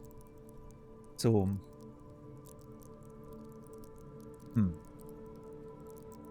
But yeah, in terms of all the stats that I was looking at, the one that really pained me was perception. I like being able to notice things. So... Yeah, that's what I've, that's the feeling I'm getting, and that's what I've, you know, sort of giving me that vibe of, you can pretty much go about it in any way you want, and you're gonna have a great experience. There's no wrong way to play the game, right? Sort of. So.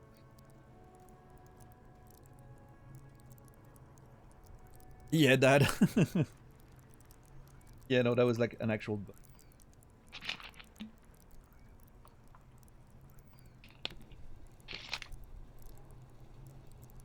What's up, Mark? Well, nobody can answer that, unfortunately. Nobody answer, please. About nobody answer the question Mark just asked. I don't want to know. So, even asking the question is dangerous. But since you know, I'm assuming you don't know too much about the game. Please don't confirm or deny that. But so far, this seems to be a relatively heavy text-based game. Yes. And I'm not seeing any... You know, I haven't seen any fighting yet or anything. I'm not seeing... but there are, you know, gun skills, right? So, I don't know.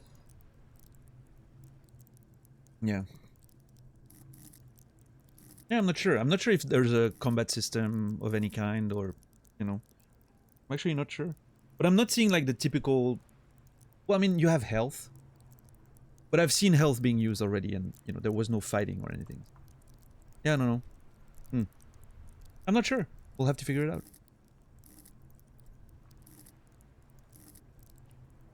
But I'm not seeing many signs of, you know, like combat interactions right in the world so far. Is it comparable to a Telltale game? No. I wouldn't say that. The best comparison I can give you right now is that it's a CRPG. It feels like playing Fallout, or like the first Fallout, or Planescape, if you've played that, or even Baldur's Gate. I mean, I haven't played 3, right? But to me, this is very similar to playing the early Baldur's Gate, except it has a much bigger emphasis on dialogue and conversation than it does combat or, you know, looting and that kind of stuff, right? Yeah. This feels very much like... I'm getting point-and-click elements to it, right? I'm getting a little bit of point-and-click elements to it with, like, the items you can pick up and... But that already exists in CRPGs in general, right? The point-and-click aspect of it. So, yeah. But yeah, honestly, the game it reminds me the most of is Planescape Torment. Like, the amnesia character that just tries to understand what the world is and, you know. Yeah. Was always interested about how the rating was so high, and I don't understand why. Well, I mean, I get it. Honestly, from what I've played so far, I understand why this game is highly rated. it's exceptional. Like in terms of like the everything that has to do with the art direction, music, writing, visuals, like everything is just 10 out of 10 so far. It's absolutely brilliant. And yeah, just the conversations, the way you can navigate in them, the whole interactions with the skills. It is really, really impressive. Like, I've never seen anything like it. It really plays differently than even the CRPGs I mentioned earlier. It still has a very unique way of navigating that sort of, you know, play style. So, yeah. But yeah, if you keep watching, I mean, I'm sure you'll get it. What's up, Noger? And I mean, there's it obviously it can not be for you, right? If you enjoy like something that has a bit more combat, obviously, even if there's combat in there, I don't know, but it doesn't seem to be focusing on that very much, that's for sure. So yeah, you might try it after Blasphemous. Yeah, I hope you enjoy Blasphemous. I personally didn't, but I hope you will. All right, I don't think I'm gonna get Endurance. It's either gonna be Perception or maybe Empathy. I like Empathy. Empathy has been really cool. I haven't played Baldur's Gate 3 either. Yeah. I want to, but I'm kind of waiting for a sale at this point. I installed the demo yesterday. I got PS Plus Premium because it's on sale, like 30%. I could get it for an extra for a whole year at a lower price than Extra was for me last year. So since my Extra literally just lapsed a week ago, and I needed to get a new one, a new sub, and I was like, okay, I'm gonna get Extra again, but I was gonna wait until I actually needed it. And now Premium was on sale, 30%. So I'm like, okay, well, I'll just get Premium.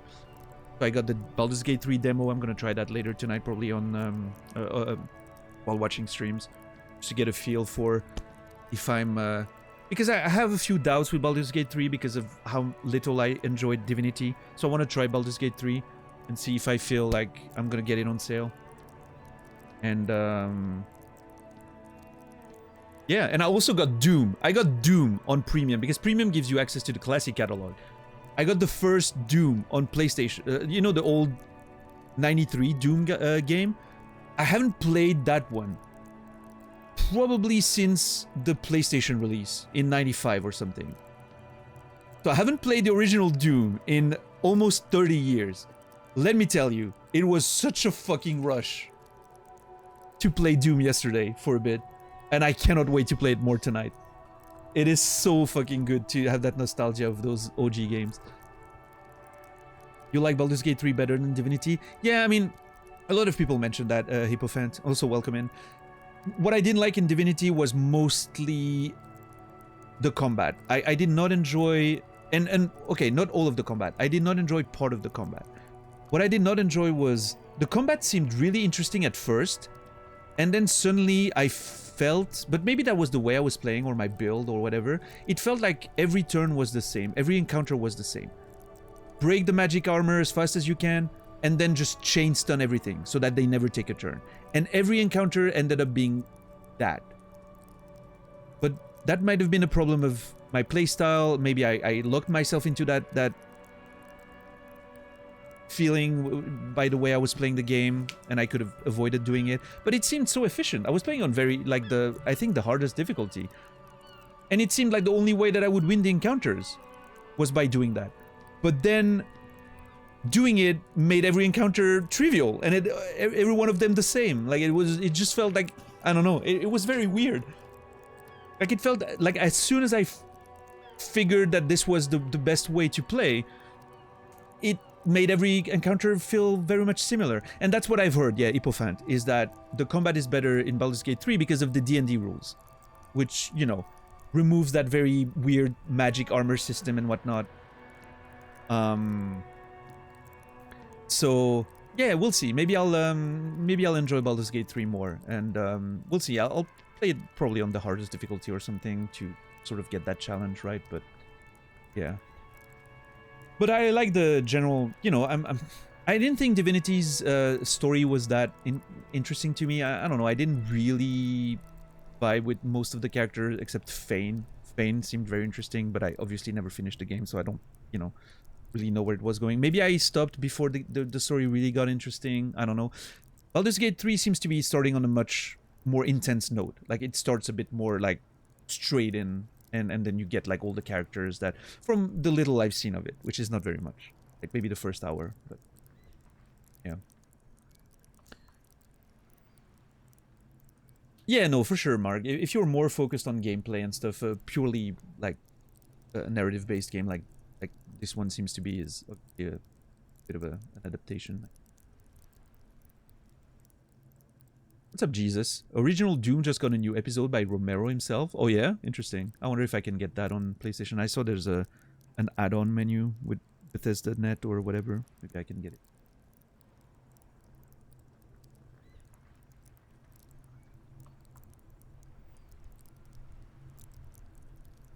But yeah, we'll see. We'll see. I'll try the demo and I'll see how I like it. And based on that, I'll just decide if I get Baldur's Gate 3. I'll just get it on sale. Hopefully it gets on sale around Christmas and grab it there for like 50 off or something. Paying full price, I mean, I'm sure it's worth it, right? But I have to be careful with my budget lately. So. Anyway, decisions. What do I pick here? Perception, again, trying to compensate a bit for my weak points. Could be a way to go before going further in my good points. I'm already very high here, so...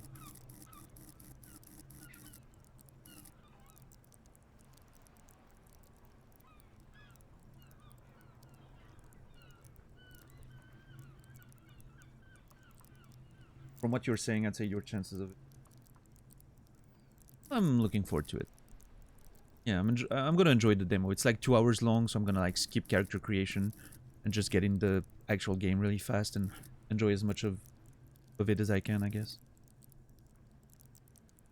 Because obviously character creation could take me more than 2 hours, and I know that I'm gonna enjoy this part, so that's not something I need to test.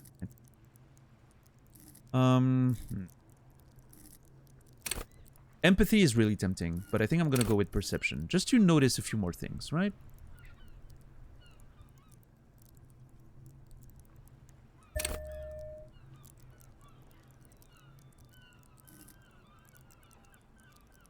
Yeah, let's go. That makes sense.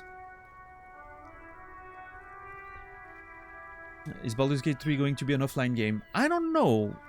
Trying the demo will also help me decide that, $10. But I'm not sure. We'll see. Hey, Jesus. Oh, well, sorry. I already said hi, but it made you start your second playthrough? Nice, nice. I'm glad. So what's there to think about? You're going to be looking at a straitjacket if you tell everyone you lost your memory. Be smart about this. Ask if he's there alone. Thank you, Rhetoric. Rhetoric is amazing. 10-4, sir. I'm not hearing your question. The radio operator inquires again. Hold on. Are you alone in the room? I need some confidential information about myself. I wanted to know if you got my badge's description right in your report. Could you read it to me? Name, rank, date of birth? Please refer to me with my full name in the future. Any news about my family? Have I ever told you about my life before the RCM? Okay. Well, I'm gonna follow Rhetoric. Rhetoric hasn't failed me yet, so I'm gonna follow Rhetoric's advice. Hold on. Are you alone in the room? I need some confidential information about myself. That's a negative, sir. I got 10-12 visitors present here. Over.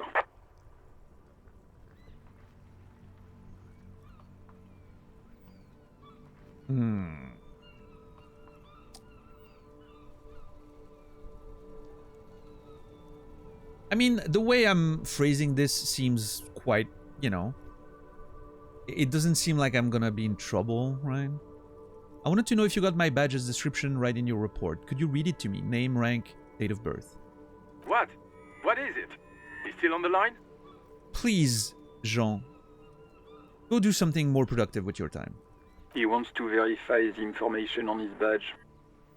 But of course, it says Dick Mullen, High General of the Revacholian Cavalry Force. I'm sure that's not what it says. Tell him to stop wasting time. What do you need, sir? Over. Please refer to me with my full name in the future. 10-9, repeat message. I didn't get that, sir. Over.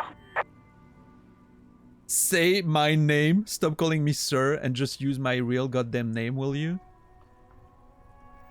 This is going well, yeah. Say my name. Sir, I will not have you talk to me in this manner. Over.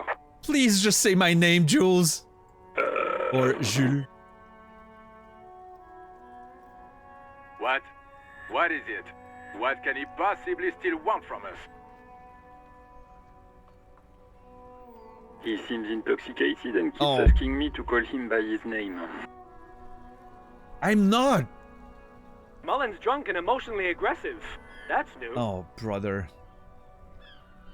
Wrap it up. Don't indulge in his drunken antics.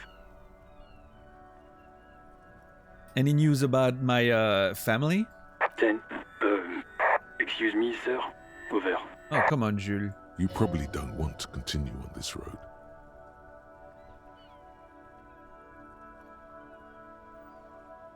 Why? Huh. Okay, why does Jules not want to talk about my family? And why does Inland Empire feel like I should not?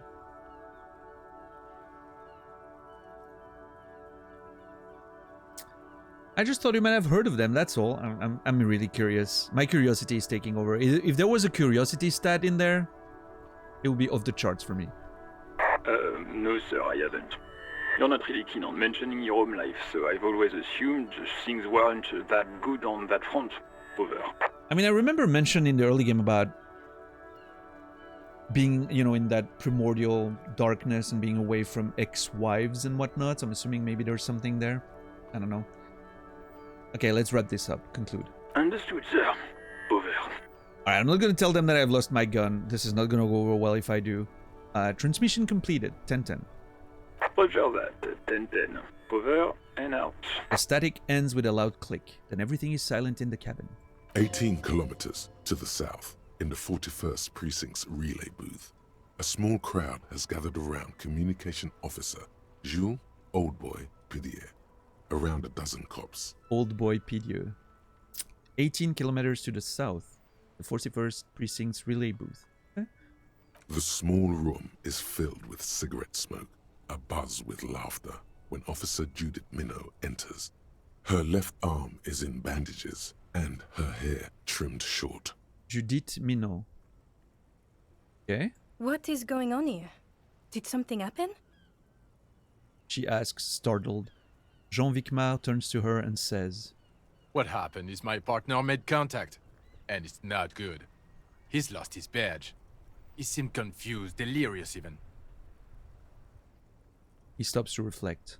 Mac, the torso Torson, is finger-fucking his fist, laughing hoarsely and apparently telling some dirty story to his partner, Chester McLean, near the entrance. All right. Fair. I see they're having fun over there. I wonder what Judith...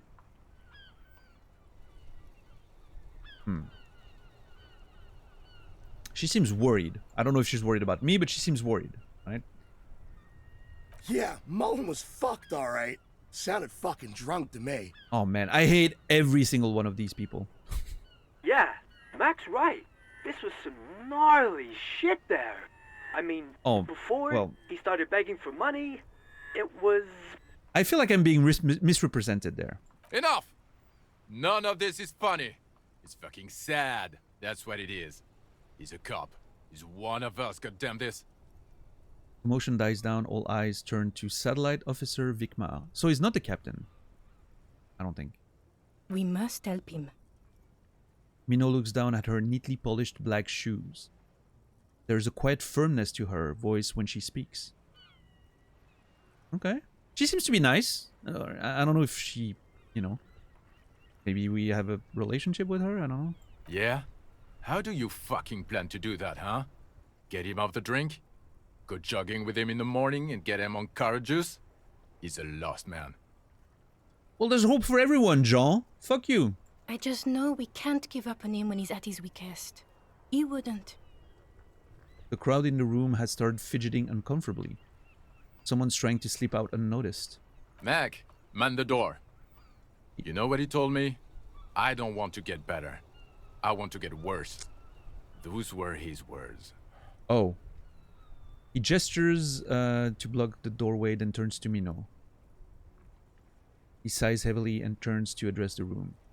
I said that? That I want to get better, I want to get worse? Well, I certainly succeeded. Apparently, because I don't even remember who I am, so... This shit does not leave this room. Not a word of this to the captain. Okay, so he's not... Or anyone else.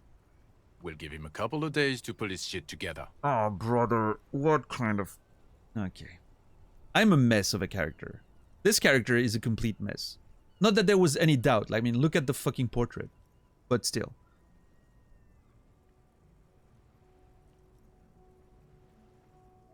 I guess I can hold off the report for a few days. Old boy lights another cigarette. Okay, at least they're, you know, they're mocking me, of course. And they're making fun of me and blah, blah, blah. But at least Jean Vicmar seems to be like, you know what, let's give him some time. They're being slightly supportive. Good. Okay, everybody. Nothing but a prank call here. We all got our laughs. Now get back to work. Okay. Far north, on the other side of the motorway, the officer quietly hunches with his hand in the motor carriage.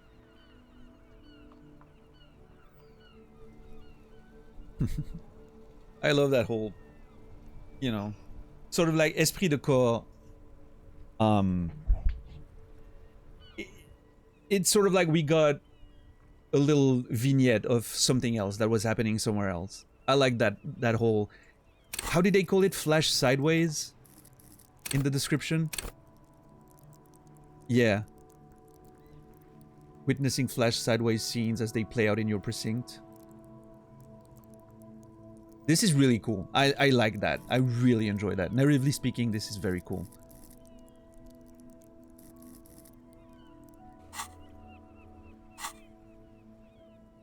Pick up the radio again. This is Precinct 57. How may I assist you? I need you to connect me to a civilian, Sylvie. She may have reported a murder. Of course. What is her number, officer? Kim, didn't guard give you Sylvie's number? Yes, hold on. Nice. Her number is 005 1944 298. Continue. Received. Hold on, officer. Alright. I just noticed that I can play with space to continue, and like the, you know, of course I've noticed the numbers to pick the options before, but I like clicking. I don't know, it feels good.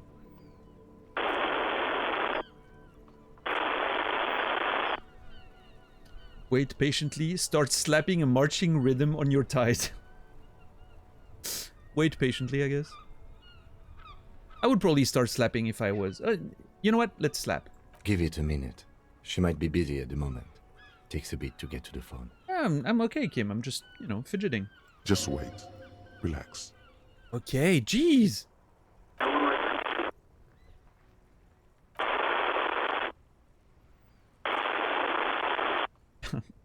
Officer, I have Sylvie Malaika on the line for you. Sylvie Malaika.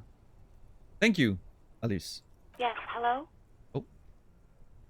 Female voice greets you through static. It sounds like she's a million miles away from here. I'm just being musical, exactly. Yeah. Hello, but hey, I mean, very relatable, because every time, you know, I'm someone who likes fidgeting a little bit. I enjoy, you know, tapping little rhythms on my thighs or even chest or stuff like that when I'm just hanging out or whatever. It drives people crazy. So many people, you know, are like, are you nervous? Just relax. And I'm like, I'm cool. I'm just, you know, I don't have a drum kit in front of me right now, so I'm just making music, you know? Yeah, people don't like that. And I get it, you know. I understand. Makes people nervous. They think you're nervous and whatnot.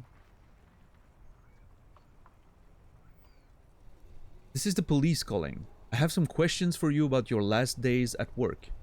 Sylvie, I believe we've met before. This is me, a detective from the Whirling in Rags. Oh boy, I'm not sure if... Okay, this obviously could scare her, right? Oh, it's the police, blah, blah, blah. It could make her nervous to talk to the police over the phone. This may seem a bit more familiar, right? She's gonna be like, oh yeah, I remember you. But if I've been an asshole to her, it's not gonna help. And I don't trust that I have not been an asshole. So yeah, I don't know. I'm not sure. Based on what I've seen before, I feel like I should not disclose who I am.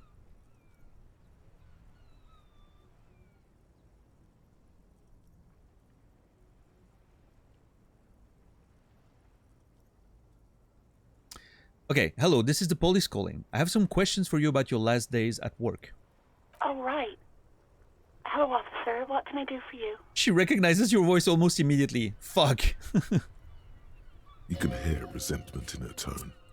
She's not thrilled to be talking to you again. I sort of expected that. Empathy, thank you.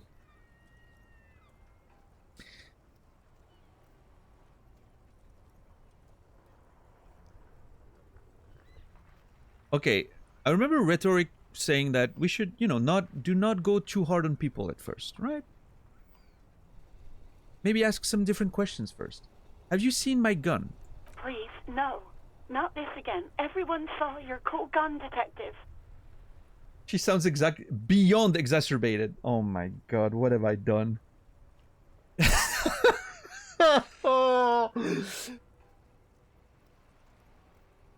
Nailed it, right, Naz? I showed you my gun? When did it happen? You were trying to impress some people with it. Everyone was eating and... She stops hesitantly. I'm not sure if she should continue. And what? What did I do? You were waving it around in everyone's face, begging them to describe it. You said it calms you, and then you started making suicide jokes. It got pretty graphic.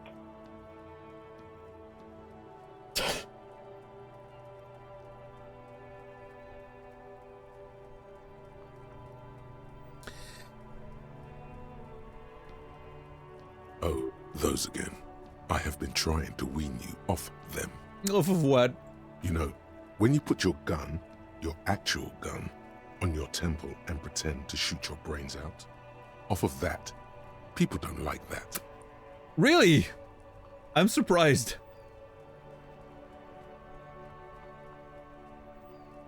Oh my god, dude. This is so fucking funny. I remember this. Oh, Rhetoric. You were screaming things like, "My brains are all over the wall, painting them red. I won't be seeing it, cause these are my brains. I can't see without my brains." Very nice visuals there. Thank you, Rhetoric. Some poor sod was trying to eat his pudding while you were screaming, spit flying, imitating the mercy shot right next to him. Spat some in his food. I don't think he touched it after.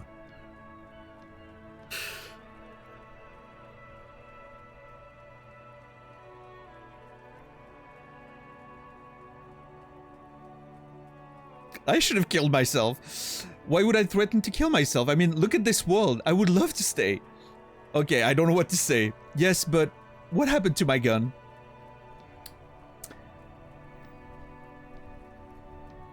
Oh my god, dude. Okay, I don't know what to say. Me neither. Fair.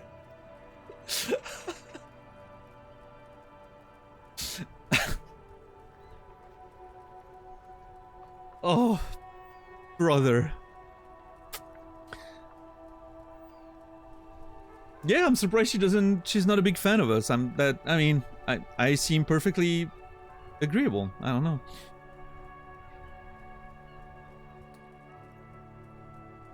Okay, but what should I pretend that no, it's gonna sound even weirder, right? Let's just drop the what happened to the gun? Let's just go straight for it, right? No idea. All I know is next you were waving around money instead. Oh. Saying things like, big bucks cannot lie, and guns can't buy money, but money can always buy guns.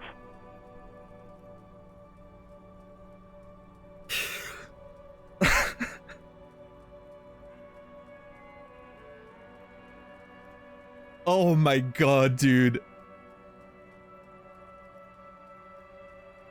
Okay, this is what I was talking about earlier, right? The sort of the hangover element to it, where you suddenly slowly start piecing together what you did in the days before. And it's just about, you know, it's about as embarrassing as I thought it would be. So, great. Oh, brother. I had big bucks too, apparently. What did I do with that, I wonder? It almost looked like you pawned it. But believe me, oh, shit. I did not ask. Okay. I may have pawned my gun. Well, at least, well, anyway. I'm afraid to ask. Have you seen my badge? Yes, I know who you are. You're No, a police officer. no. The Lady, law. lady, that's not what I mean. This exact conversation has happened before. Establishing authority before this young girl seems to have been important to you in the past. Don't go there again.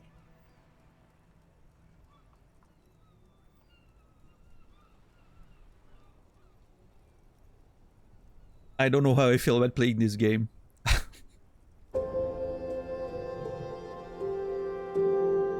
I think in a way it's reassuring to play a character that's even more of a mess than I am. There's something pleasant about that, right? It's like, see? I'm not that bad. Therma, thank you for the resub. Tier 1, 24 months. Thank you so much, Therma. I appreciate it very much. A lot of months. And Therma, you will be remembered. Signal Station. Thank you so much for the tier 1 sub. That's a day 1 sub there. I appreciate it. Thank you so much, Signal Station. I'm glad you're enjoying your time.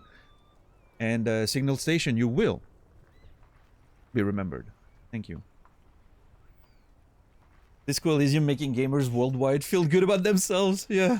I mean, although the game is sort of calling me out on a lot of shit too, so. Yeah.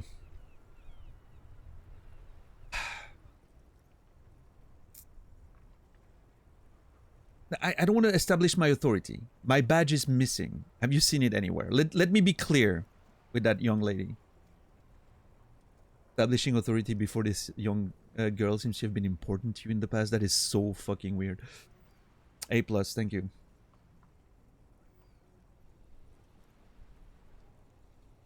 Yeah, $10. When the copy becomes more popular than the original, like, I don't know what to say. What a travesty.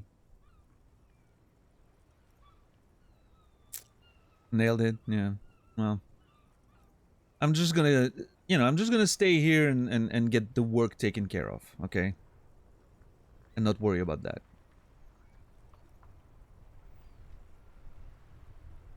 I'm a Hydrox cookie now. Alright, my badge is missing. Have you seen it anywhere? Oh, no, I haven't, sorry. Oh, it's okay. Real policemen have uniforms too, by the way. Where's yours?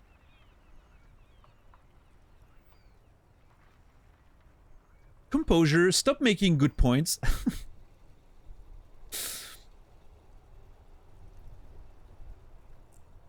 So I just noticed with the yellow that the continue prompts that have like a different color seem to be for checks, which is very interesting.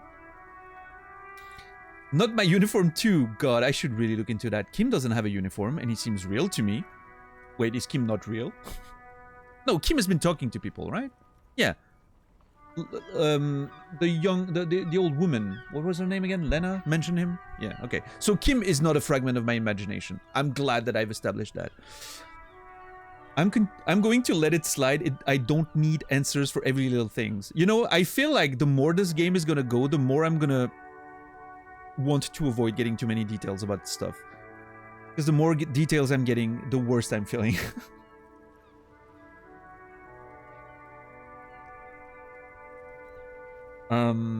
Kim doesn't have a uniform, and he seems real to me. Yeah. He's in plain clothes, voluntarily. It's different from not knowing where your uniform is. Okay. Composure, I'm gonna need you to shut up right now. This is a check for what? There are officers who wear the signature Perseus black uniforms to the highest ranks in the RCM and end up buried in them as well. Others do it more casually. There you go. Looks like you're one of them. Exactly. Thank you, Esprit de Corps. Fuck you, Composure. Eat a dick.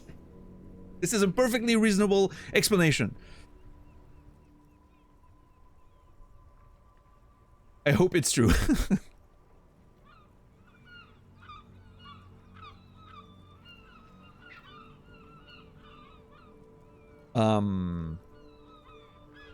I can ask about my uniform.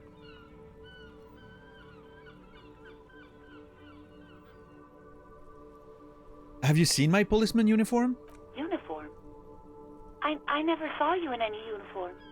You had your things on. The disco things. There you go. I'm a disco cop. Very popular in the 70s, right? Somewhere in a dank rental apartment, 2 police officers stand in the dark. Trash and liquor bottles cover the floor. Things are not good. Somewhere in a dank rental apartment, 2 police officers stand in the dark. Trash and liquor bottles cover the floor. Things are not good. One of the men, trying not to slip on old newspapers, makes his way to the window and pulls the curtains apart. So this is one of those scatter as the light comes in. One of those flash sideways scenes, right? Interesting. Pulls the curtain apart, roaches scatter as the light comes in. God damn. Officer Michelle Elfboy Williams speaks to himself. His partner, Sundance Fisher, looks at the patrol uniform he's wearing, then at an identical suit frame on the wall. It's blue and covered in dust. Let's get the fuck out of there. He turns to Williams. He hasn't been here in days. I think they were talking about me. Was I in a rental apartment somewhere? And like, people are trying to look for me?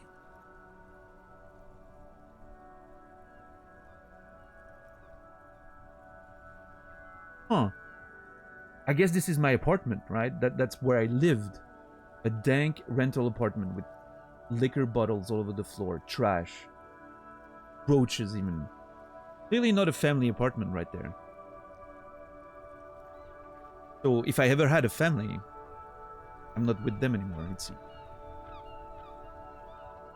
I mean, considering the state of my character, it's not hard to imagine that something went wrong. Either before, and that's why I'm in the situation, or, you know, I've been a mess, and so therefore I ruined my family life or whatever, right?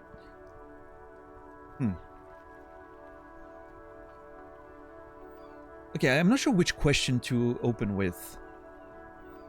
Quit your job first, which might seem a little aggressive, or was it you who called the police, which is just very... Yeah, I'm just gonna ask that.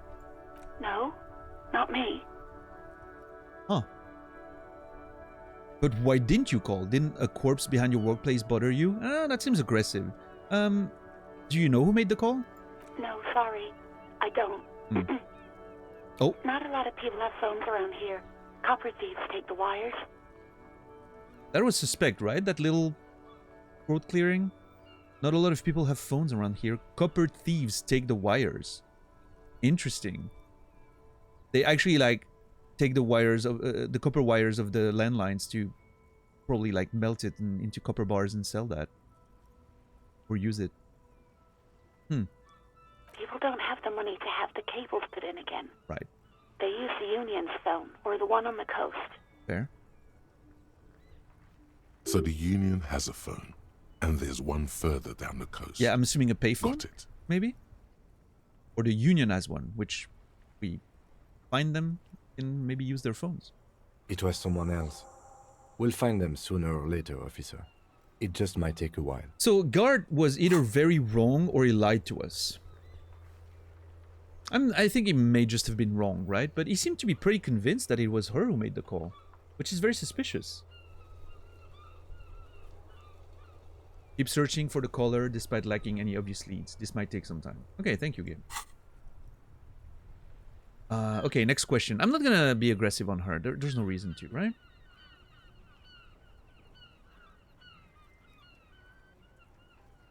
Although...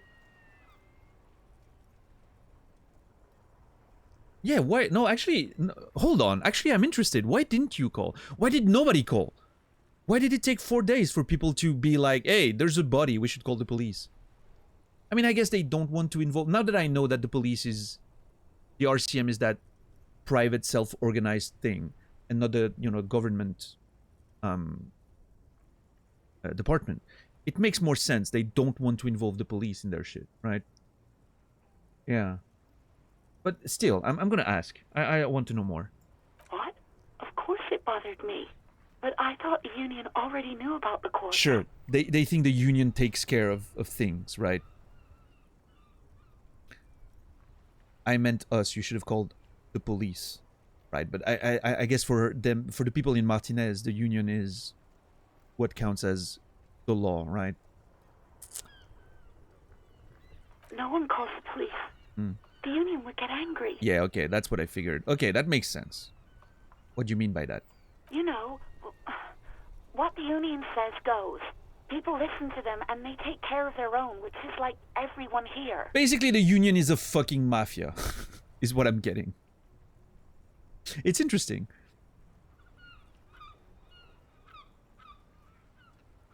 Because, generally you consider unions as a pretty positive thing, right? It's for the workers' rights and all those things. This game sort of twists it a little bit. It's more of a gray... It seems like a more grayish faction, right? They're not just doing good things. They also seem to have like a mafia-like vibe to them. And especially if they're actually the ones who murdered the individual that we're about to investigate. Hopefully soon. Because we've taken a lot of... It's already 11:25. We've been on this for over an hour now. This is not an uncommon perception of unions many years ago. Yeah, I guess before, before the current era of capitalism being the big bad and everything. Back then, I'm assuming in the 50s and post-World War II, right? Cold War type of era. You would be like, oh, why do those unions want to, screw with our great economy that's working and whatnot, right? And unions being corrupted by crime also, yeah. I'm not too familiar with that, obviously, being in, in a country where that doesn't really exist, right? But yeah, I get it. Yeah. Very cool. I like that. Thank you for the sort of context.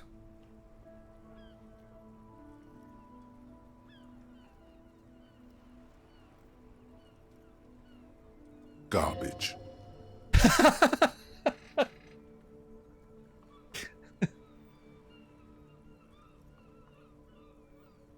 Thank you, Authority.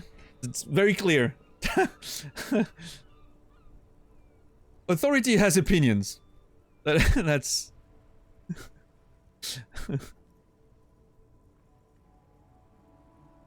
Wait, Kim, lower your microphone. Is she speaking the truth? The union is the law around here? I am the authority around here. Looks like there's a limit to my authority then. Tell me, why exactly did you let a corpse hanging in your own backyard for weeks instead of calling us? Push on. Or I see, maybe there's something else you can tell me about. Back off. Okay. I mean, we've kind of touched on that before, but I'm still gonna ask for more specifics to Kim. Legally, no. In reality, yes. Right. Martinez is de facto policed by the dock workers union. Right. But legally, I don't think the RCM has authority either, right? It seems like we're sort of it's said that we're working in the twilight of legality, right? I think that was the phrasing. So, yeah. The law seems to be pretty subjective, if you ask me, in this world. Words are not necessary to feel the lieutenant's discontent for the situation. You know what, Kim? I understand. I, too, am very discontent very often.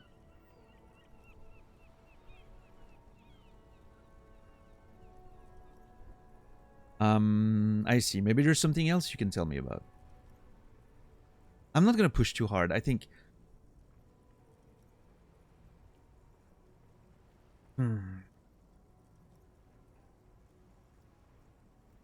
Yeah, I feel like she's just gonna hang up if I just, if I'm very aggressive with her. She doesn't seem that...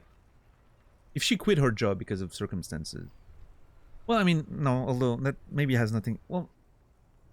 Okay. Let me back off. I don't know what to tell you, officer. I didn't call you because I didn't want to get in trouble with the others. with the Union. I'm sorry about that. See? You just back off and they provide information. This is awesome. I really like that, you know? Like, instead of pushing on, you're like, you know, okay, it's fine. Let's talk about something else. And she's like, you know, I'm sorry. She feels like she has to justify herself. So she's giving you more information than you would have had otherwise. Beautiful. Love it. This feels very, like, interesting and natural in the way it just works. Yeah, Timmy, it's really cool. The way all the various aspects of your personality, like, chime in and everything. It's so fucking good. It's so fascinating. I've never seen anything like it. What a game. Yeah, go on. You quit your job at the Whirling. Why? You mean, why did I leave the bar? Honestly, I'm not really comfortable discussing it with you, sir. Ah, you can hear her tense up on the other side. Empathy, maybe? Why not? No, logic. Why not? Yeah, I mean, sure.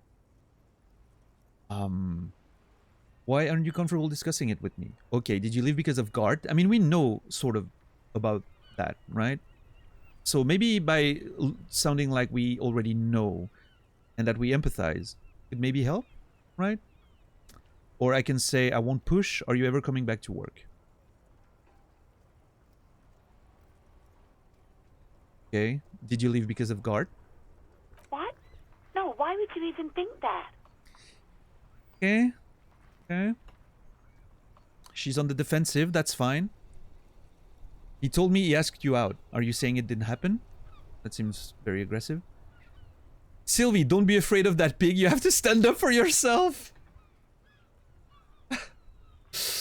So, you do agree that quitting your job just because someone asked you out is an overreaction? Oh my god, dude.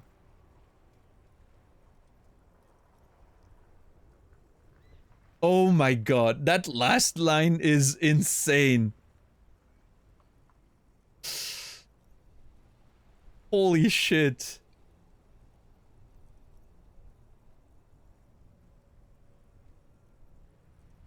Holy crap. That last line is insane.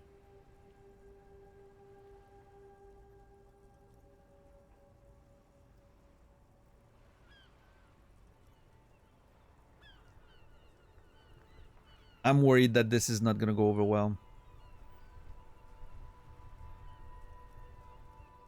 This, I like, you know, I like informing her, right? He told you, he told us, you know, he asked you out. But I don't like the accusatory vibe of the second half of the sentence.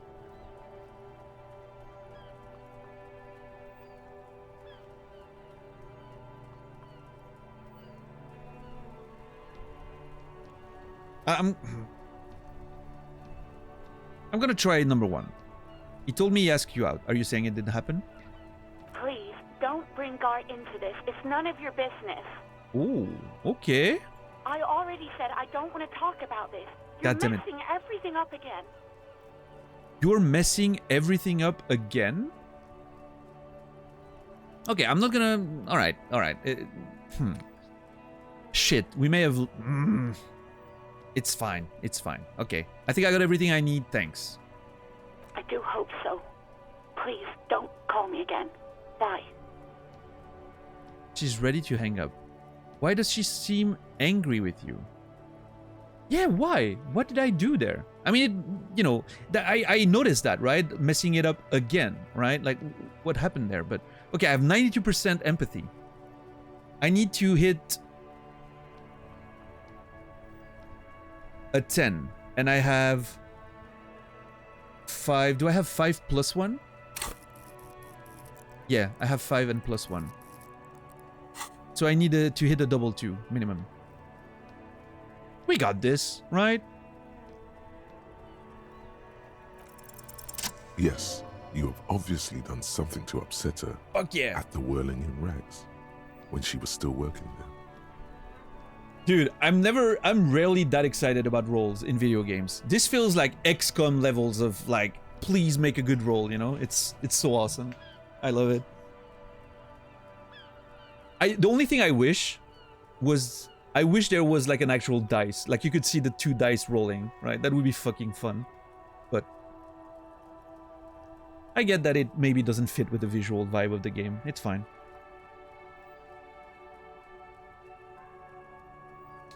We got 15 total.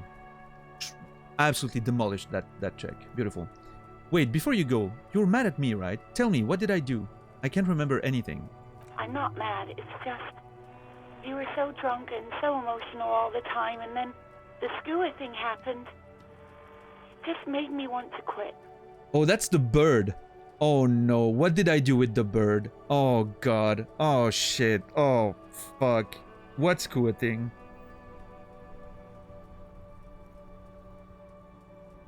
The stuffed bird, the great skua. You threw it against the wall while screaming, "Fuck that bird," and laughing like a maniac.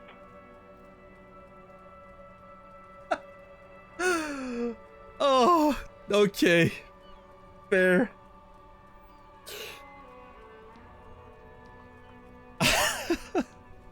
Dude. Fuck that bird, I guess. I think you said it had been giving you shit ever since you got there. Sounds like me, alright. This doesn't sound anything like me. I love birds. Bitch bird got what was coming to her. Why do I always end up screwing everything up? Oh my god, dude.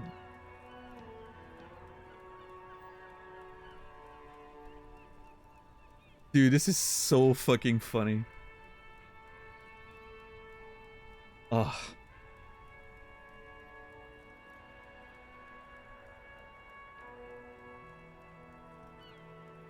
Yeah, this sounds like me, alright. Didn't seem like you had fun doing it, though. Yeah.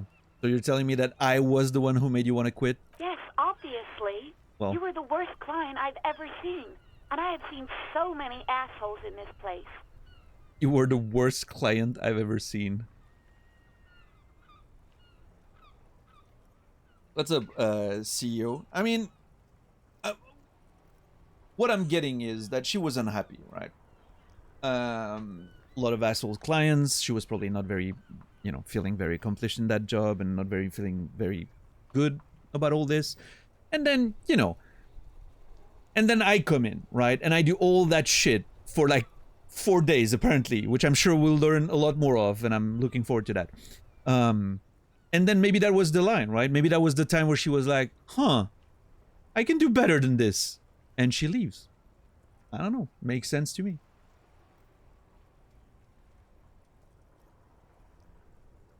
I've had sailors fighting, union guys grabbing my ass, kids stealing booze. Once a guy was glued to the karaoke machine every night for 2 months. But you... She pauses. Go on. I want to know what I did. Well, you were worse than all of them. Honestly, you were getting borderline aggressive. Oh shit. Even about little things like not turning down the volume at 3 a.m. I even liked one of those songs you kept listening to on repeat. No more. I hate it now.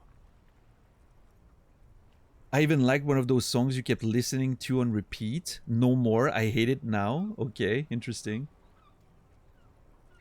I really think bar assholes are way worse in real life. Well, that doesn't mean anything, CEO. I mean, I know what you mean, right? But it doesn't excuse anything, right? Maybe people should, you know, quit more in real life and force, you know, owners to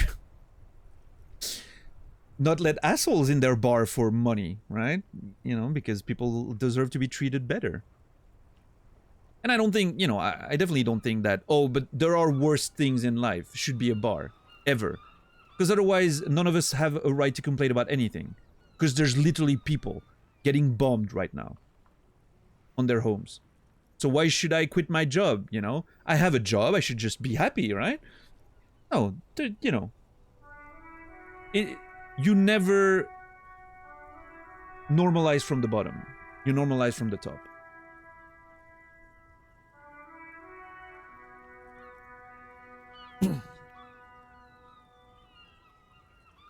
someone waving a gun around at my work would definitely make me rethink my employment there. Yeah, especially if, you know, she doesn't seem like she was very happy before that.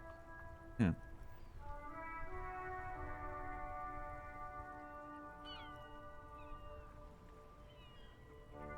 I think, you know, I think the whole line of thinking that, oh, you know, there's worse things elsewhere is never, that's never a way to, you know. It's just dismissing everyone's feelings because there's always worse. So we should never complain. Right?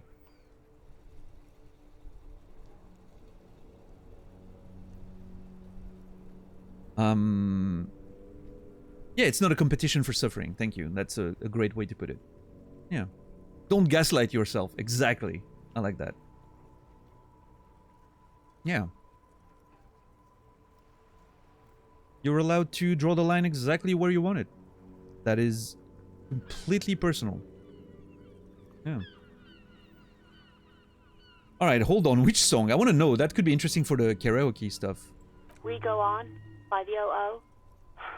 I can't listen to it anymore. You've turned it into a parody. I'm so sorry about the song. We Go On by the O.O. Was that... Did I take a note about that? No, I just got some XP. Okay, let me take a note about that. Yeah. I was listening to We Go On by the O.O. at 3 a.m.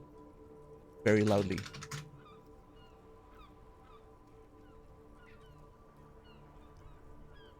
I'm sorry about the song. To hell with that song. Okay, sure, fair. Then there was your room. Your project. An experiment to see how bad it can get in there. Continue? I tried to send the cleaner, but you wouldn't let me. Threatened to make me understand. I had no idea what you meant, and I don't want to know. Oh no. Oh no. And then you screamed something about how you're a piece of shit human being, and why does anyone even let you work as a policeman? That you'd fire yourself, but you can't even do that.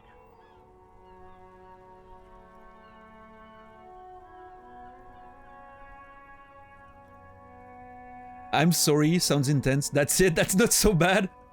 Well, there you go. Hey, CEO, you can have, you know, you can roleplay exactly with your line of thinking, which is great, by the way. I think it's great that you can adapt your answers and your, you know, different thoughts, right? There's not just one way to play this. Beautiful.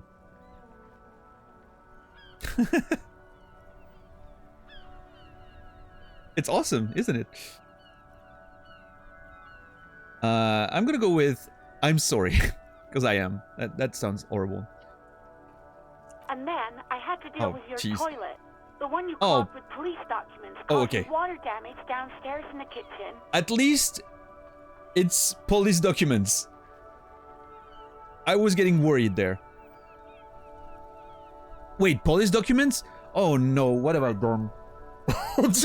It took me a second, like, I was like, oh, at least I didn't, you know, shit up the fucking toilets and she had to deal with that. But then I realized, hold on, I'm supposed to do a job there.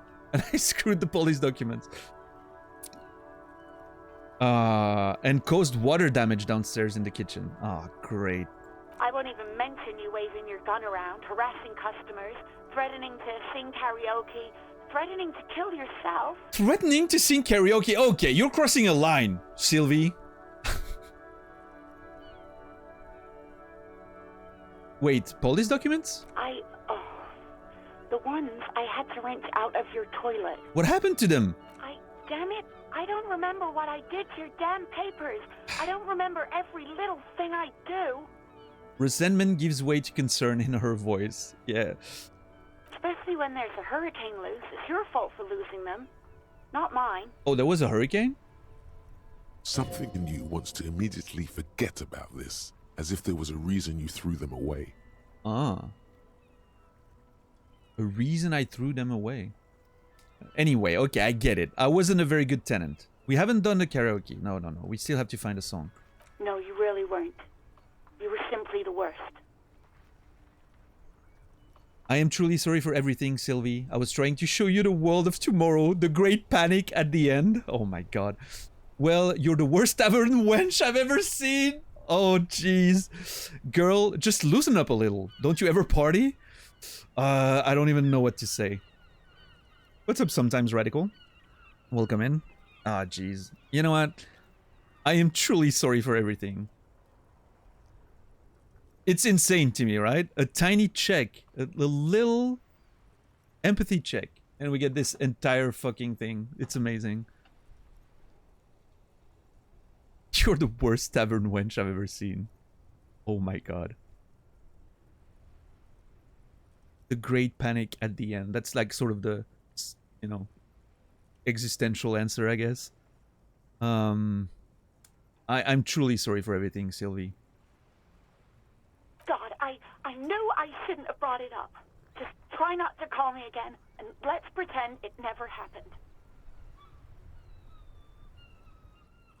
There.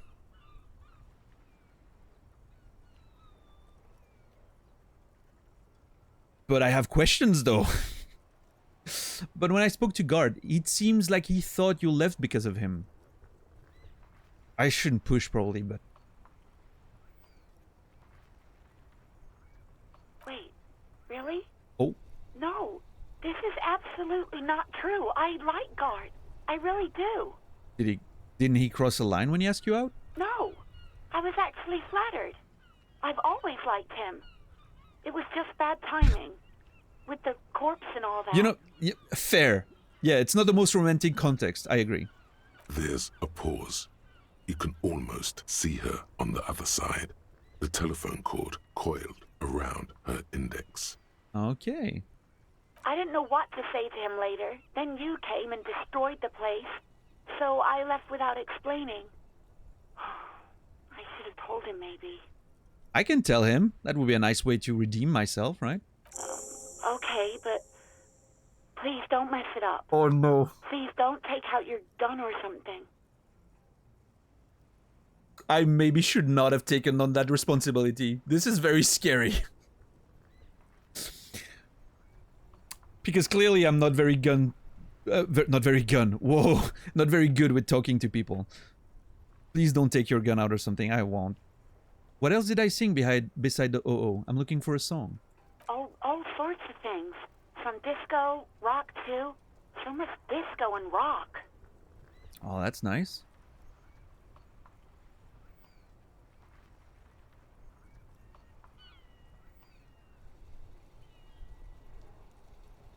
One second.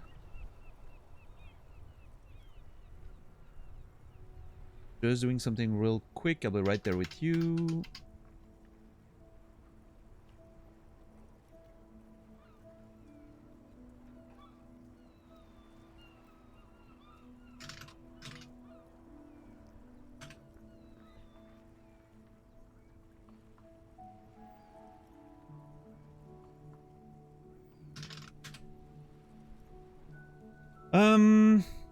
What build did you use? I went 5511 with Inland Empire as my signature. Yeah.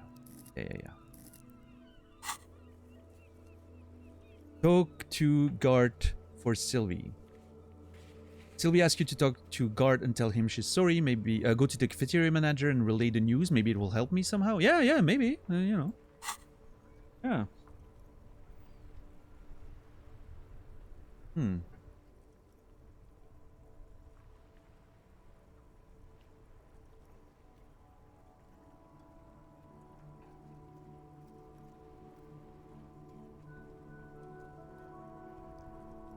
The other kid complains about not receiving candy for breakfast as opposed to the omelette the kid didn't like. The poor kid gaslighting themselves into... Well, I mean, you know, you can take extreme examples and make an absurd, you know, reduction of the problematic.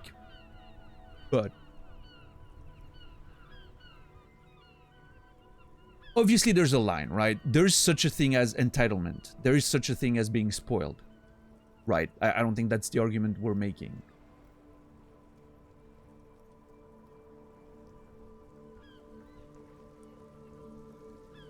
But I think the more interesting thing here is Why is that kid behaving this way, right?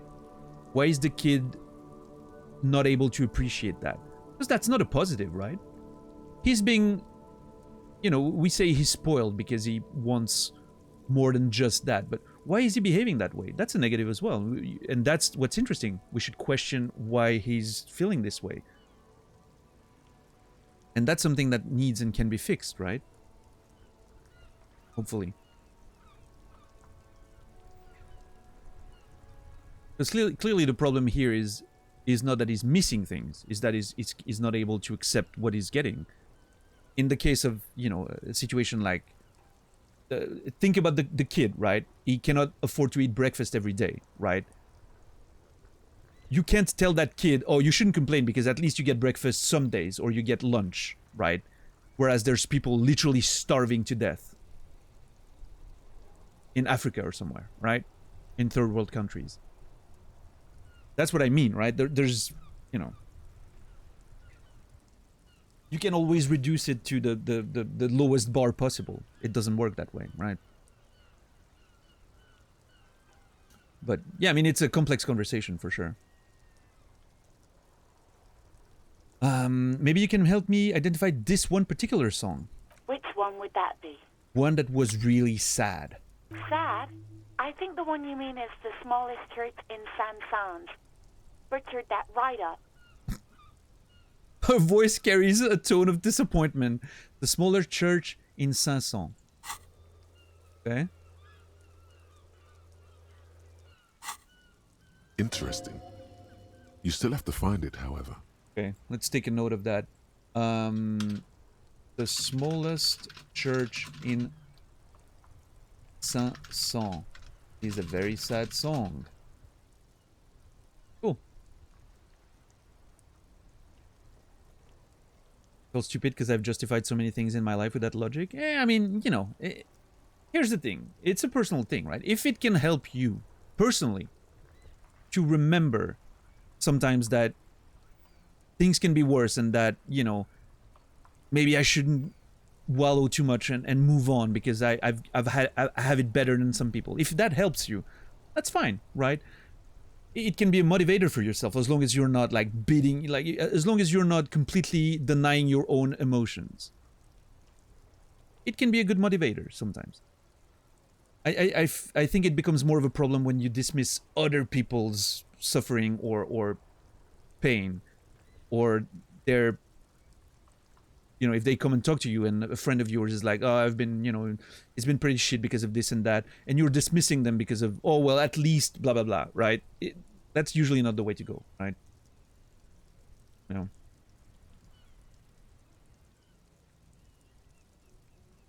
Yeah, I think the important thing is not to invalidate anyone's feelings. And in the case of that goes back to the kid with the candy, right? You don't want to invalidate that kid's feeling. You're like, okay, I understand. You would rather have candy rather than an omelette. Why, you know, why do you feel that way? Why do you think an omelette is not good enough? Like, what, you know, you don't want to invalidate that. You want to investigate it because clearly your kid should be okay with eating an omelette at breakfast rather than candy, right? It seems like most people would agree with that.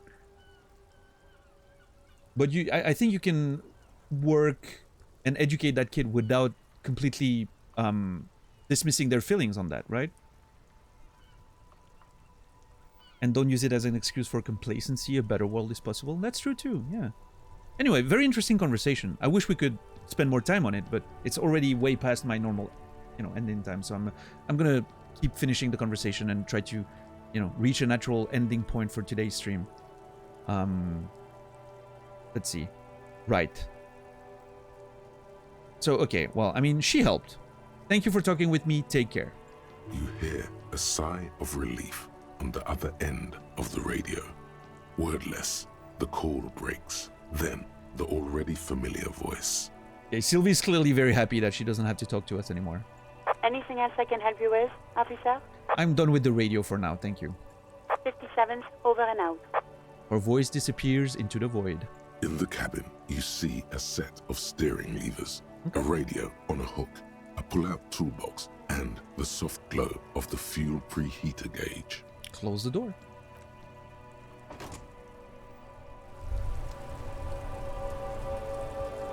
Oh boy, what is that? Hey, so we've been monitoring you internally, and now we know your Copo type. Oh god, what are we doing again?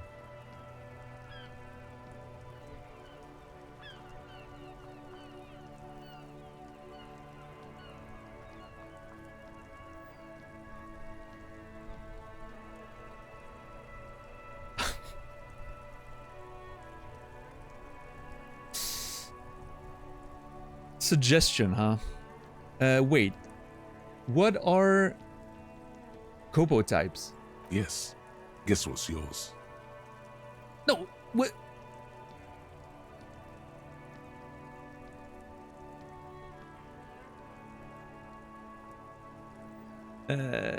Sorry, cop? I'm sorry, I'm not sure. Yes, sorry cop. The cop who's sorriest. Let's make it official then, shall we? Continue. Huge lack of enthusiasm going on in here. Huge lack of enthusiasm going on here. Empathy, okay. $10, thank you for gifting us up to Timmy. And CEO Endo whatever. Thank you. $10 for 2 gifted subs, and Timmy and CEO, you will be remembered. Thank you.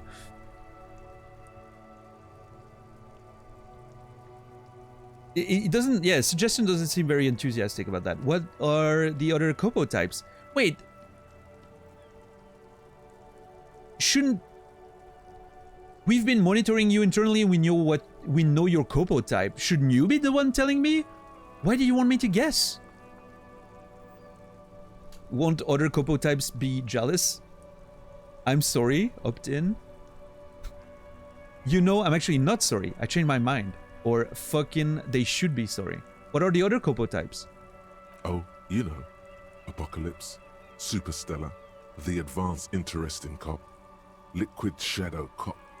But you're too sorry to say those things. So, here we go.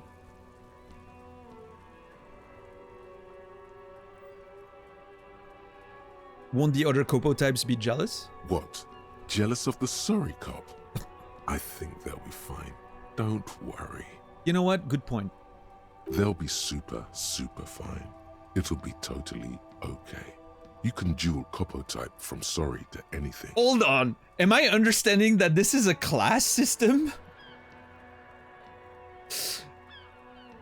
You can dual Copo type from sorry to anything. You know what? Actually, I'm not sorry. I changed my mind. No, you don't. Come on. You'll be back to saying sorry in 2 minutes.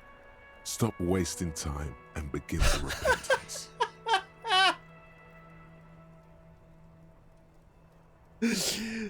I changed my mind. No, you don't. And begin the repentance. I'm really not sorry. Fuck off. Opt out. Okay. Oh my god. You know what? Actually, I am sorry. I keep saying I'm sorry to everyone in this game. That's what I'm doing the most.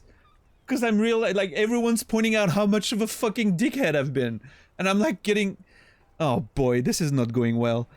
Okay, I'm sorry. Of course you are. It's okay. See if you can get something out of this. Like, info.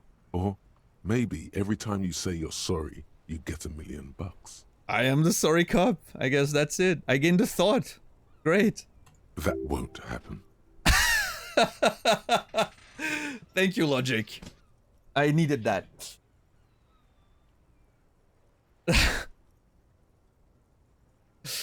Oh, brother.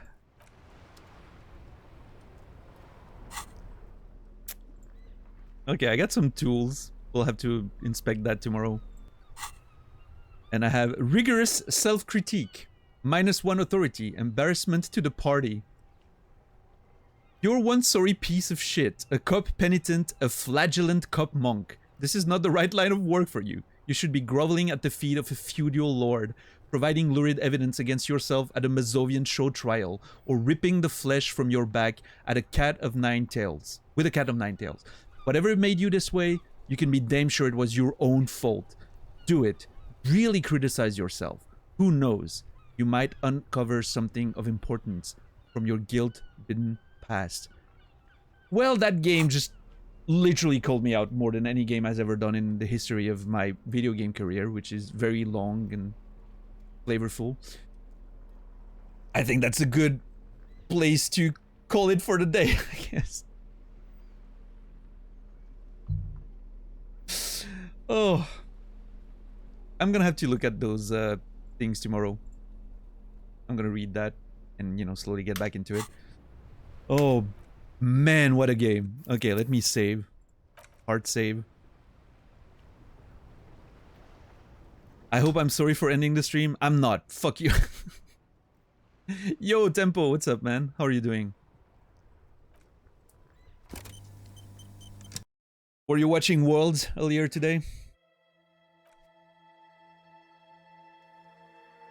You're not playing, right? Are you playing? Alright, everyone. Thank you so very much for the company tonight. Thank you so very much for the many gifted subs, the resubs, the subs, the raids. Thank you for everything. I really appreciate it. It means the world to me. I'm not sure if I deserve that amount of support, but I'll do my best to earn it. That's for sure. We're going to be raiding out in a few minutes. If you don't mind waiting, I would truly appreciate you staying for the raid.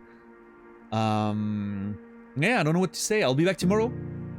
I'll be back tomorrow in about 18 hours and 30 minutes, 7 p.m. Central European Time, 1 p.m. Eastern, 10 a.m.